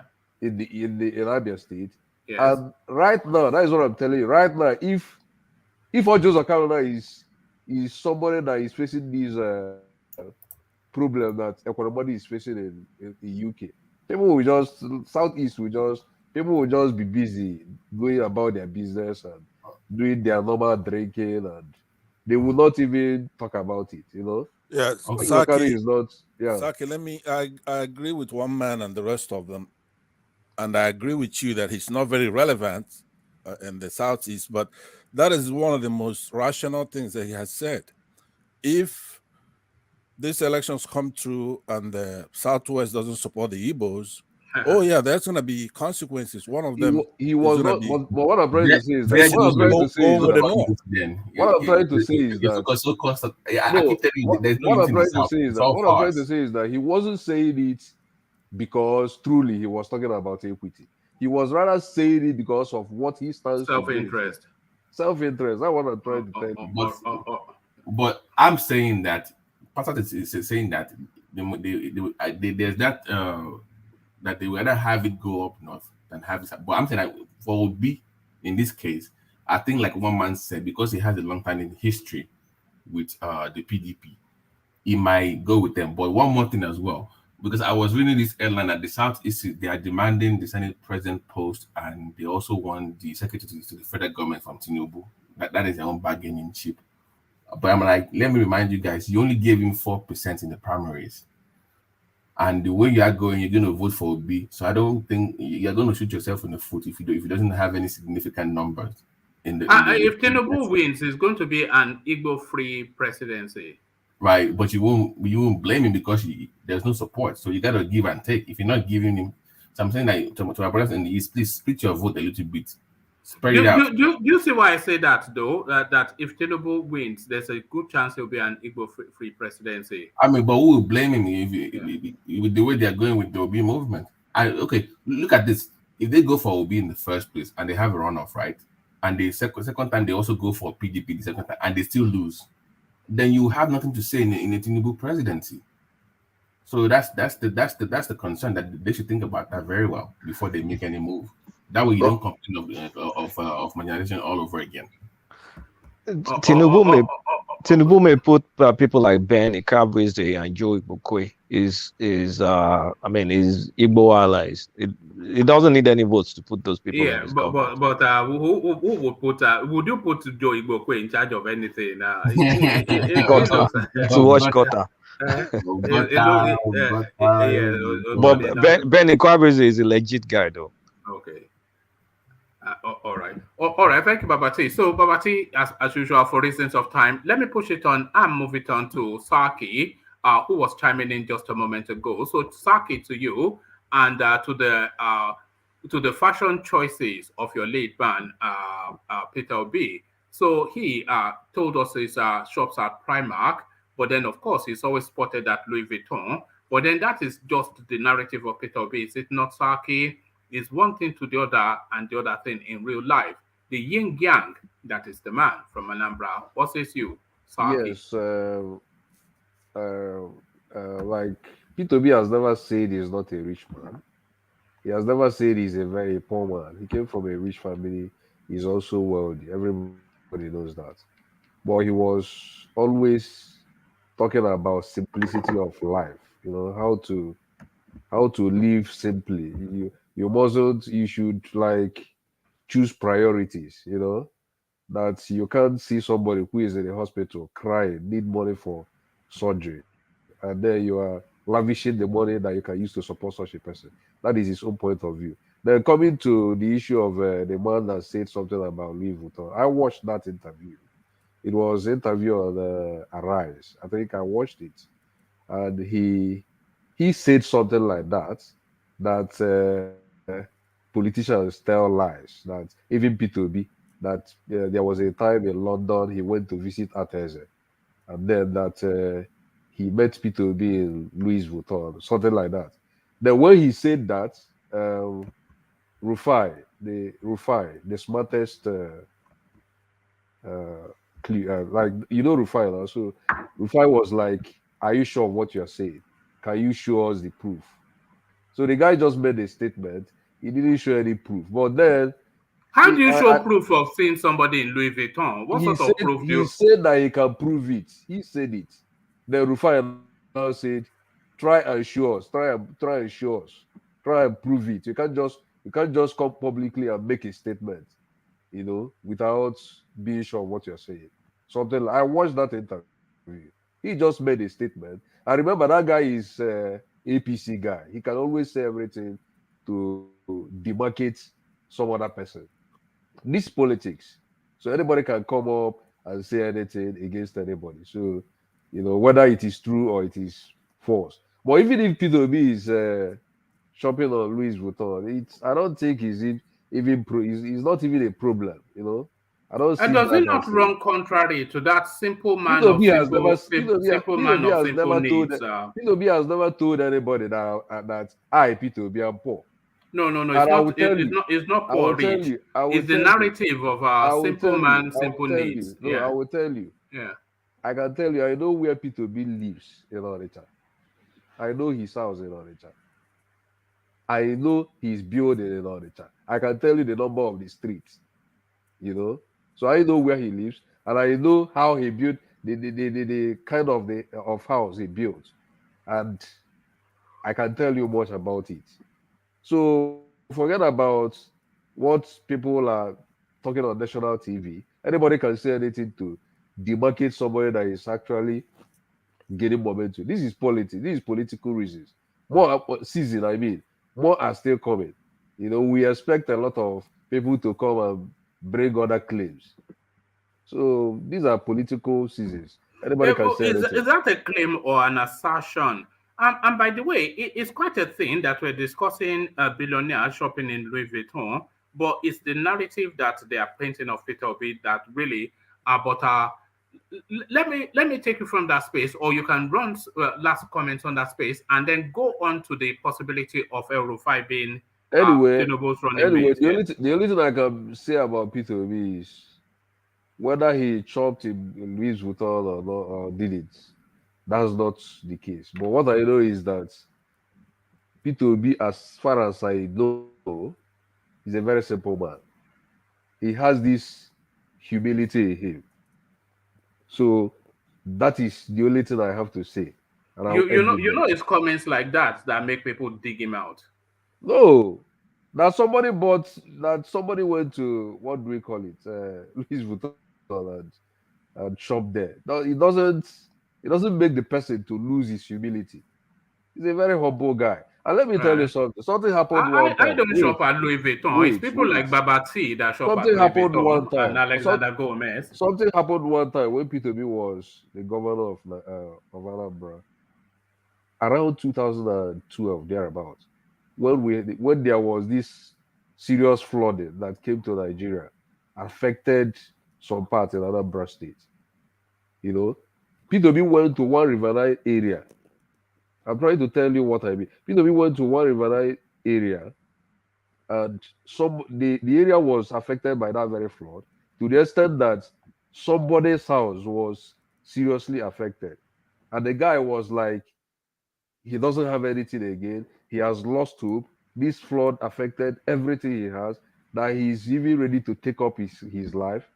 And people were begging him. He was like inside the place. People were begging him to come out.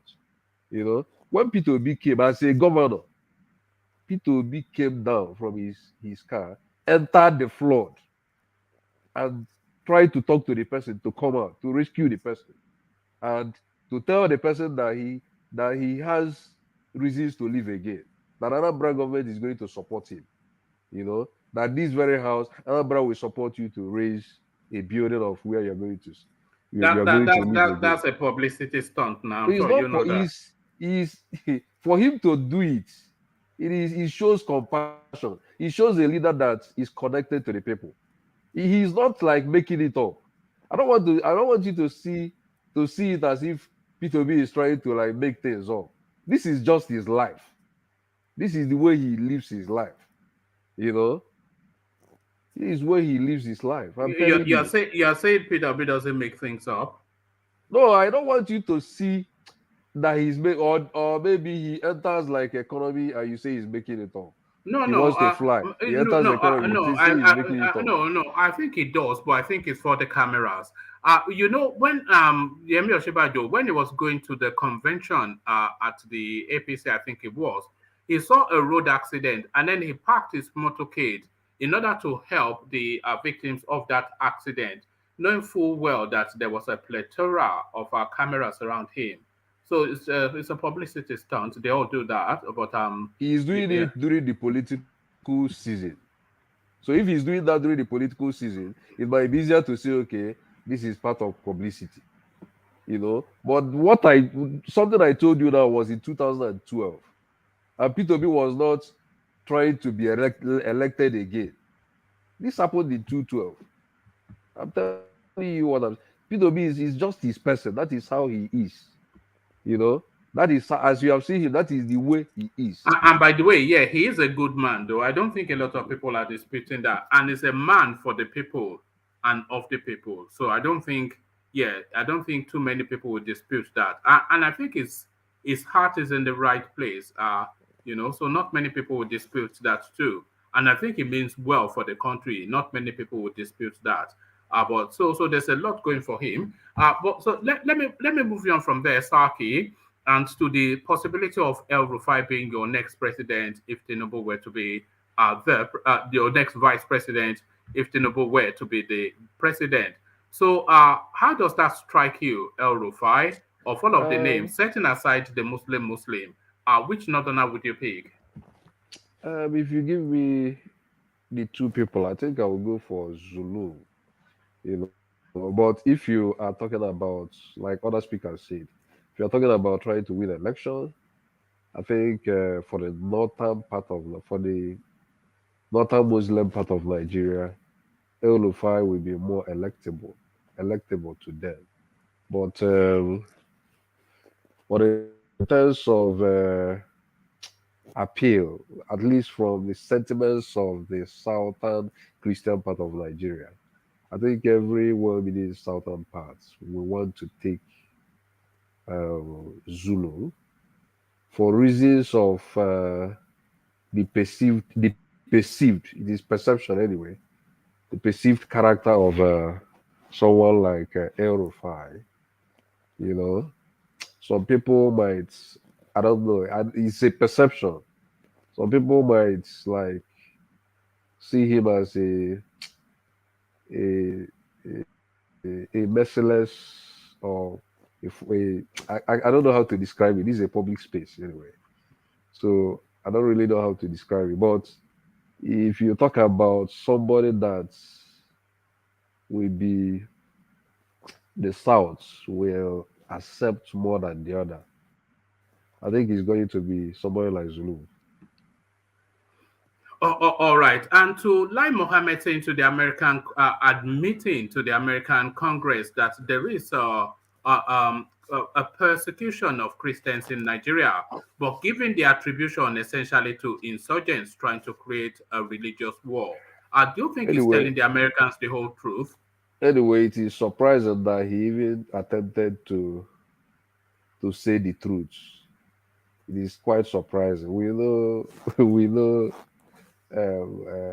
Lai Muhammad, the way he lies and lies and lies. So whatever makes him to accept even if the truth he accepted is just 20% of it, whatever made him to accept that 20% must be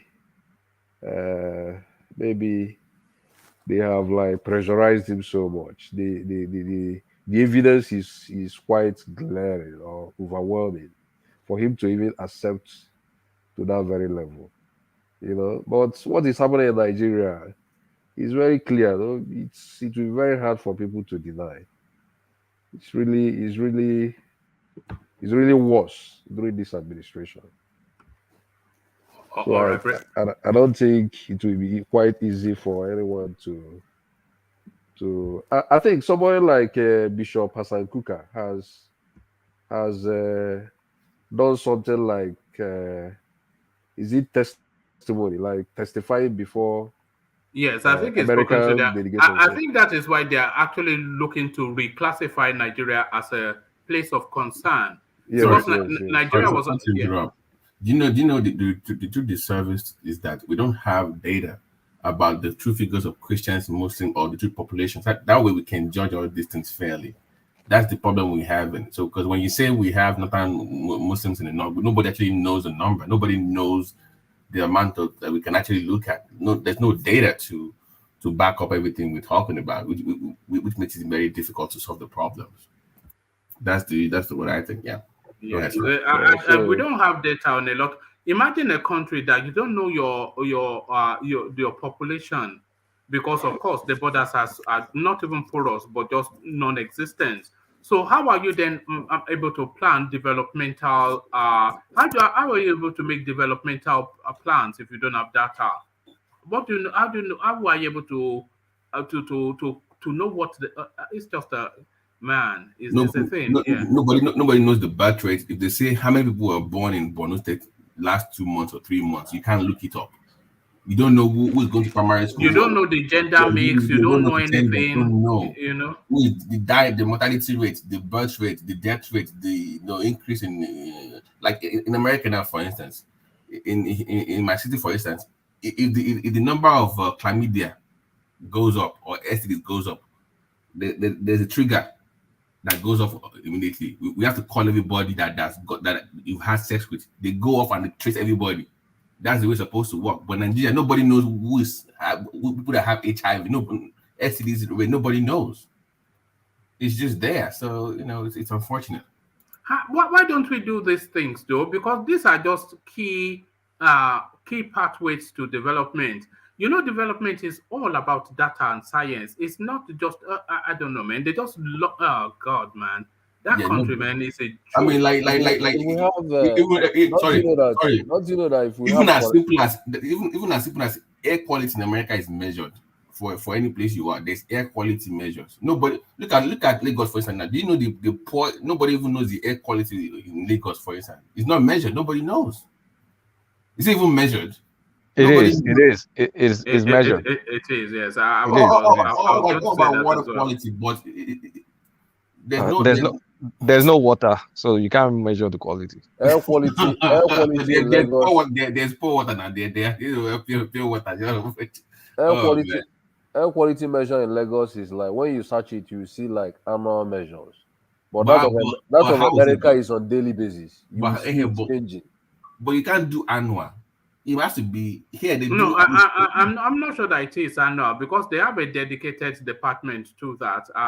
Just guessing, I'm not even guessing, but just from memory. But I don't know. But one man are they working? Been to show you look at the air quality. Is that even safe for humans to be living in? Is it safe? Hasn't Oshodi changed? Like Completely. Okay. Nobody's tracking like look at the cars that drive around with the fumes that they pour out. There's no regulation for the cars. Everybody just has more smoke everywhere. Everybody's coughing and just but let's just move on.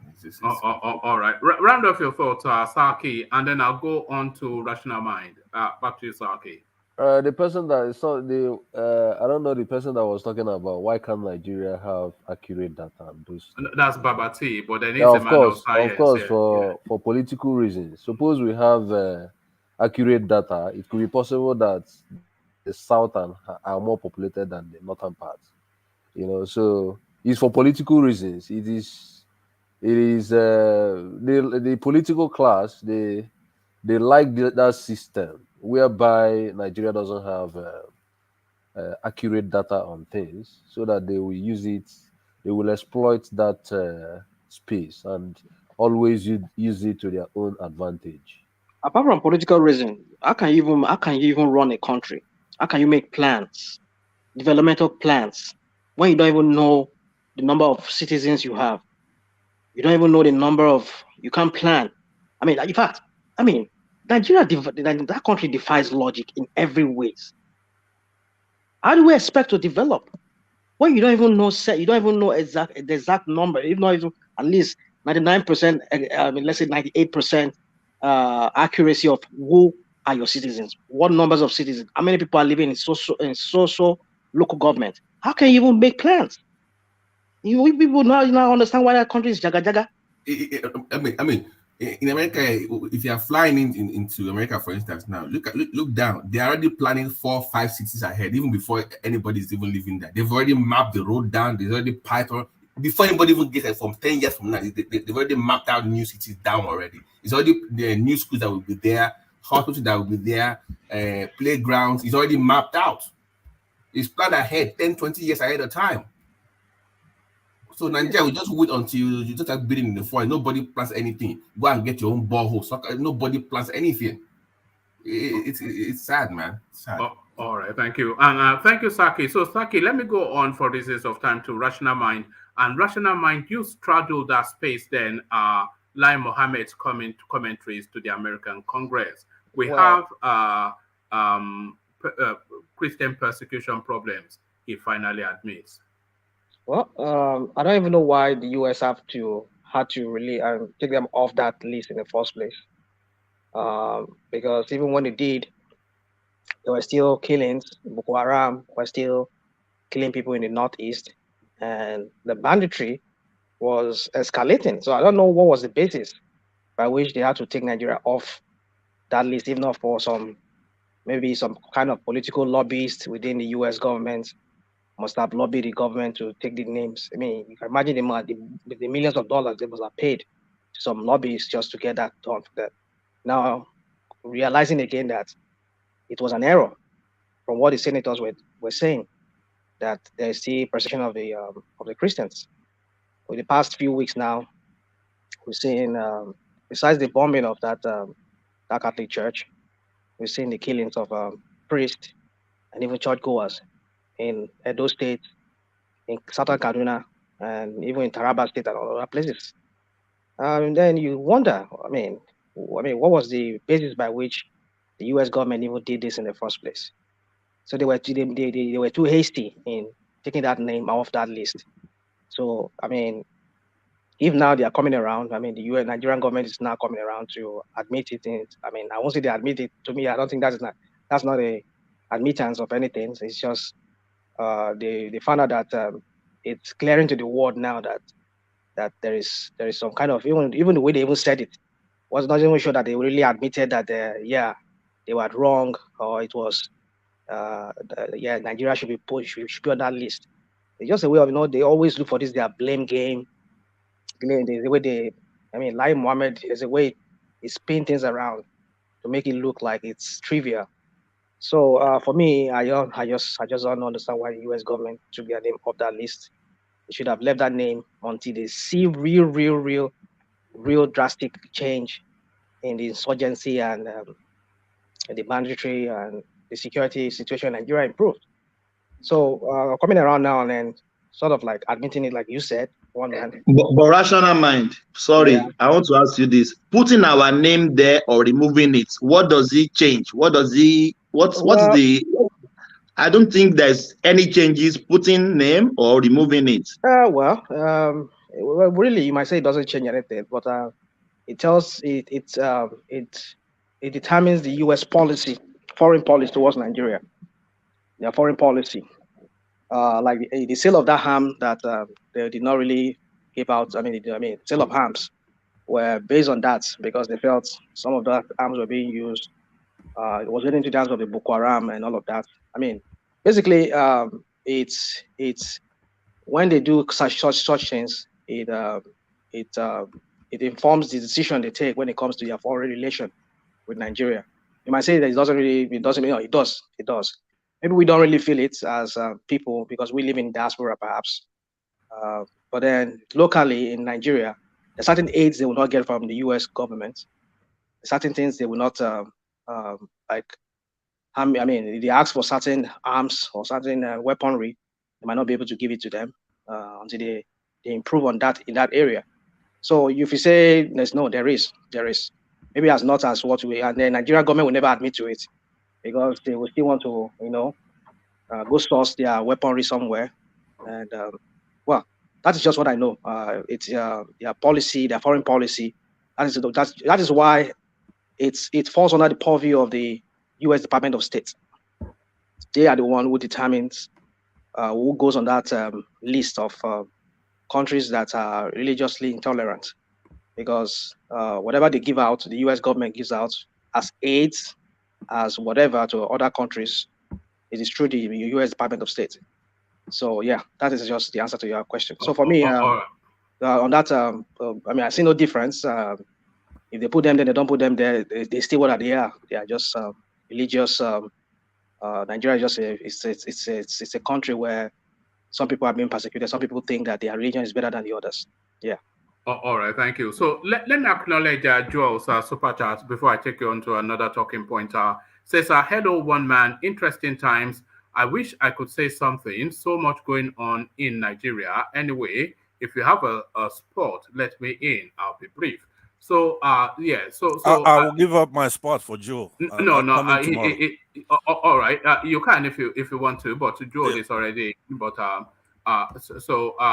But let me take you to another space. Thank you for the super chat, Joe. But you didn't have to super chat that. Just say send link one man. So that's usually if there's a spot, I'll just send the link. Let me take you to another talking point. Rational mind, and briefly on this, El Rufai, vice president, coming to a country near you. But is that a country that you would like to be? Rational mind. You mean Obi? What did you say? No, El Rufai. Oh yeah, okay, El Rufai. All right. Yeah. So you see, this is a man who the insecurity situation in the state is the worst in that country, besides Borno State. Maybe I mean it's even worse than Niger State. Kaduna that has the Nigerian Defense Academy. In fact, if not most of our armory, our weaponry is based there, and we have the War College. Is it that Jaji? Is that I think it's there. So anyway, I mean, and then you have this ragtag people running amok in that state, and like you asked me the first question about the religious intolerance, and so I mean, killing people from a certain region of that state who happen to be predominantly Christians, and this guy does nothing, and everyday kidnapping. I mean, you don't hear this being done in the northern part of Kaduna as such. The killings and everything is always in southern Kaduna. And we're talking about 10, 15 people on a daily basis. And then you wonder, and these people claim they ask this guy to do something about it. He says his hand is tied. Yeah, and they call you I mean, this is the same guy whom we heard that he went to maybe Senegal or what is it, Mali, go bring his his Fulani brothers into Nigeria just for the election. I mean, and look at what happened. So imagine this kind of guy being sitting in on a national security meeting where the president is. Would he not be leaking information out to his Fulani people? So for me, I think Tinubu should think very well. In fact, in the first place, I just want to say this quickly, woman. Tinubu was so, I mean, I know him to be a very selfish man. It's about him. He should have just supported either Amechi or supported where are you going again? Hold Tinubu on now. is a flag Hold bearer now. So what are hold on. The reason is this. The simple reason is this. Is Muslim ticket would not fly. No, that's according to you now. Yeah, according to me, yeah. It would not fly. Because if I you look at it, I don't object to it. Kulata doesn't object to it. A lot of people don't object to it. So they don't object to what? A Muslim ticket. I object to it. Well, you're only taking your own opinion poll here. I've seen people who really do not like it. I mean, especially among the Christians. Even some, let me say among the Christians, 90% of Christians do not want it. Maybe among the Muslims, maybe you can say like 20% that doesn't want it. So what I'm trying to say here is this: that this guy is a very selfish man. He should have thought about all this, that this is going to be a problem. How can you be in a country that is religiously divided and charged up like we're talking about, and you're bringing a Muslim ticket? Even when we had a Muslim Christian ticket, look at the killing going on, and nothing is done about it. Now you have two people, and you want to bring this idiot, what is called the little man from Kaduna, on the ticket, to come and supervise another killing that he was also the governor, and they did nothing about it, even though he said that his hands are tied. This is the same idiot that when southern governments were saying that and all our forests should be manned, they should dislodge his clansmen from the Sahel. He was one of those people that went that went against the southern governors on that. And this is the kind of person he wanted to come and be sitting on the national security meeting when the president is briefing the generals and other security people, and then he will be there and he'll be giving out information to his people. So you see, Tinubu should think very well. He should have thought this through very well before he went into this election, because it's not about the Nigerians, it's about himself, because more people are going to die. Invariably, people are going to, because I don't see him solving that issue of national security. I mean, the issue of security. I don't think Tinubu has a solution to that, because the Muslim ticket in itself is a recipe for that in itself. So for me, even though when we had a Christian ticket, we can't even solve it. Rational mind. Sorry, Thomas. Let rational mind land, because I want to start to. So for me, there's a problem there. There's a problem. Either we realize it or not. Either we want to accept it or not. Nigeria is a country whereby religion, ethnicity is one of those things that really plays. Thank you very much. Thank you very much for saying it. Thank you very much. We should be. Thank you very much for bringing that up. Thank you. So what did you bring up? Sorry, I missed that. What did you bring up? No. I'm saying that when we discuss about Nigeria, we should always factor ethnic differences and religious differences in anything we discuss about Nigeria. Just the reality of it is what it was saying. So Tinubu should have considered that, but it's about him. Doesn't care about who dies or who doesn't die, who live, who doesn't live. As long as he becomes the president, he doesn't care about you and I. So sorry, did you say we should factor ethnic differences and religious differences? Yeah, we should. But you've come here to say that you've joined the obedient train. So did you factor ethnic differences and religious, at least certainly ethnic differences? So what is the ethnic? What is the religious or ethnic there? No, there's religion, no, but ethnic, yes. Obviously, there's an ethnic difference between you and Peter Obi. So was that a factor in your decision to back him? No. My reason for I'm not obedient. Don't tag me with that.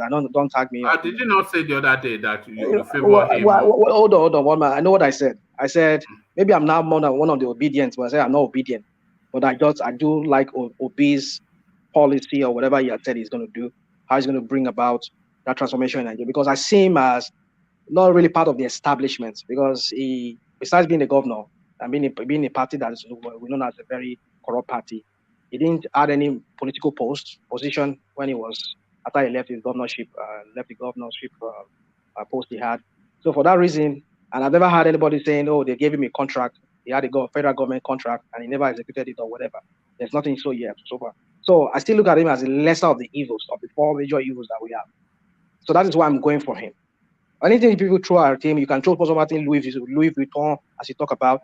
That could be, So you had no ethnic consideration when you did No, that? there was no ethnic. One man, I'm a Yoruba man. I'm a Yoruba to the core. Even though I have mix in me, but I have other things in me. But I'm a Yoruba man. Wait, Yoruba.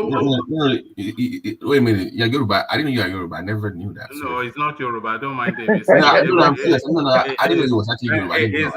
It's ethnic ambiguous. Ethnic ambiguous. No.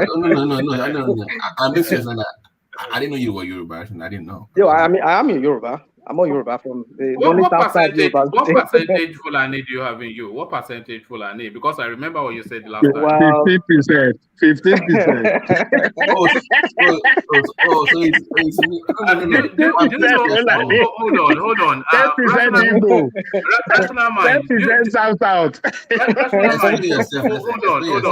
Hold on. Rational mind. You live in America. Do you know the Jim Crow law or the Jim Crow? Yeah, I know the Jim Crow law. Yeah. What is it? I mean, it's about the segregation. It's about the segregation and white and black and mix. Yeah. Okay. No, what is this thing that if you even have 1% drop of black in you, then you are black?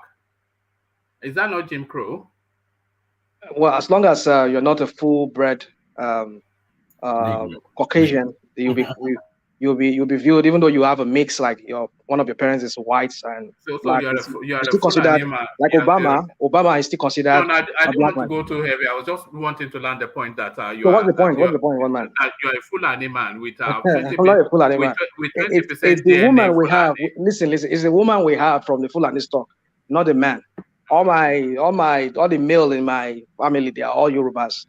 They only intermarry with other ethnics. You have Fulani blood pretty much. Well, I may, like for what I heard. He's from Kwara State. Hold on. If it's a man that is the Fulani man, then I can say yeah. Because the man usually determines the genetics of a woman, of a child. Who told you that? It's 50-50. It's 50-50. Forget it. But it has been watered down now. Hold on now. It has been watered down over the centuries. It has been watered down over time. Because Yoruba predominantly were the men who were marrying, and they were the ones who had the genes more. Why are you denying? Why are you denying? You're a Fulani man now. Don't worry now. We know you're a Fulani. Okay, all right. Let's go to this. So my point is this. What I'm just trying to say is this, one man, that we can't have that religious bigot as El-Rufai and an extremist and one who is more of a clans person, which is more northern Fulani kind of. So we don't want that kind of a person on his ticket. And you see, for me, Tinubu is going to have a very huge problem with this. I don't know how he's going to spin this around with this Muslim ticket. So, one man, I know there's a lot I need to say on that, but let me leave his space for that to talk. All right, brilliant. So let's come from you to Moses, who hopefully is still with us. Moses, are you there? I'm here. All right, brilliant, Moses. So Moses, to the conversation then, where Rational Mind left off, they are now proposing El-Rufai somewhat as the best fit for the Tinubu ticket. Is this something that you can live with, Vice President El-Rufai? And for me, I'm not in support of or agree with the candidature of El-Rufai to be a vice president to Tinubu, because if you look the situation on the ground, you will know that our democracy is not a real democracy. We do our democracy based on religion and ethnicity, and which is not going to profitable for development of Nigeria entirely. But if he decide to choose El-Rufai as a vice president, maybe based on the region, the population of the region, that it can benefit Tinubu and the presidential election. And if he decide to choose the other guy from the northeast, Sulum, or what is his name, and maybe it will not work for him, because he will look at the strong region that can help him out during the election. And for me, Muslim candidate is not. For me as a Christian, I cannot buy the idea at all. I cannot buy that. I know majority of the. Why are you saying you cannot buy the idea? Is it because they are telling you that it's unacceptable? When have you always had a problem with it? When I say I have the problem with the Erufai especially is because the way he participates. The way he participated in this killing of the people in the southern Kaduna, the way he conduct himself, I'm not in support of him at all. They can choose another candidate, strong candidate from that region. He may be a Muslim. I don't care. But if he have the interest of Nigerians in his mind, not by bias, I will support. But El-Rufai I will not support, because El-Rufai is one of our problem. Our problem is insecurity in Nigeria. It's one of our problem. Let's say the truth. We don't need to hide ourselves. We don't need to be hiding the truth. The truth must be said. Because El-Rufai is one of the problem, and he's facing the problem in his state. He cannot control it, which we all of us know. So if El-Rufai become the vice president of Tinubu, are you sure Tinubu can solve the problem of security in Nigeria? Because, for example, today, one of my friends is a military, is based in this northeast and Boko Haram. He's traveled back to the place today. And one of his family back home, he said, oh, don't go back. They kill a lot of military in the Niger state. Can you imagine? Who is going to solve them when Buhari cannot solve the insecurity? Buhari, as a military man, cannot solve it. Is it El-Rufai and Tinubu can solve the insecurity problem in Nigeria? We should ask ourselves. We because we believe we believe in tribalism. Some people will say that they support Obi because they are from southeast. Some people will say they support Tinubu because they are from the southwest. Some people will say they support Atiku because Atiku is from the northeast. Is that the way we are going to run the democracy? Is that the way we are going to put Nigeria Moses, who do you support? Who is your champion? Who is your candidate for 2023? To say the truth, let me tell you the truth. I will not lie. This is social media, which everyone watching around all over the world. In the beginning, in 6 months ago, since last year, I've known Atiku is going to be the best candidate for PDP. I've told most of my friends that they should take note of it. That Atiku is going to be the best candidate that will face APC. They say, no, why am I saying that? Why are you talking like that? I said, Atiku is the best candidate. Let's say the truth. Atiku have the money and he have the political stronghold to face any candidate from APC. That's his truth, and it come out. Because if you check when they are doing their campaign or what they do, the convention they did last time, that Wike, yes, Wike have the backup from the north, not from the south. That's why Wike is crying out that my people from the south people they betray him, because he believe if he has the support the way he has in the north, he will beat Atiku. But they look that Atiku is going to be the best candidate because of the region Atiku came from. Because if you check the electoral, you will see that the people that will vote in the north, they are more than the people that will vote in the south. And that's the truth. So Atiku is your candidate then? Yes, Atiku is my candidate, but I'm not support them. I'm not support them because I'm for the Yoruba nation. That is truth. But for me, if you are saying about the electoral 2023 election, I support Atiku. All right. You know what? I'm not far from you in that as well. I'm a big fan of Atiku too. The only thing that I hold against Atiku is him being a Fulani man. If he was not a Fulani man, he would just have my full support. But because Buhari has so traumatized us, and I know that people are just fed up with this kind. But yes, no, I have in terms of on the paper plan for Nigeria, I don't think anybody has a plan that even comes even an inch near Atiku's plan. Nobody that I've seen or heard. you know. So, but yeah. But thank you, Moses. So, Moses, for reasons of time, unless you want to go to another, let me give you another talking point, but I need you to be very, very brief on it, only because you've been waiting a long time. Do you want to speak to Peter Obi and his penchant for expensive clothing? Yes, about Peter Obi. Peter Obi is a good candidate, but Peter Obi he still need more time to become who he wish to be, like to become a future president of Nigeria. Peter Obi cannot just come out today with the system we have on ground saying I want to become president 2023. No. It's going to work. But he has a lot of fans now on Twitter and everywhere. That's media. Forget media. We are talking of illiterate people we vote in the north 2023. You see the people that cannot read and write, they will vote. We are talking of media voting. Media voting cannot help this guy. He cannot help Obi. We need physical people physically that will be there. Even though they give them kunu and what they call their food in the north, they will be in the sun and they will vote. Not in the media, not in the social media, this and that. No.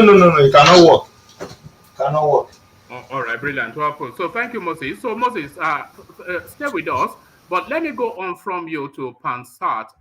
So let's go to Pansat if he's still there. So Pansat, from where Moses where Moses left off, it's not even something that we should be discussing on a space that is filled with so many brilliant people, but this is where the politics is now, with Peter Obi presenting piety as his credentials to the presidency, a man of simple means and simple needs, but those simple needs to be bought in Louis Vuitton. So Peter Obi then, yin and yang, he presents in one way but lives in another. Pansat. All right, we don't have Pansat. So Joel, do we have you? All right. I'm here. All right, brilliant. Did you hear me put the position, Joel? All right. Come again, please. No, it's Peter Obi and his penchant for Louis Vuitton and Patek Philippe. And he says he has one watch, but that watch is a Patek Philippe. So that one watch will buy you your house. So this yin and yang that we're hearing from Peter Obi. Okay. I think I wouldn't want to dwell on trivial issues. The reason why is this: we have more serious issues to discuss as a nation than to start thinking about the watch Peter Obi is putting on. Are you driving? I'm driving, but I'm getting to where I'm going to right now, so I'm going to stop in a minute. All right, brilliant. Do you understand where I'm coming from? Yes, I do. So the thing there is this: the Nigerian space, we have a problem at hand, and we are discussing. We have people that will have time to travel to go verify if someone wore a shoe or wore a watch. What kind of country are we living in? We should start talking about issues. Someone said that immediately BBN Nigeria comes to play, that this whole election thing will just be a mirage. And somehow I'm beginning to believe what the person said. It is unfortunate that at this point in our lives, at this point in our nationhood, that we are going through this kind of pedestrian issues. We have a serious issue at hand. First and foremost, good morning, good afternoon, good evening, wherever you are. Look at that. I want to just digress a little bit. Kwankwaso and Dinomilaye. If you are a Nigerian and you listen to both of them talking, there was a song, Two-Face sang, and I'm going to just read the line when he said, "It be like say They want to dance. Garara like na new dance again, yo. Oh. This is the problem. They have started coming up with the tribal religious issue. Why? Because they feel threatened. Dino is saying that the cost of governance is not a problem. Why is he saying that? Because he knows that when you start talking about the cost of governance, he will not be buying those cars again.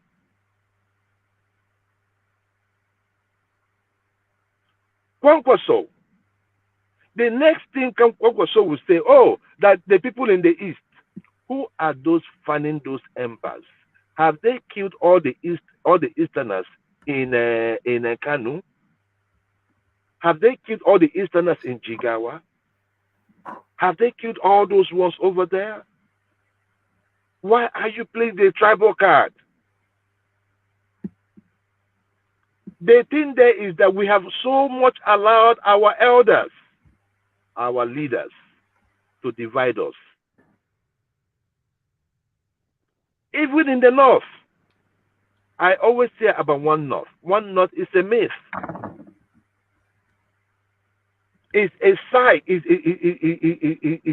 a side destroyer for the South. Go to the North and you see what is going on. They are so fragmented. They are so divided in the North. But during politics, they'll say, oh, one North. Who are they killing? They are still killing more Northerners than they have killed Southerners. There are people out there in the North that needs help. There are people out there in the North that does not think the way we think. And we bring me to the next thing, the media. You see, in Nigeria, we all have different ways where we are blessed. When you talk about the music, you cannot talk about music without talking about the Yorubas. We have to be frank with it. You want to talk about business, you can't talk about business without talking about the Igbos. But you see, whatever you have talent in becomes a cost to you, then it's time for us to start reevaluating our lives. If you are good in media, project, you see, what you feed out. When all these big corporations want to get to the American people, they use the media. Because what? When you keep reinforcing, when you bring out a news, you keep reinforcing it, it becomes, some people will be like, this thing, you know what, I'm even tired of hearing this thing. Oh yeah, please go. It happened with the LGBTQ movement. They keep putting it in your face. That is media. The power of media. At what point is our blessing a cost to us? Because I am seeing that the media is becoming a cost to the South. We only interrogate ourselves. Someone is talking about IPOP. IPOP. How many people have IPOP killed? Have IPOP killed you in Lagos? You don't want to vote Peter Obi because of IPOP, but you can vote Atiku where you know that Boko Haram lives. Where is our conscience as a nation? I said it, we have no nation. We have no nation. Look at Wike. Wike is crying. I was duped. Jonathan just came out.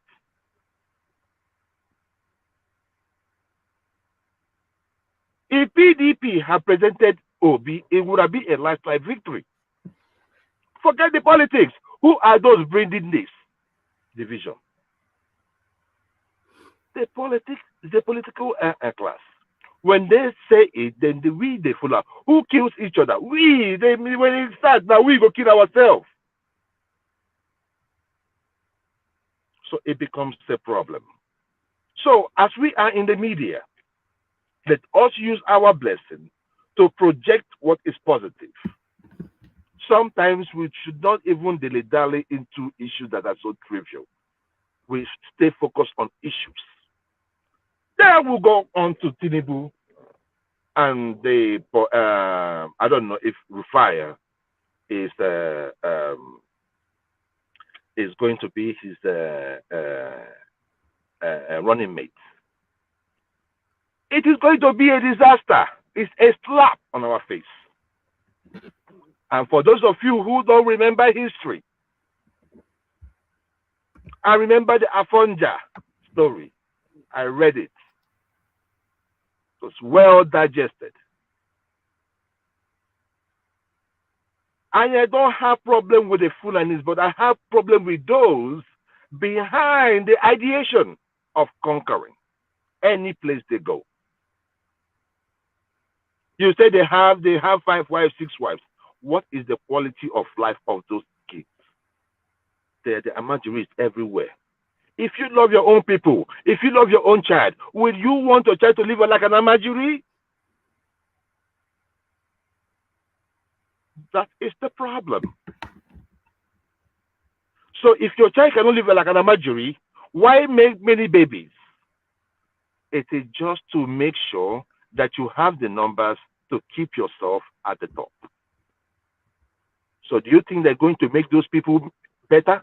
They can never make them better. And that is why, when even good or Jonathan did the Amajiri schools, immediately Buhari came in, it went what? They had to take it off. Because they don't want them to know. How can Tinubu, with everything happening in Nigeria, pick up a Muslim ticket? I do not care if they take you as a half Muslim or they take you as a full or 1/4 Muslim. That is not the issue. You're a Muslim, then they should take you as it is. If not, then it's a hypocrisy. Then maybe it's time for you to rethink your religion or rethink your association. The era of you allowing yourself to go the coward way in order for you to get to the point of where? To preside over who? To take away the dignity of your people, to take away the freedom of your people, just for the sake of you being the president. Oh, all right. It's unfortunate.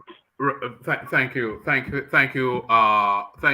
Joel. So, Joel, you came in lately, and as you know, we are trying to cap it at 5 hours.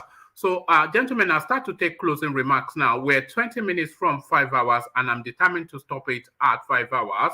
So, I'll kick off the closing remarks with Saki to land it at 5 hours. So Saki, it's just about a 2-minute slot for closing remarks. Saki. All right. Thank you, one man. You are really trying. It's not easy. At times, I wonder how you anchor this program 2 times a day. It's not really easy. So whenever I come here, I get some new things and I engage in this intellectual exercise. You know, one thing I've noticed here is that everybody wants our country to be progressive.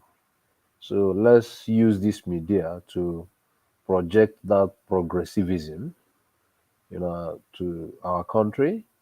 And I will advise, if you know what is good, try and project it. It doesn't matter who is going to win at the end of the day. If you believe that Tinubu is the best candidate for this job, project Tinubu to anybody you want to vote for Tinubu. If you believe that P2B is the best candidate for this job, project P2B to anybody. Just let's not keep on saying here, this person is going to win, this person is not going to win, and because this person is not going to win, let us not cast our votes to the person. So let's just market our candidate based on our personal convictions and based on conscience. Let's not allow factors that are trivial to becloud our sense of judgment. So once more, thank you everybody. Thank you one man for this program. And Ajenle Koko, thank you for the way you carry on the arguments in this program. Thank you. All right, brilliant. Well put. So that's Saki, a real gentleman, a real gentleman. So Saki, join us again. So from Saki, let's go on to Moses. Moses, we're taking closing remarks. So it's just a short little window this time around. Moses. Moses. Yes, I greet every member of the platform and our viewer. I greet everyone. I'm very happy to be a member of this platform because I learn a lot every day, even though I'm not online sometimes, but later I go through the video and I learn a lot. But I believe every one of us we want a progress for a new Nigeria, But it's unfortunate that we have a lack of leadership in our country. But we can work towards it. It's not by prayer. It's by because God already give us the everything that we can use to build our home, our own nation. But just we keep trying. We keep elevate ourselves and give ourselves orientation how we want Nigeria to be. But we can do it. We can make it. We can be one of the best nations in the world if you do the necessary thing. The foundation. We need the foundation to be strong, which is the constitution and the restructuring of how we want Nigeria to be. So that's my. All right, brilliant. Thank you, Moses. So from Moses, let's go on to Thomas. Thomas, it's a short closing remark this time around. Thomas. Thank you, woman, and God bless. I will say this. So far, even though I'm a Christian, if Tinubu think picking a Muslim will be a win for him, he should go for it. If I'm in Nigeria, I will vote ethnic before religion. I will still vote Tinubu, even though he pick Muslim, even though I don't like him to pick a Muslim. But if it's what is going to win election for him, he should go for it. And everybody campaigning for his candidate, let's campaign on a true level, not some pedestrian or lie to the people. Thank you, one man. May God bless you. God bless Nigeria. Thank you. Thank you, Thomas. So Thomas, God bless you too. So from Thomas, let's go to Pansat. Pansat, we did try to come to you earlier, but you might well have been away from your system. I was. Sorry about that. Yeah. So unfortunately, closing remarks were taken this time around, but let's still hear from you anyway. So Pansat, ladies and gentlemen. I appreciate that, and to everybody on the panel, good job. I did listen to most of it, so I would take my time for closing remarks to say that it's obvious that Governor El-Rufai of Kaduna, it's the brain behind this administration. What he's trying to bring to the federal level now, he's already done that in the state level in Kaduna, where he is the governor, and his deputy is Muslim, Hadiza Saboa Balarabe, and their chief judge there is Muhammad Lawal Bello, and of course the senators Obasani, Suleiman, and Danjuma. So, and then the Christians over there are getting to hear it, because when he was making that debate, it was benign like he's doing now. And he's saying, hey, look, we could have a Muslim ticket and go in Kaduna, it's no big deal, blah, blah, blah, you know. So because of the wickedness of Nigerians, including the Christians and Muslims, North and South, they only have their eyes on the Southeast, because the Southeast is saying, hey, look, no way, no way, no way. So in the Southeast, we have a problem with those people. We had a war with those people, and we're going to have more if this doesn't work out. That's another thing. A lot of people who, we're going to be all right. Take the debate to the logical conclusion.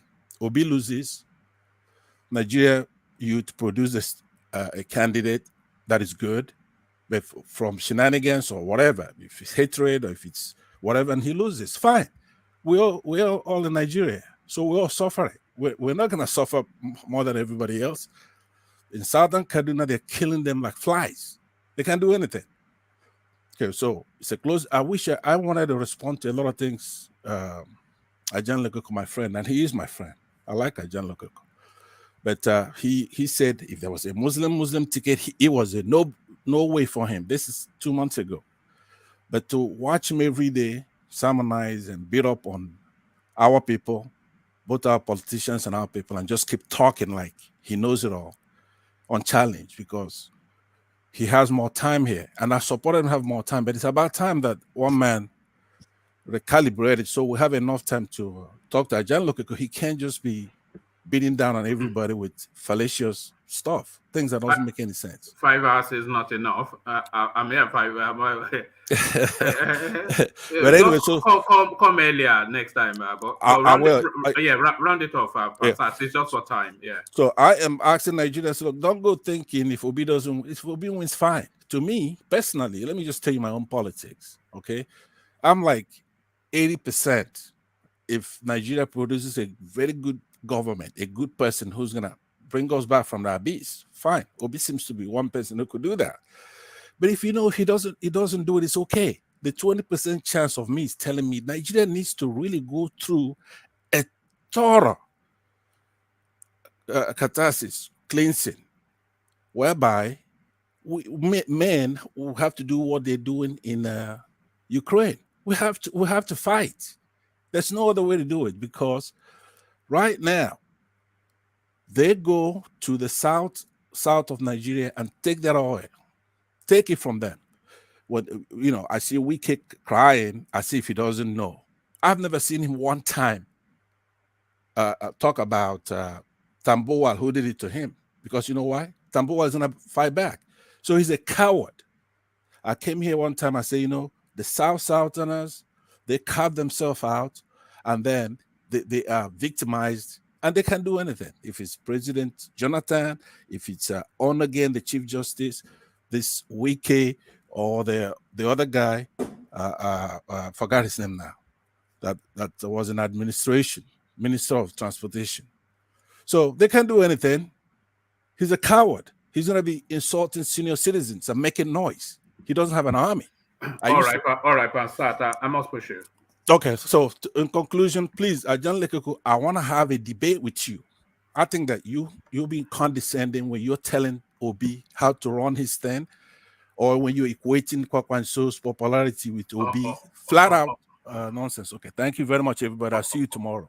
All right, Braden. Thank you. Thank you. Yeah. All right, cheers. All right, so from Pansat, let's go on to let's go to Rational Mind. Rational Mind, can you condense it a bit more than Pansat? I won't say anything. I just want to say people should thumbs up and like the video, and it's been a wonderful session today.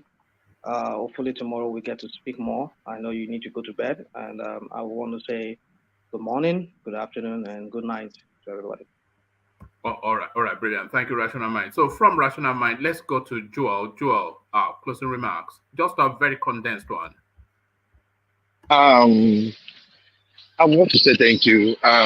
Normally we just come here to, talk, have a good time, and really push a discourse on how to make Nigeria better.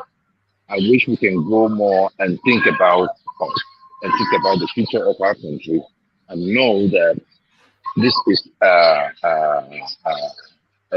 different time, like they used to be in the past. Remember, dollar is like 2015 naira per dollar. We cannot continue this way. We need to change things in that country, and I wish as time goes on, we can, start discussing about issues, right? And I want to leave it there. Thank you very much, Roman, all right, for doing a good job. All right, thank you. So from Joel to Kulata. So Kulata, that time of the day again. Okay, it's that time. First of all, guys, like, share, and subscribe. This is an awesome platform to learn, and this is not a praise singing platform. So on that note about praise singing, be prepared to hear things that are not ideal about your candidate, or things you may find upsetting or disturbing. Is for you to go back and rethink and re-strategize. There's no hard feelings. Same thing. And I will want us to start dissecting all these people one by one. I know there may not be that much novelty in in Tinubu and Atiku, because I mean we know their baggage, but I don't mind like we pieces them apart. Let's spend some time kind of like looking through their scandals and getting through them. The conversation is heavily skewed towards Obi, and a lot of people are catching feelings because of that. So if we can move on to some of the Tinubu stuff and Atiku stuff, I'll like that too. Thanks, everyone. Oh, all right, brilliant. So thank you, Kolata. So yes, we will certainly be covering all the candidates. But as you said, Twitter will be dominating somewhat the headlines at the moment, and a lot of people feel it's been campaigned against. But that's not the case. But the final words to Ajanle Koko. Ajanle Koko, a short closing remark. Thank you, woman. Let me thank everybody that came on the platform this evening. You have done good again. Your contributions are quite meaningful. I hope you will come back tomorrow and do it again. And let's give people the best of the best political talk right here. The best of the best, information, education, and sensitization, that political sensitization that our people need to vote for the right candidate. As at today, Peter Obi does not have ground in the north. You might not agree with me, but the reality is very clear. It doesn't have ground in the north. You cannot win in the north. You cannot be president of Nigeria. Tomorrow, the game could be different. It could have ground in the north, and by then we are going to say, we are going to, speculate a different position. But as of today, it doesn't show that he have ground. That's why he's desperate, looking for support, merger or alliance with Kwankwaso. Kwankwaso as well does not have ground in the south. Kwankwaso is out of play too. Kwankwaso cannot win. Cannot win votes in the south. He cannot win the presidency. So both of them, it look like the idea of merger or alliance, it cannot work between them. So it looks like both of them are out of the game. As it look today, both of them are out of the game. Tomorrow could be a different ball game. Those that are in play is Atiku and Tinubu. Like I said earlier, if Atiku should win the South-South, Atiku will be the next president of Nigeria. Tinubu has two hurdles to cross. He has the problem of Muslim and Muslim candidate. It's a problem, whether we like it or not, it's a problem for him. But that is the best he could do to win votes in the north. And secondly, he have the problem of winning in the south, in the northwest. If we couldn't win south northwest, Tinubu cannot win presidency. So other than that, let me thank everybody on the commentary section. Our brother Alessandra Gomez, Chairman, Board of Trustee 1 month went to more. Thank you for coming today. I thank the Secretary, Alessandra Kashe. I thank everybody that came on the platform, on the commentary section. Keep on doing what you know to do best. Come back tomorrow. Come and do it again. Ortiz, our military man, happy 4th of July to you and all Americans on the platform. Kulata, Rational Man, and the rest of you, I say happy 4th of July to you. So, one man, the driver of the platform, thank you so much for bringing us together today again after 2 days break.